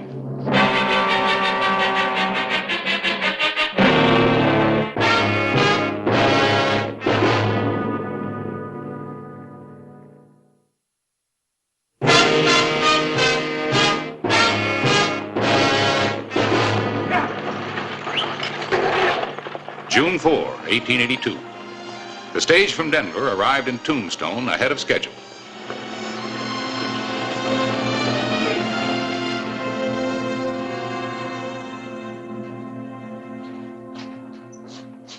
Oh, hello, Harris. Say, I thought you were going to meet the stage today. Isn't Bert McGraw due in? Yeah, I thought you might want to come along. Stage is due any minute. Well, that's a good idea. I can stop by Hatch's on the way back, get a bite to eat. What's wrong? Nothing. Nothing at all. As a matter of fact, things are improving around here. Well, Bert, welcome home. Hi, fellas. We were just going to meet you. You two are the first to know. Gentlemen, this is Jeannie, otherwise known as Mrs. Bert McGraw. Jeannie, Sheriff Hollister, Mr. Clyburn of the Epitaph. How do you do, gentlemen? Well, congratulations. When did all this happen? Day before we left Denver.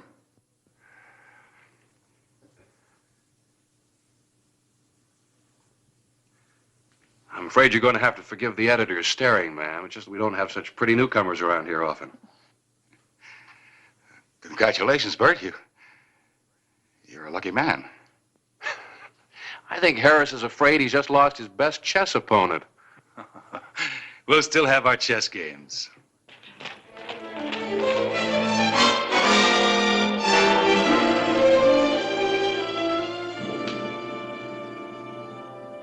I hope you enjoy living in Tombstone, Miss McGraw. Oh, I'm sure I will, Sheriff. We'll do our best to see that you do. Thank you. Come on, Bert. Help you with the bags.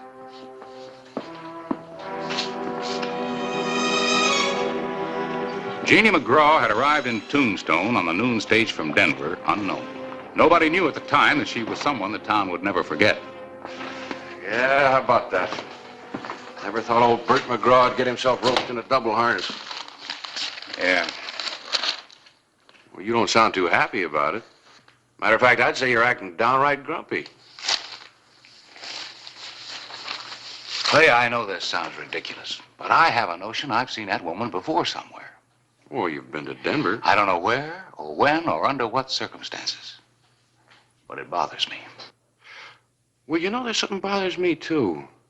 The way she was staring at that Vince Sanders across the street. Vince Sanders? Yeah. Oh, the fellow came into town yesterday. Yeah, and an hour after he rode in, he started a big free-for-all down at the Oriental. Accused one of the dealers of cheating. You think she knows him? I don't know. Probably not. Where are you going? Look for some real trouble instead of dreaming it up.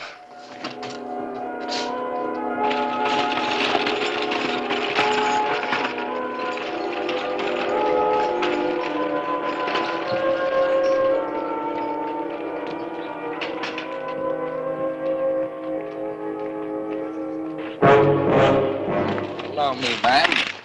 Leave me alone. You don't really mean that, do you? Sanders!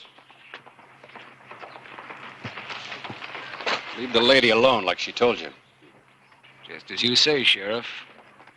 This time. Thank you, Sheriff. Oh, Miss McGraw, you know that man? Well, I'd rather not discuss it. Excuse me.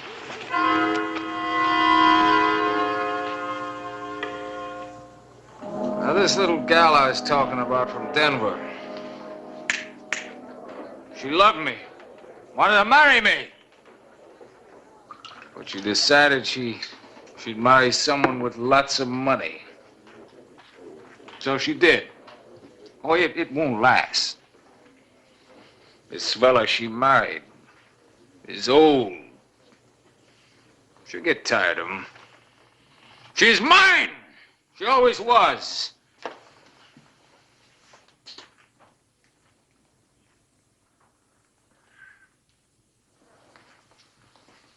Evening, McGraw.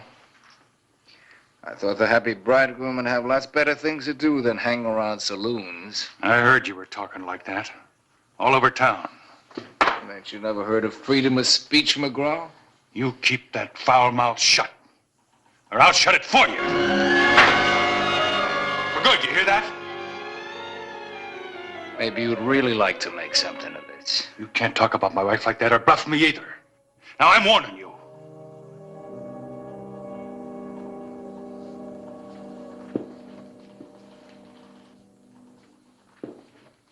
McGraw, you ain't never gonna get out that door alive.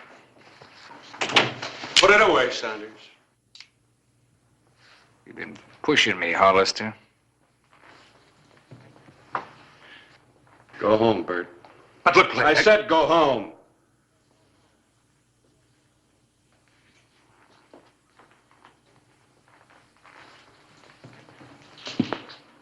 I know what you've been doing, Sanders. That's why I'm here.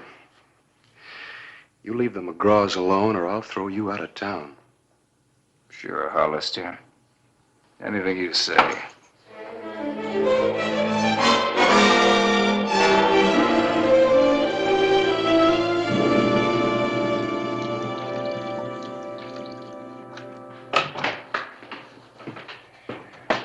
You wanted to see me? Hello, Clay. Yeah. I heard about that run-in between Vince Sanders and Bert McGraw. Oh. And then I remembered where I'd seen Jeannie McGraw before. Where? Here, see what you think.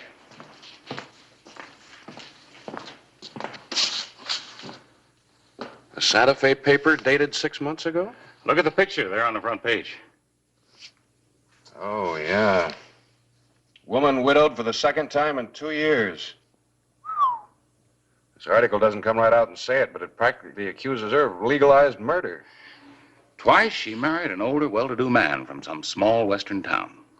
Both times the husband was killed by a stranger in what was called a fair fight. What more do you need? Well, even though this picture does look like McGraw's bride, I can't act officially until I know for sure. Well, you better do that fast. If this woman is Jeannie and Vince Sanders is her partner, Bert McGraw is living in the shadow of Boot Hill. All right. You wire the Santa Fe paper for more detailed information. I'll go talk to McGraw.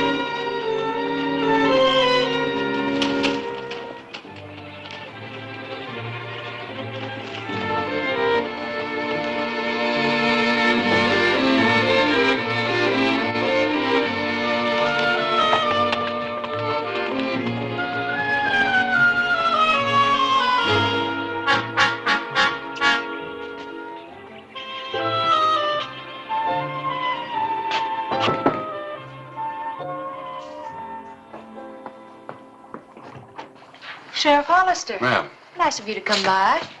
Sit down. Let me get you something. Oh, no, thanks. I want to talk to Bert. Well, he's not here.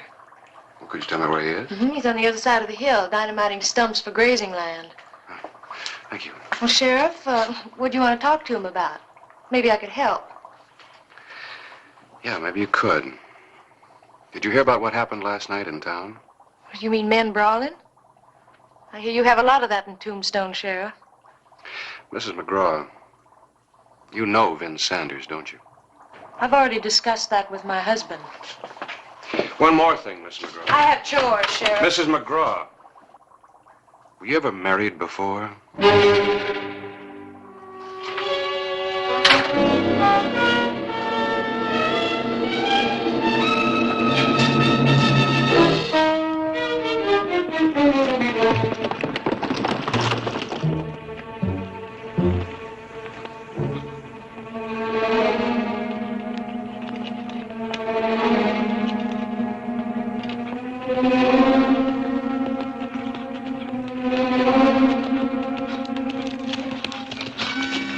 Morning, Bert. Morning, Clay. You better be careful. That's pretty dangerous stuff you're working with. Take forever to dig this stump out. This stuff does it in a few minutes. Say, Bert, you've known me long enough to know that I'm not a busybody. So? So your wife practically admitted to me that she knows this Vince Sanders. She said she discussed it with you. That's right. She's got nothing to hide. Sanders is in love with her. Followed her here to Tombstone. Won't leave her alone. And I'm warning you, Clay. If he bothers her again, if he even goes near Jeannie, I'll kill him. Oh, no, Bert. That's just what Sanders wants. That'll give him an excuse to kill you and claim self-defense. You wouldn't have a chance against a professional gunslinger like him. Now listen, Clay. What is it?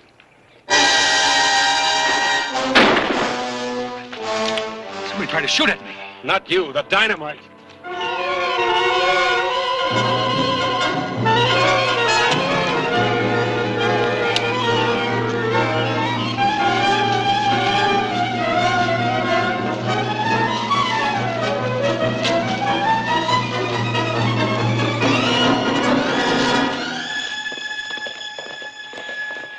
He got away. Vince Sanders, Clay? That's my guess. And he's out to get me now. Any way he can. So he can have Jeannie. Yeah.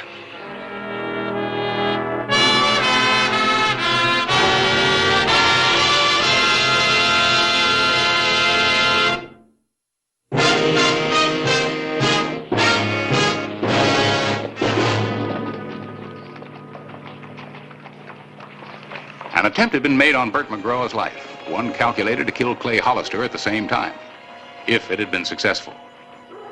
The sheriff of Tombstone had an idea as to the identity of the killer, but he didn't have proof. Harris, you got any answers? Harris! What happened? Oh, hello, Clay. Were you all right? Oh, sure. Perfectly all right. Considering somebody tried to bash my skull in. Who did it? I guess it was our friend Vince Sanders. I came in, found a wire from Santa Fe pushed under the door. I bent over to pick it up, and wham! I never even got a chance to read it. Well, don't worry about the wire. I don't think we'll need it. Why not? Because Sanders has practically proven that we're right. I'm almost sure that he tried to kill McGraw and me. Where? When? I'll tell you later. Right now, I want to get Sanders. He's got a lot of questions to answer. Not without me. I've acquired a personal interest in Mr. Vince Sanders.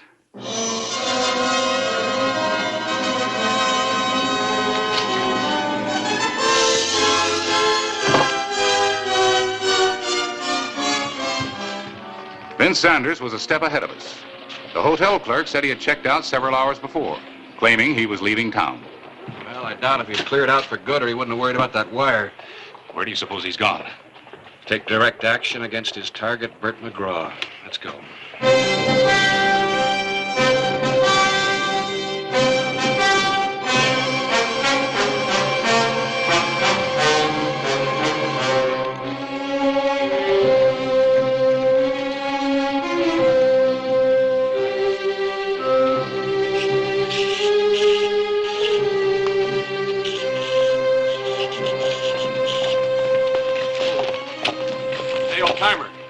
McGraw home? No, he's out at the line camp shack on Stony Hills. You just missed him, Sheriff. How about Mrs. McGraw? She here? She's out there, too. She rode out first.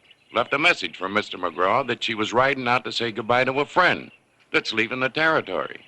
Vince, he'll kill Bert and nobody to witness it but Jeannie. And she'll testify it was a fair fight. Yeah, let's go.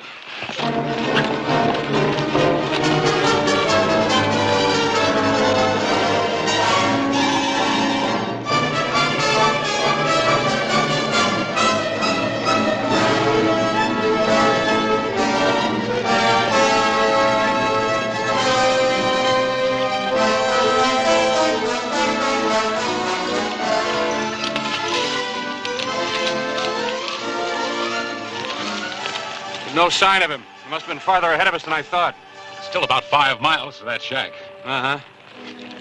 We'll take that dry riverbed. We can cut off a mile that way. Come on.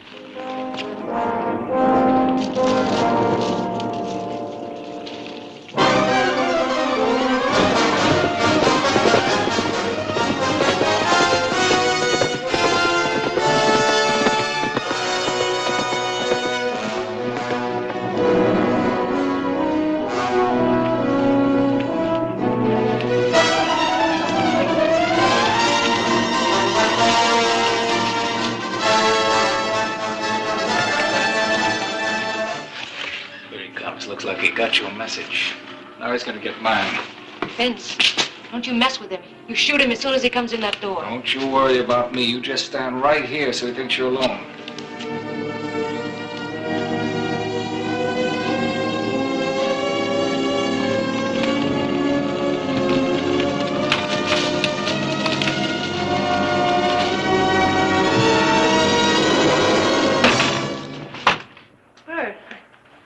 Where is he? Where's who? You know who. How long ago did he leave? He didn't. You understand us. Fight for her. Harris, cover me just in case.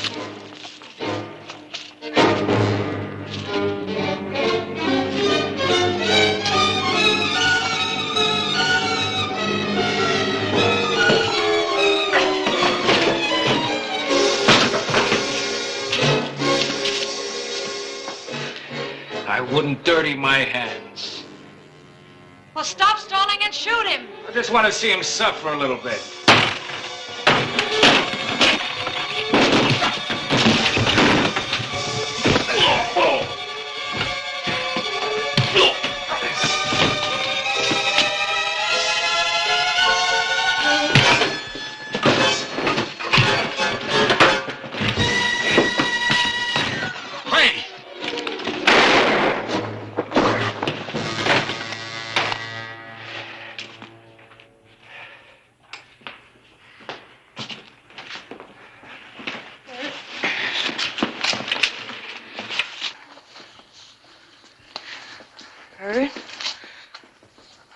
I'm sorry, Bert. Sorry he's dead, you mean? No. No, I'm not. Please don't look at me like that. You can forgive me. You've got to forgive me. I'll make up for it some way. Please, Bert, please. Bert, come back! All right, then, go on. I don't need you. But remember that I'm still your wife. And half of everything you own is legally mine. Your land and your money, that's all I ever wanted anyway. You don't even have that anymore. What do you mean? This wire I just got from the Santa Fe Press. They just completed an investigation on you and your friend here. It seems that you were originally married to Sanders, and you never divorced him. So you were never legally married to Bert or to any of the others.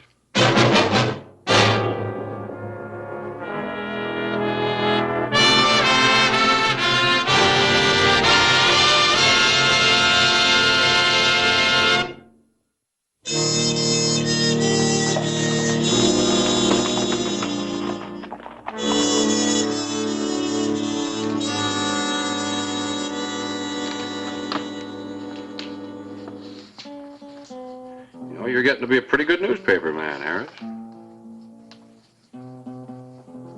What's so interesting out there? Bert McGraw. Oh, yeah. I thought he'd be snapping out of it by now. You need something to jar him out of it.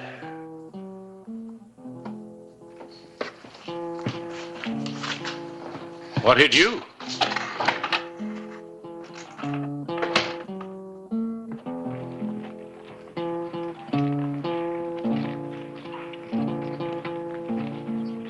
Hey, we got a new ordinance in town. No wool gathering in the middle of the day. Hello, Clay. Oh, say, you hear about the new chess champion? Chess champion? Yeah, of Tombstone. He claims it's official, even proclaiming it in the newspaper. Who? Harris. He says there are no challengers. Well, none worth their salt, anyway. Why, I know what you're doing, Clay. I'll get around to playing chess.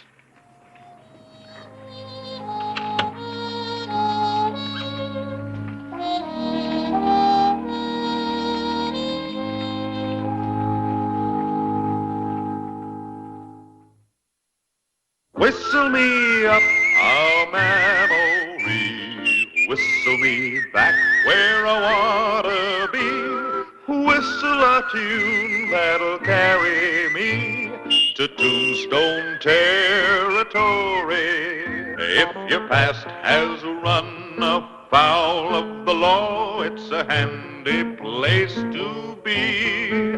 'Cause your future's just as good as your draw in Tombstone territory.